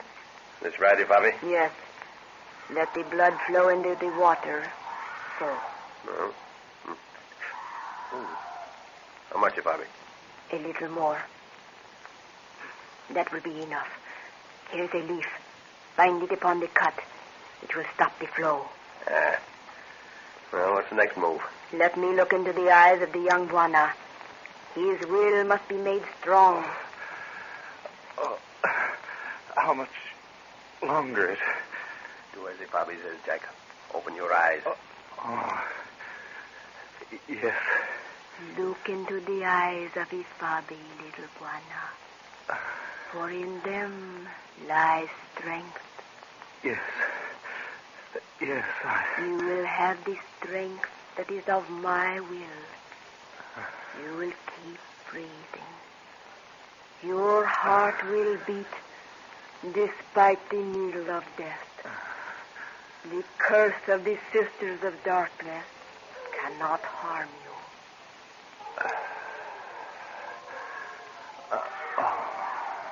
You will sleep with the strength of the mountains in your mind. Yes. Yes. He sleeps. We must be quick. Milini and Adako must be overpowered, and the figure of clay immersed in this water. The blood that is in it will give life to the young white man. Right. Come on, Unguru. Aye, Buana. Stay here with Jack, Lorna, and don't worry. All right, Father. You'll have to take them by surprise. Yes, but they will have no weapons. Milini will permit no spear in his hut. Now see, Adako's spear stands in the doorway. Yet must the figure of clay be secured before he can destroy it. It's getting light. You'll have to be careful. Milini will be over the fire making his magic. Adako will have the figure of clay, and his head will be bowed to the needle of death. Well, what will happen to you, Ifabi, when Milini sees you've killed his medicine, eh? Milini shall not know. He will think that your magic has sought him out. Deal with them as you please. No one will know. The village sleeps heavily after the ceremony of the night. And I must immerse the clay image in this? Yes, to the neck. And pray to your gods, white man. Ifabi has done. She goes to keep strength in this sick one. Come on, Unguru. This is more to our liking. I pray heaven I don't lose my temper too far and kill one of them. No kill, Buana. No crack 'em neck, so hurt. No, Unguru. I'm afraid I'd like to just as much as you, but it just can't be done. Buana, have sick arm. Guru, catch 'em warrior, huh? All right. I'll hold a gun on the witch doctor. But for heaven's sake, get that clay image before he can break it up. Guru, catch 'em. Guess we'll have to rush the doorway. You all set? Uh-huh. All right. Let's go. So, Melini. Bossy, Buana. Bossy. Melini, ni muy mi. Stay where you are, Melini. Have you got it, Unguru? Aye, Buana. It is here. Give it to me. May great spirit, O all warrior, make for little Buana we well. Huh? Thanks, old fellow. I couldn't have said anything better than that. Melini. Alufo. You have broken the white man's law. You have made a killing fetish. What say you? Lord, I am a poor man, and this dog tempted me with salt and rod. If the white commissioner hears of this, he will come with a rope, and Malini will fly like a bird into the air. Who is this man? Gina, Laga, Nani? Bwana, you know think is him Zito. Him sleep. Is he dead? Nay, Bwana. Him dog growl again by. Well, Guru, I guess we've done all we can here. Malini, there will be no more killing palavers. Or by the hole through which Simba Shamba watches the earth, you die. Yes, Lord. It shall be so. For the white man has great magic. And when Adako, the son of the chief, awakens, say to him, the white man knows thy thoughts. Walk with care. The white lord knows everything. It shall be so. It is well. Come on, Unguru. Let's get back. Aye, Bwana. Well, I think that fixed Malini for a while. When I spoke the name of the chief's son, did you see his eyes roll? Aye. Moon Witch make him good and dour for little Bwana. I hope so. There's Ifabi standing in the door of the hut. Anything happens to that boy, I'll never forgive myself. All is well, white man. The young Bwana sleeps in safety. Well, thank heaven for that. Is that you, Dad? Yeah. Oh, I'm so glad you're back. Jack seems to be much better. Good. Got some color back in his cheeks, huh? Pulse normal. Sleeping soundly, too. Yeah, he'll be all right when he wakes. Is your arm painful, Father? My arm?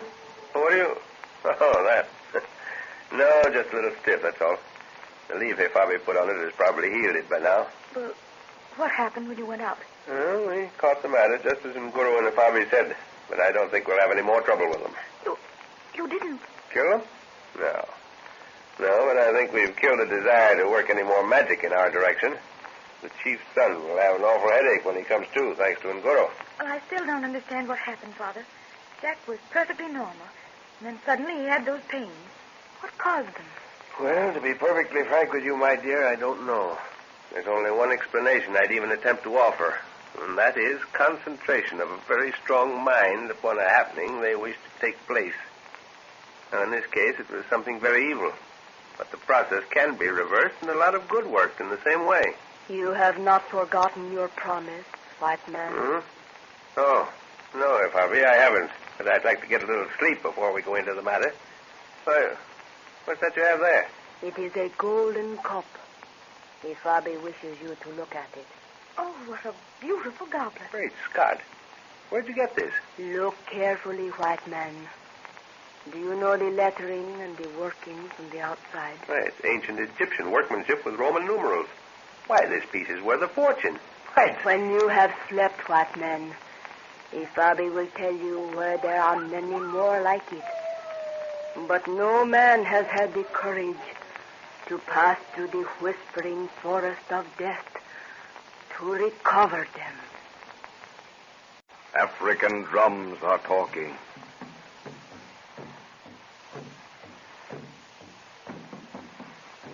Spotted sunlight fades from the floor of the forest, and daytime twilight becomes a wall of inky blackness. The harmless chatter of monkeys changes to the moan of the hyena, the soft calling of birds to the snarling cry of the hunting cat. The beauty of the forest is blotted out. Death stalks abroad, and the night becomes hideous with the screams of its unwilling victims. Beauty and death go hand in hand. This is Africa.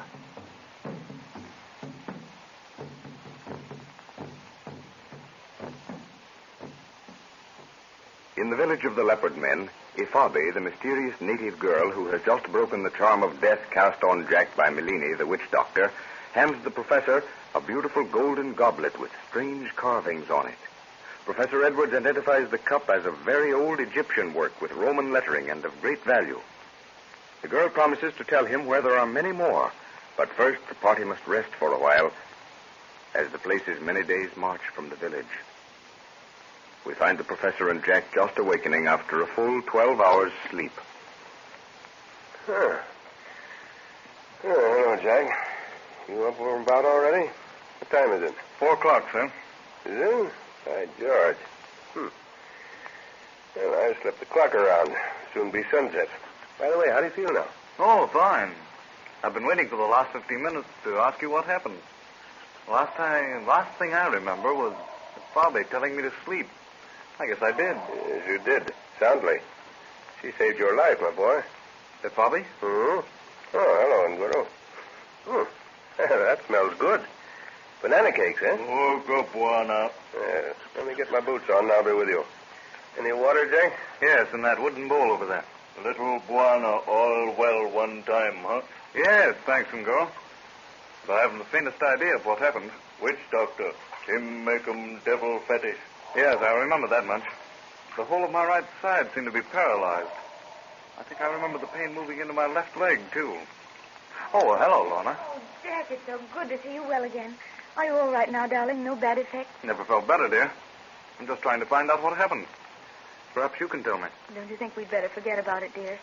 The whole thing seems like a nightmare now. Let's just be thankful Nguru brought Ifabi along when he did. But how did Ifabi come to... Oh, forget about it for now, Jack. We'll discuss it later. Yeah, that wash took the cobwebs out of my head. You know, there's something interesting I want to discuss with you. It was something thrilling, Jack, and matches perfectly with what Nguru said was going to happen. Do you mean about the health? The buried money? Yes, but it isn't money that's buried. Here, take a look at this cup. Isn't it beautiful? Great Scott, sir. Where did you get that? Why, it's solid gold. Yeah? What do you make of the carvings? Well, it's certainly Egyptian work. But this... Latin? Had me guessing for a while, but I think I made some sense out of it. What does it say on it, Father? Well, as far as I can make out, the cup evidently belonged to a set of gold plate that was owned by a gentleman called Septimus. He was the governor of some unheard-of state. But where did it come from? How did you get it, sir? Ifabi brought it. Good Lord, that woman again? She seems to be in everything. I'm afraid she's going to be in a lot more before we can get rid of her. She made Father promise to help her in some mysterious quest before she'd attempt to... Well, before she'd help you. Oh, I see. Well, that was rather... Better fill up on these banana cakes while they're hot, people. Very good. Nguru cooked them. I had mine in my hut before you folks were about. How does he make them, Father? With flour from dried bananas. Native dish. Now, come on, Jack. I'm a bit worried about that promise you had to make, sir. It put you in a rather awkward position. Well, we probably certainly chose the right moment to ask it. But now, I'm not at all sorry she did. She says there are a lot more gold cups where that one came from. But the whispering forest of death she spoke of, what does she mean by that? It sounds horrible. No, it's a native name for part of unexplored jungle. I've heard it spoken of. Fantastic tales of voices that speak from nowhere. You know, the usual native chatter. Well, what about this forest? And that's where we have to go. Oh. Any white man been in there, sir? No, not that I know of. The natives won't go near the place. But beyond what I've told you, I'm as ignorant as you are on the subject. Don't even know where it's located? Somewhere on the border. And from what Ifabi says, it's out of the jurisdiction of the white man. I don't like the name of that forest. Bana, snake woman. Tell 'em plenty, huh? Yes, Nguru. I've never known her to be wrong. But there's one thing we must be very careful of. We must never actually trust Ifabi. Apparently, yes. But she's a combination of breeds that I'm afraid don't make for stability. There's a lot about her I don't like. Are you expecting trouble from her, sir? No, until and if we find this cache of gold. I'm positive the moment her eyes contact anything of real value, she can't help herself. It's natural. We can't blame her. It's in the blood. Bwana, moon witch, she comes. Oh, here she comes now. Now, don't forget, implicit trust until... Oh, come in, Ifabi. You have rested well, white man. Yes, completely. And I'm anxious to hear more of this journey you wish us to undertake. We begin with the rising moon, for the keepers of the treasure have left their huts, and we must follow them. Oh, the young Bwana is well again. Yes. I'm told I have you to thank for being on my feet once more. It is of no matter, for Ifabi has need of the white man's help. Well, who are these keepers of the treasure? They are the ones whose place it is to visit the whispering forest of death and talk with the spirits of those who once were. With the passing of the 4 seasons at the waning of a moon, these 2 men leave their huts for that purpose. Yes, I've heard of such things. They keep the secret of the treasure in one family and visit it once a year to see that it's safe, eh? And no man may follow because of the devils who guard the way. Well, then, how did you come by this cup of gold, Ifabe? There were 3 brothers, white man. They were called the keepers of the treasure. One of them brought the cup to me as a gift. And now there are only 2 keepers, eh? Yes. They guard their secret well. The other 2 found out, eh? Evidently. So, you don't know the exact location? Ifabe knows that it lies below the surface of the earth in a box, which rests between 2 upright stones. These stones have a writing upon them which no man may read. But the way through the forest is dark, and the keepers of the treasure know the secret path. Which will make it easier, of course. Well, does anyone in the village know of your intentions? I have caused it to be known that I visit the souls of the dead, which is true, for there are many in the whispering forest of death. Nguro. Aye, Buana. You've heard what Ifabe has to say. What think you? Buana, him say go, and Guru say go. Maybe catch 'em forest devil, make 'em fight, huh? That's all you live for, in the hope there'll be a fight. And we may catch a forest devil at that.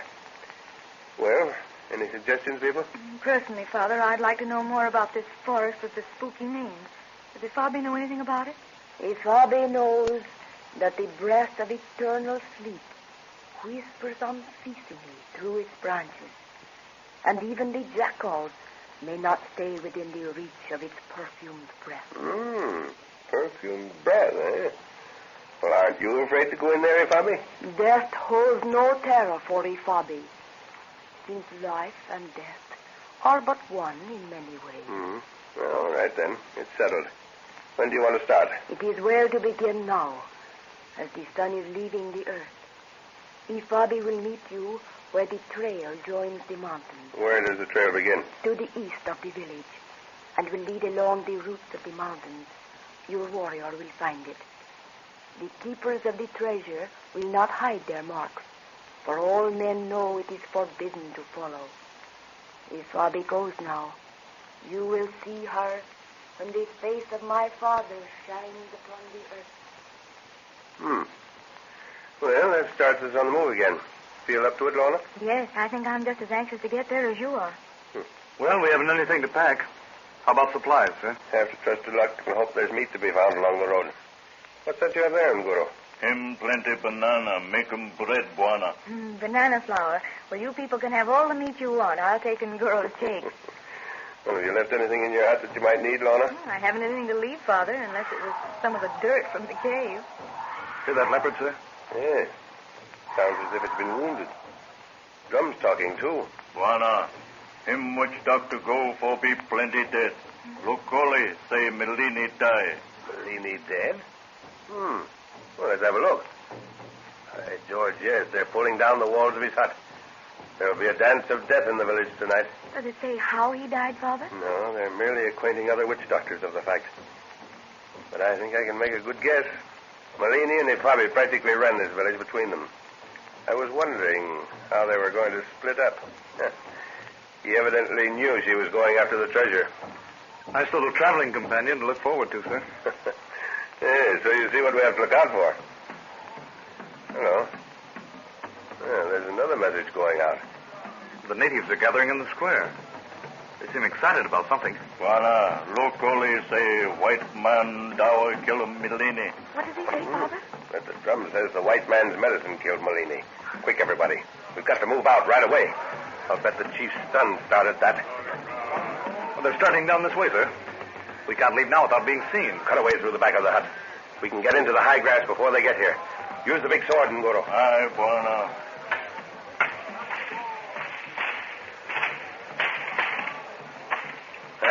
That'll do. Come on, I'll lead the way, Nguro. Follow him, Lorna. Have we got everything, Jack? I think so. All right. Let's go.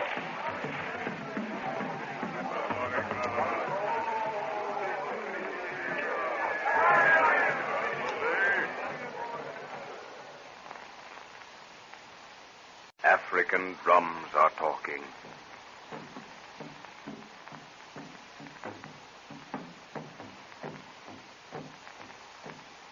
The symphony of the jungle night plays on. An undertone of humming insects, like a million violins muted by distance. The staccato bark of a jackal, the chatter of monkeys, and scurrying squeak of small denizens, backed by the soulful wail of a night bird. Furtive, unseen voices of the jungle. The bullfrog booms his incessant message. The darkness is peopled with invisible movement. Suddenly the earth vibrates to the roar of a lion. A blank, dead silence follows. The baton is held poised. Not an instrument speaks. Every creature holds its breath. The world listens. Then one by one, as if guided by the hand of a master, each instrument is brought again into the weird symphony of a jungle night. This is Africa.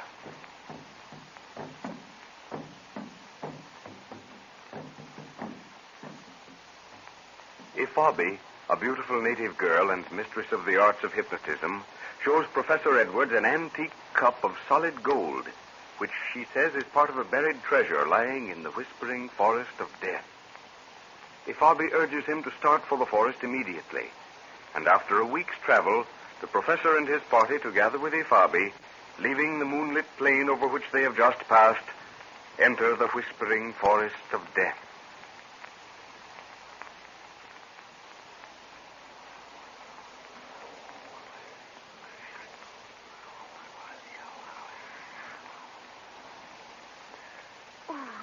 Eerie place.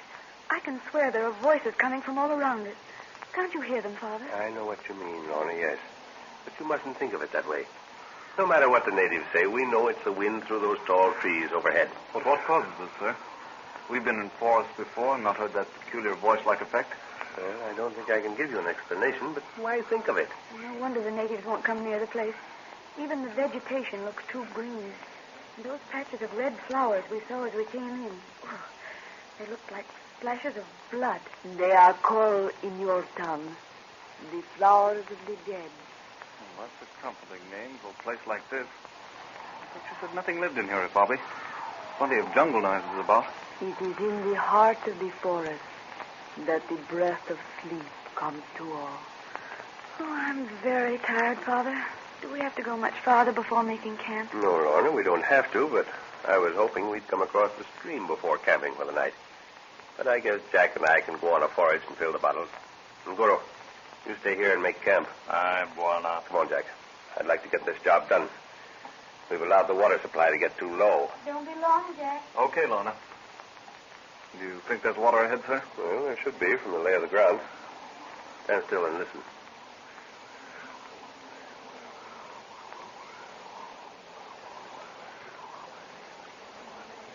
Yes. There's running water. I couldn't say which direction the sound's coming from. Confounded whispering seems to throw sound at you from all directions. Well, if we follow this animal trail, I think we'll find it. What about those two brothers we were supposed to follow, sir?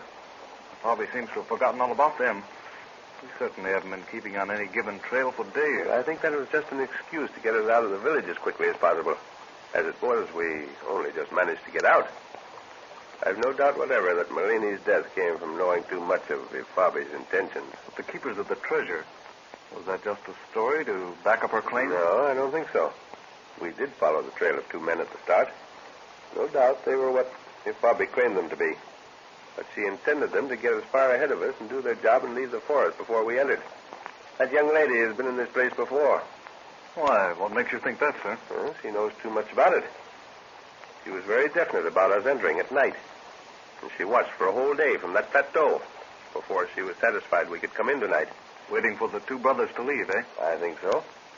She wouldn't allow us to light a fire all day yesterday. And your hunch about the water was correct, sir. See, that looks inviting. I'd like to take a swim. Better fill up the bottles and get back.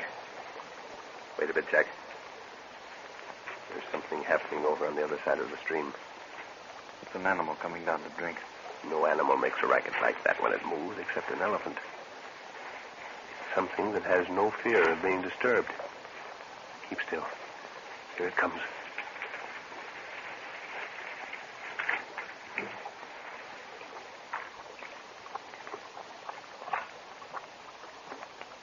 Look, sir.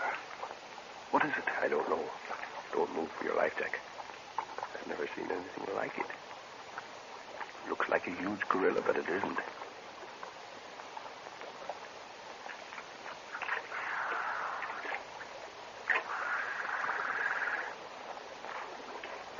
It's coming over to the side. Better shoot, sir. No. The thing looks half human. Keep still, it might pass us.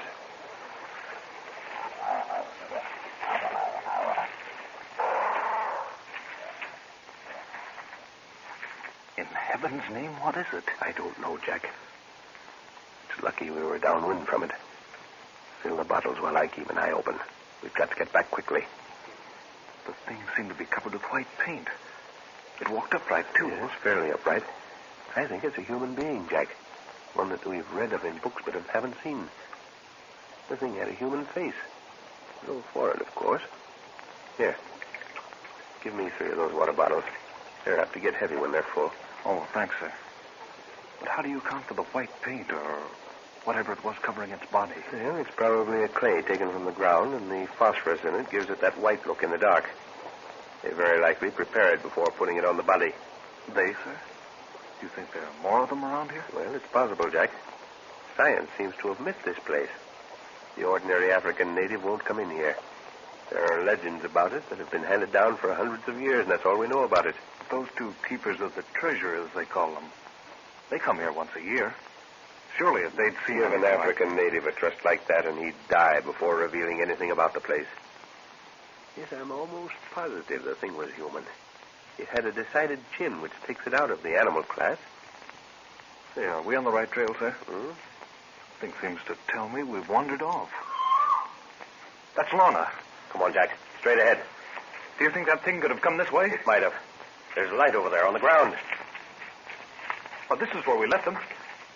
It's Lorna's flashlight. Well, where's Nguru? Snap that light off, Jack. Stand still a minute. Lorna. Lorna. Nguru.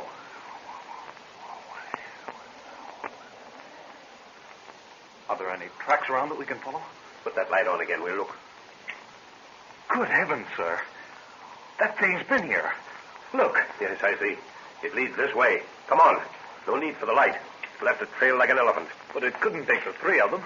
The 2 women, perhaps, but Nguru. I can't understand. Nguru's tracks led off to the side. But he wouldn't leave Lorna if the whole army came along. I know. That's what puzzles me. It's a human being we're following, Jack.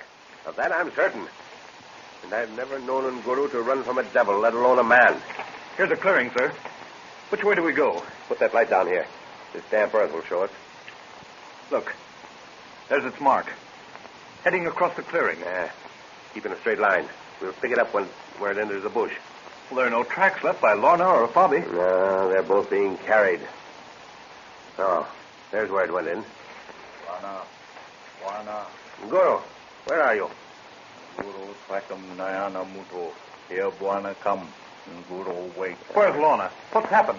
Nguru go for long grass for Missy bed. Here, Missy call. Sakam Nayana Muto. He knows no more than we do, Jack. Less, in fact. He hasn't even seen it. Why do you call him Gorilla Man, Nguru? Fact him say man. Say Nayana. Well, that's as good a description as any. Trail him, Nguru, and trail him fast. Aye, Buana. Nguru was gathering grass for Lorna's bed when the Gorilla Man, as he calls it, came upon the women. Must have seen him or heard him, which means that those things can move silently if they want to. Well, if it saw Nguru, why didn't it attack him? Well, it probably saw the girls first, and... Well, don't think of it, Jack. There's an end to this trail somewhere. We may have to give some more people their first introduction to gunfire. The ground breaks away in front, sir. Nguru's going downhill. Well, he's come to the end of the underbrush. It's going to be a little more difficult to follow. Yeah, this must be the edge of the forest. Trees stop down there. Hey, look. There's water ahead. I can see the moonlight on it. There must be a lake.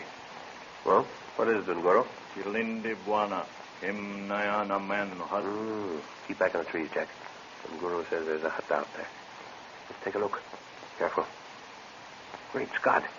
Do you see what it is, Jack? The lake is dotted with huts raised out of the water. They're standing on platforms supported by piles. Lake dwellers, Jack. It's a perfect village of lake dwellers. See the bridge that leads out to each one, huh? Yes. And the fires at the end of the platforms. You can see the people sitting around some of the fires. Man, this is marvelous. But Lorna, sir. Oh, good Lord, yes. Oh, I'm sorry, Jack. I guess I was...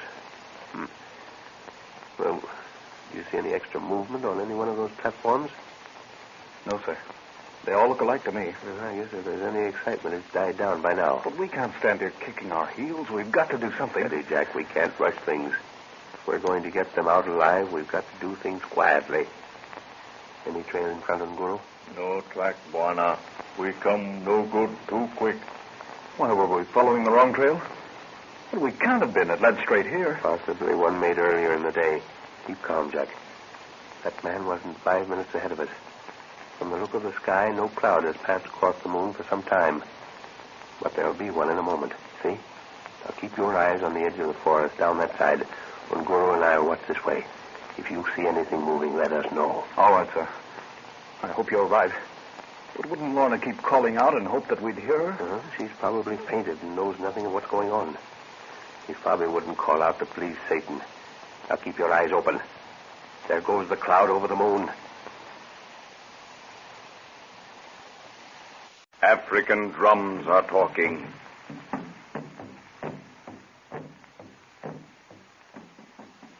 Land of serene beauty and staring horror. Slimy rivers and parched plain. Where nature laughs in 1,000 voices to mock the efforts of civilization. Where masked murder thrives and hides itself behind the cloak of life.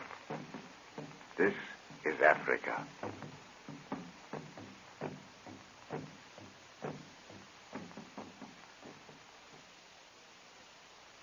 Professor Anton Edwards and his party, led by Ifabi, a beautiful native girl, enter the whispering forest of death in search of a legendary treasure. Leaving Lorna and Ifabi with Nguru, the professor and Jack go in search of water. They find a stream, but as they stoop to fill the containers, a weird prehistoric man creature wades through the water, passes close to them, and disappears among the trees. A scream from Lorna brings them running to camp, but the girls have vanished, and only the tracks of the beast man are visible.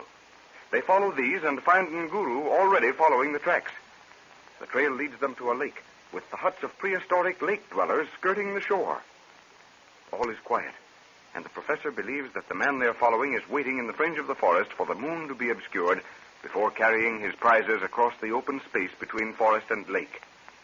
The three men intently watch the curving edge of the forest as a cloud moves eerily across the moon.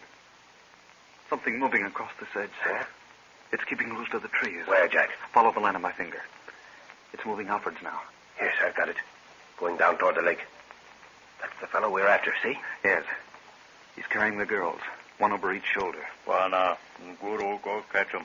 Plenty good fight. No, Nguru, we can't do it that way. I wish we could. One yell out of him and we'd probably have the whole village to deal with. We must watch and see where he goes, then try to do things quietly. He's making for the bridge of that hut straight ahead of us. Doesn't seem to be anybody moving on that one. Yes, there he goes. Come on. You've got to follow and get in the shadow of that bridge. There's a low fire burning on the platform, sir. He's taken them into the hut. Evidently, there's a doorway on the right facing down the lake shore. I believe there's someone sleeping by the fire. Looks like a huddled body. Let's get down under the bridge here. We'll be able to see more what's going on, make plans. Bwana, Nayane man, Naona. He's come out of the hut and going to the fire. Yes. That was someone sleeping there. He's kicked him awake. Probably wants more wood on the fire. Hope it won't throw too much light. We've got to get up there unseen if possible. No, sir, it's another man. He's coming this way towards the bridge. Keep down, everybody. Nayane man, him guard. Yes, he's a guard, all right. He's squatting on the bridge looking toward the forest. We'll have to get behind him somehow. Where did the other one go? Back in the hut. You can hear him moving about. Nguru, think you can swim out and climb up one of the piles and attract the guard's attention? Jack and I will come up behind him when he turns. But the job must be done silently. It is good, Bwana. Can do. Off you go, then. Gee, I hope we can get in that hut soon. Lorna must be scared to death. Well, she knows we're doing everything we can to find them. Probably listening now for the slightest sound of our approach. Look. Nguru's climbing the upright. Maybe there are others by the fire on the far side. Don't worry. He'll take a good look before making his move. There's someone walking on the platform. Coming this way. 2 of them up there now. Wonder if that's the fellow from the hut. I don't think so, sir. The footsteps came from way back by the fire. Well, we'll have to wait for Nguru to get there before starting anything. There, he's climbing about the platform. His legs are drawn up out of sight now. We'll have to take a chance to watch what's going on. Slide out a bit until you can see. We've got to be ready to move quickly. There are 2 of them, sitting close together watching the forest. The fellow evidently expected to be followed. Nguru's making toward them. Looks as if he means to tackle them alone. We can't let him do that, sir. Don't worry about him. He knows what he's doing. Moving just like a shadow on all 4s. He's rising. Get ready, Jack. This is one of his favorite tricks. He'll crack their skulls together and they won't know what happened. But don't move until he gives us the signal. There it goes. Wait, keep down. Now take a look. See what he's doing? Why, the 2 guards are still there. And Nguru's lying in their shadow, holding the unconscious bodies upright. That's in case someone heard the noise he made. If anyone comes out to take a look, everything appears to be normal. There's the signal. Come on. Now move carefully, Jack.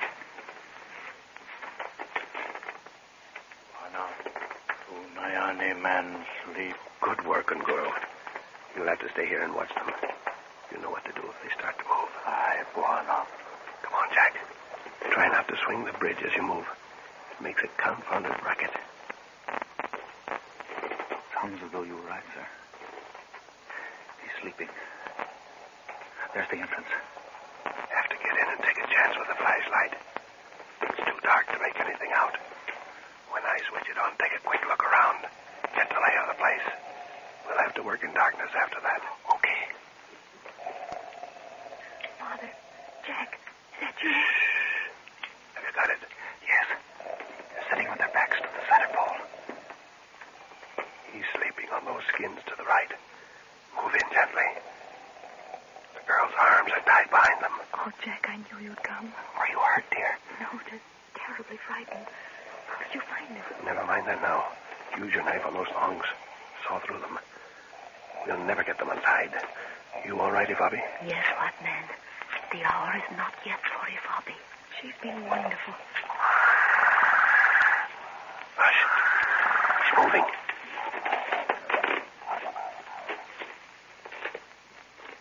He's gone outside to look around. We've got to be quick. You free Lorna? Yes. My hands are free, white man. Come on, Jack. We've got to catch him on the platform outside, knock his legs from under him. I'll take care of his arms. Right. No. All right. Get him. Hold on to him, Jack, while I bend his head down. Hold on. I can't. He's getting away from me. Look out. Buana. Runga. Plenty good. Good Lord. What happened? Nguru hit him on the head with a club. Come on now. Let's get out of here. Lorna, Ifabi. They're here, sir. Up the beach into the trees as fast as you can. Now get going.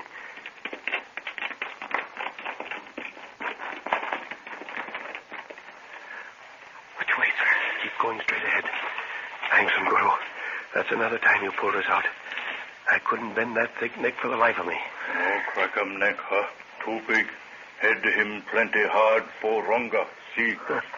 Well, that's a perfectly good war club all shot to pieces. You see that, Jack? Take a look at it. Why, it's split down the middle. Yeah. Head of a gorilla wouldn't make that impression on it. Well, thanks again, Nguru. Another minute and Jack and I'd have been pulp. They are animals, white man, who serve the devils that live in the forest. It was told to me by the man who gave Ifabi the golden cup. The keepers of the treasure alone know what lives within the forest, and they shall tell no man. I thought as much. How do you feel, Lorna? All right now, Father.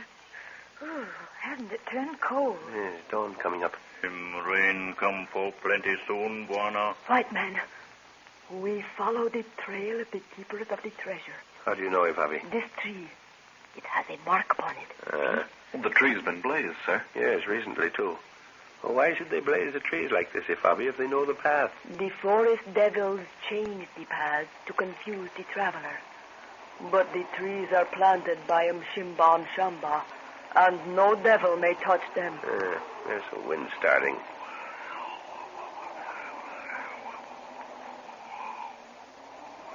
We're going to get soaked in a few minutes. Better crawl under some of these large ferns. They'll give us a little shelter anyway. If Fabi goes along the trail while the white man shelters himself, she will return. Well, why is that? Aren't you afraid of the forest devils? The rain will keep the devils busy. And if Fabi should know the way, that we may travel faster. What's the Fabi's idea, sir? I don't know, Jack. It's possible, though, she thinks the same as I do. That those trees were blazed especially for our benefit. To lead us the wrong way? But no one knew we were coming here, Father. Yeah, goodness knows. Well, here comes the rain.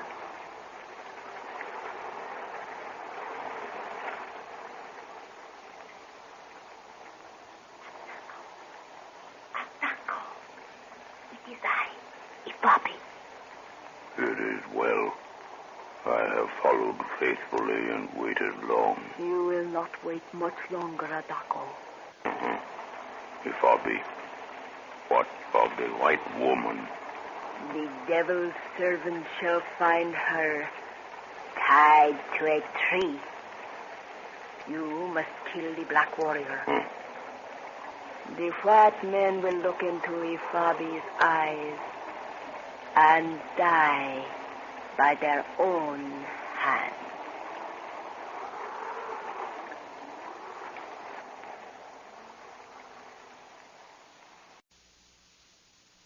African drums are talking.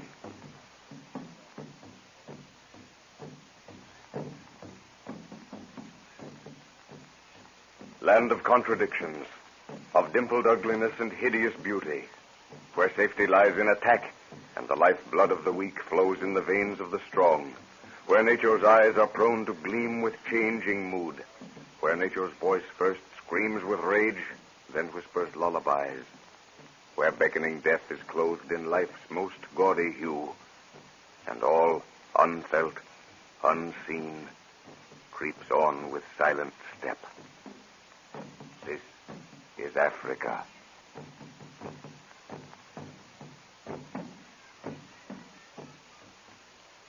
Professor Anton Edwards and his little party entered the whispering forest of death, led by Ifabi, a beautiful native girl.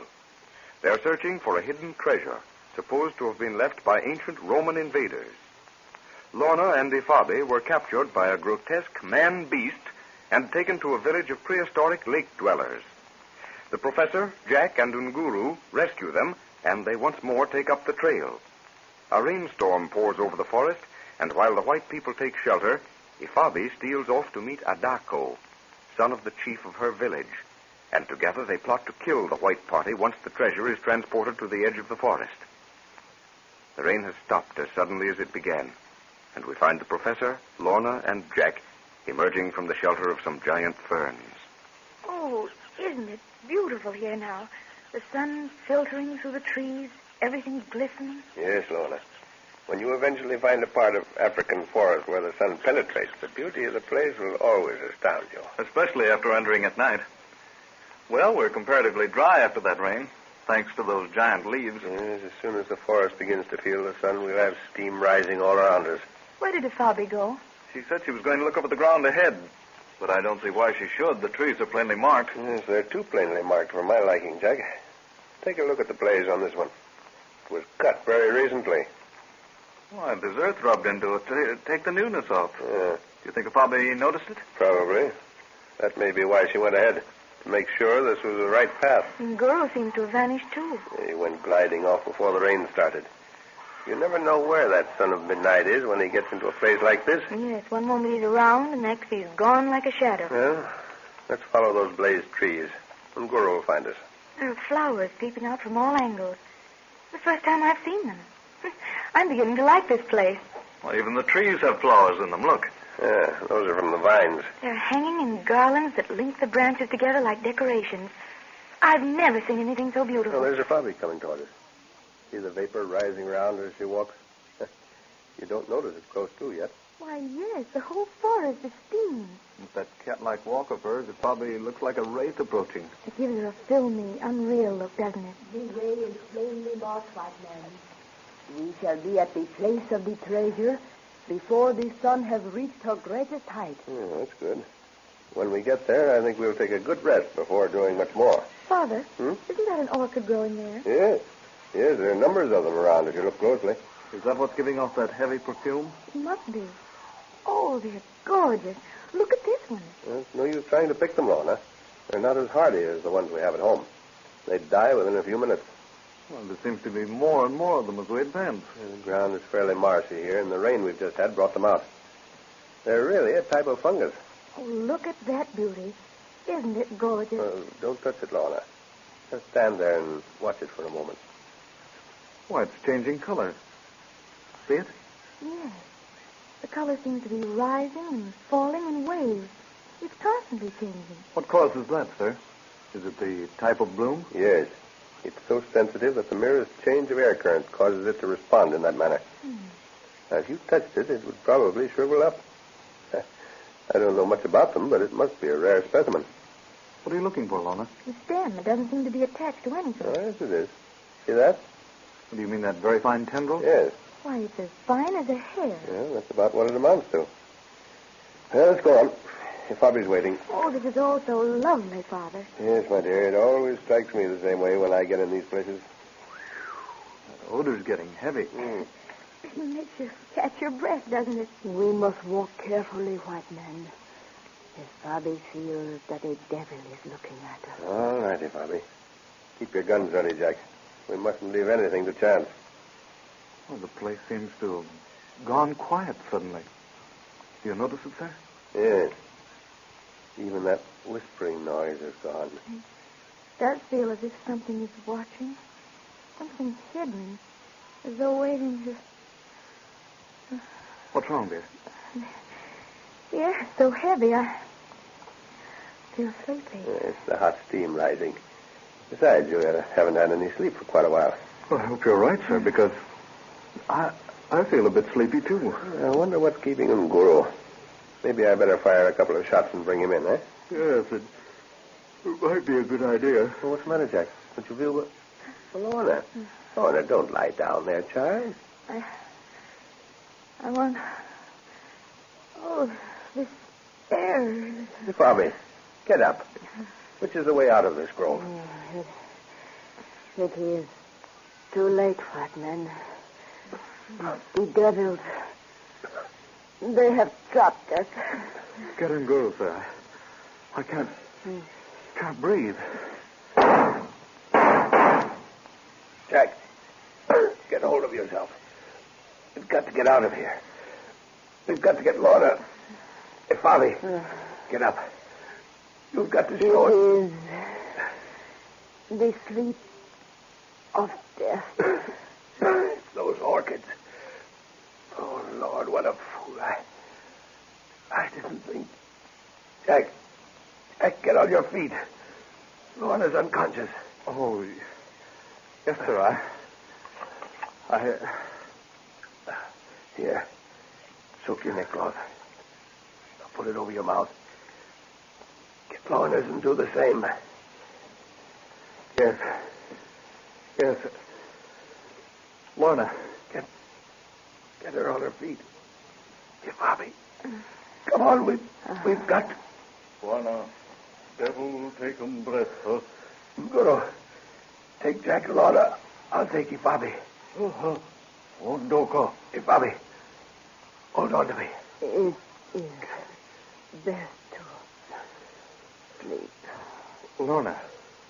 Oh, Guru, Come. Wana himiza. Come. Dahimili misi. Dahimili Bwana. I don't go. I'm coming. Devil breath. Him no good. Oh, no. Oh, that's better. We seem to be out of the worst of it. All right, then, Guru. I think I can make it now. Look after Lorna. Whew. stop here, Guru. We seem to be out of it now, eh? Aye, Bwana. Wind him blow from devil, huh? Yes, I think so.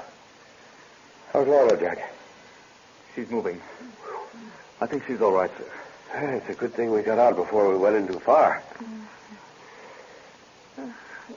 Give me a drink of water, dear. Here you are, dear.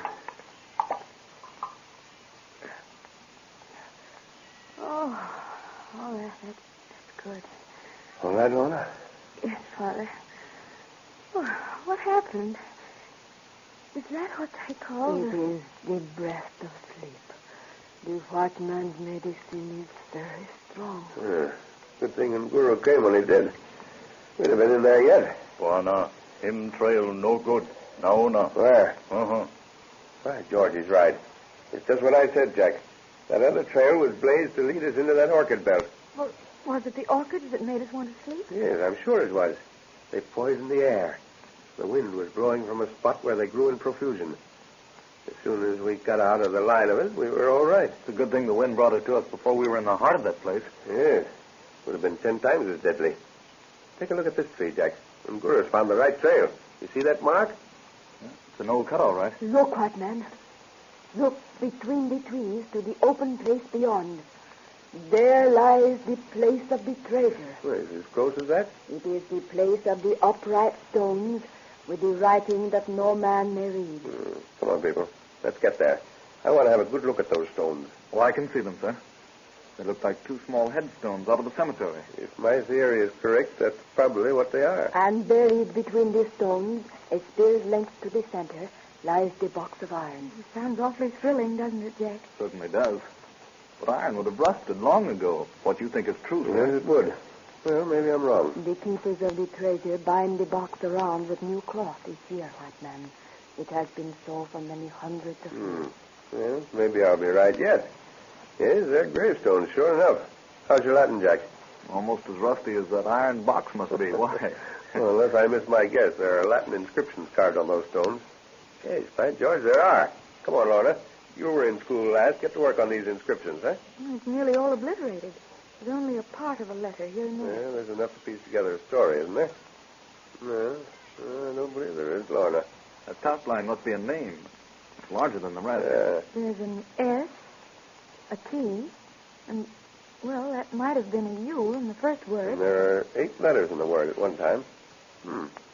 Probably the same name as the one on the cup Bobby has. Septimus. Yes. He was probably buried here. Said this earth has been turned over recently, sir. Yes, but I'm wondering what we're going to dig with. We must be quick, white man. The devils of the forest will not allow us to stay here too long.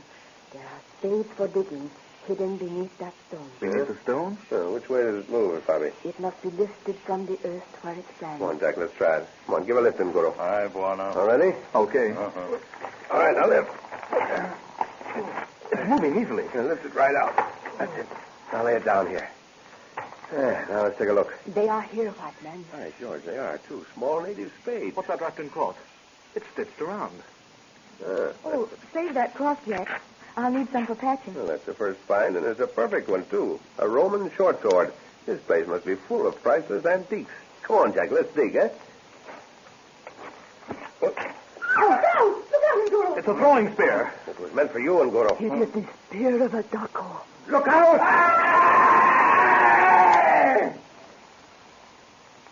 African drums are talking.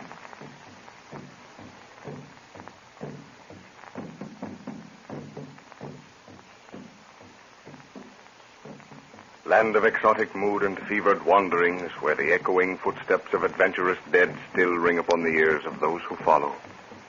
Where parasites in buzzing hordes await 'neath overhanging vines that trellis a fantasy of twilight on the path. Land of paradox and lies. Of greenery whose velvet softness harbors poison beads of perfumed agony. A land of pastel shades and painted death, where death is marked by life and life by death. This is Africa.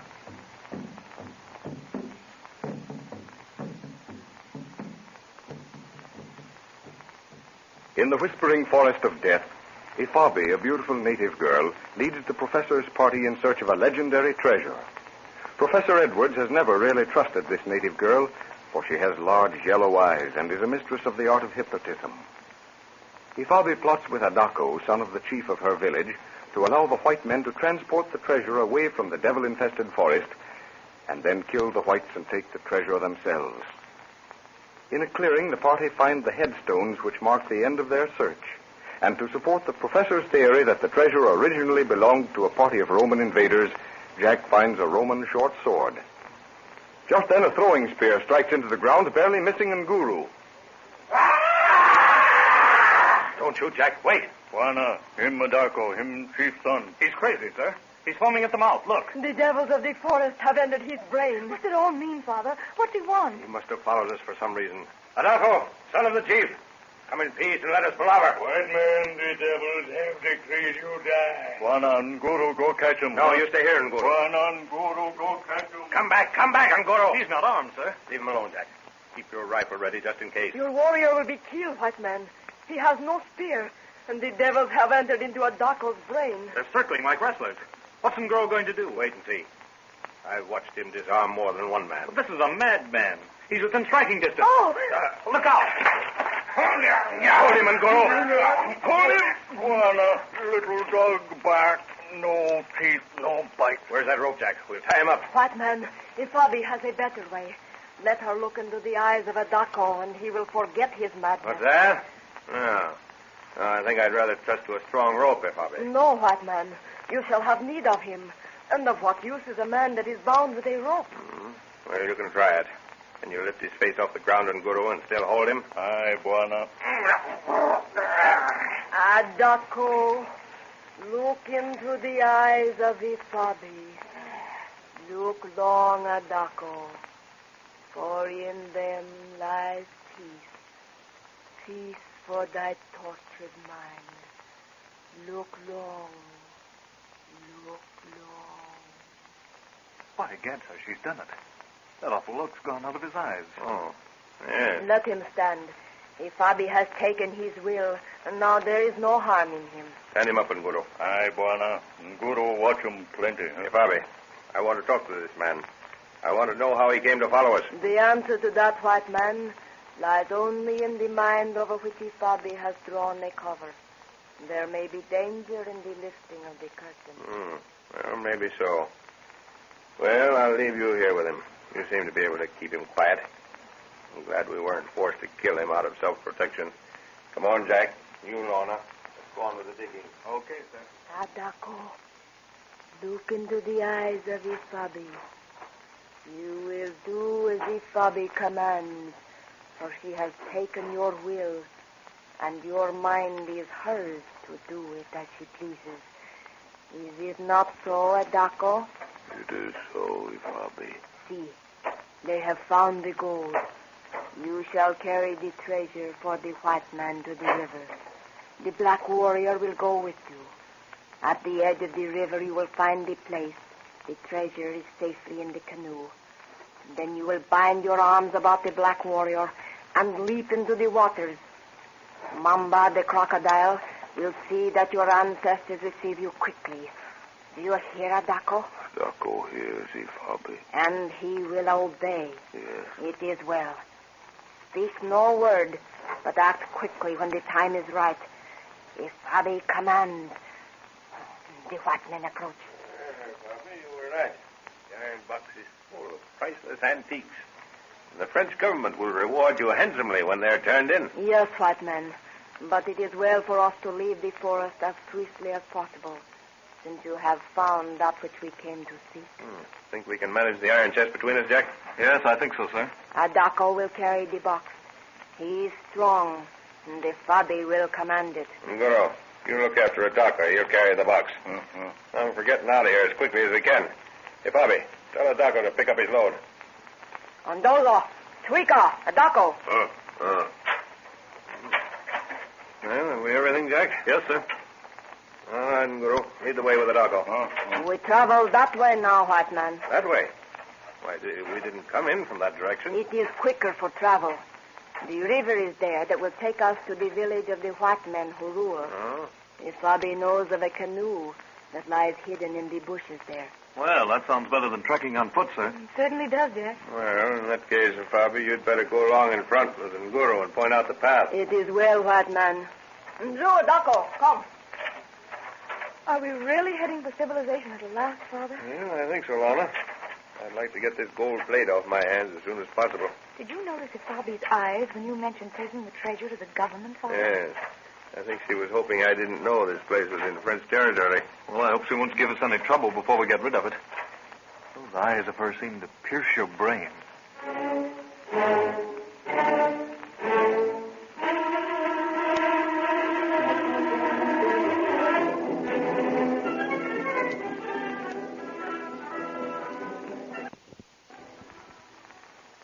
White man, we near the river. And the Fabi has told Adako where the canoe lies. Oh, the river runs through the forest, eh? Yes, I remember. I think I have my bearings now. What river is it, Father? Small tributary of the Bakari. It's a sluggish stream full of mud banks and crocodiles. The white man knows his way. Yes, sir, Fabi, I think so. It is well, for he has a long journey before him. He should rest. Yes, you're quite right. We all need a rest. Best not sleep too close to the river, though. Too many mosquitoes. Jack, spread out the blankets while Lorna and I have a look at the river. I want to see Nguru about guarding that chest. Okay, sir. We'll be back in a few minutes now. The young Buana is tired. Yes, Sir Fabi, I could do with a week's sleep. I'll get it, too, when we reach the post. Why do you look at me like that? Keep looking, little Buana. Keep looking into Fabi's eyes. No, I can't. You cannot close your eyes. You cannot take them away from Fabi's. No. It is well. Fabi will command and you will obey. Yes. The time has come when Fabi takes what she desires. Nadako has been of use to her, but it is you Fabi shall take to her own country. You, little Buana, who shall have the love of Fabi. You must listen and obey. Oh, say nothing.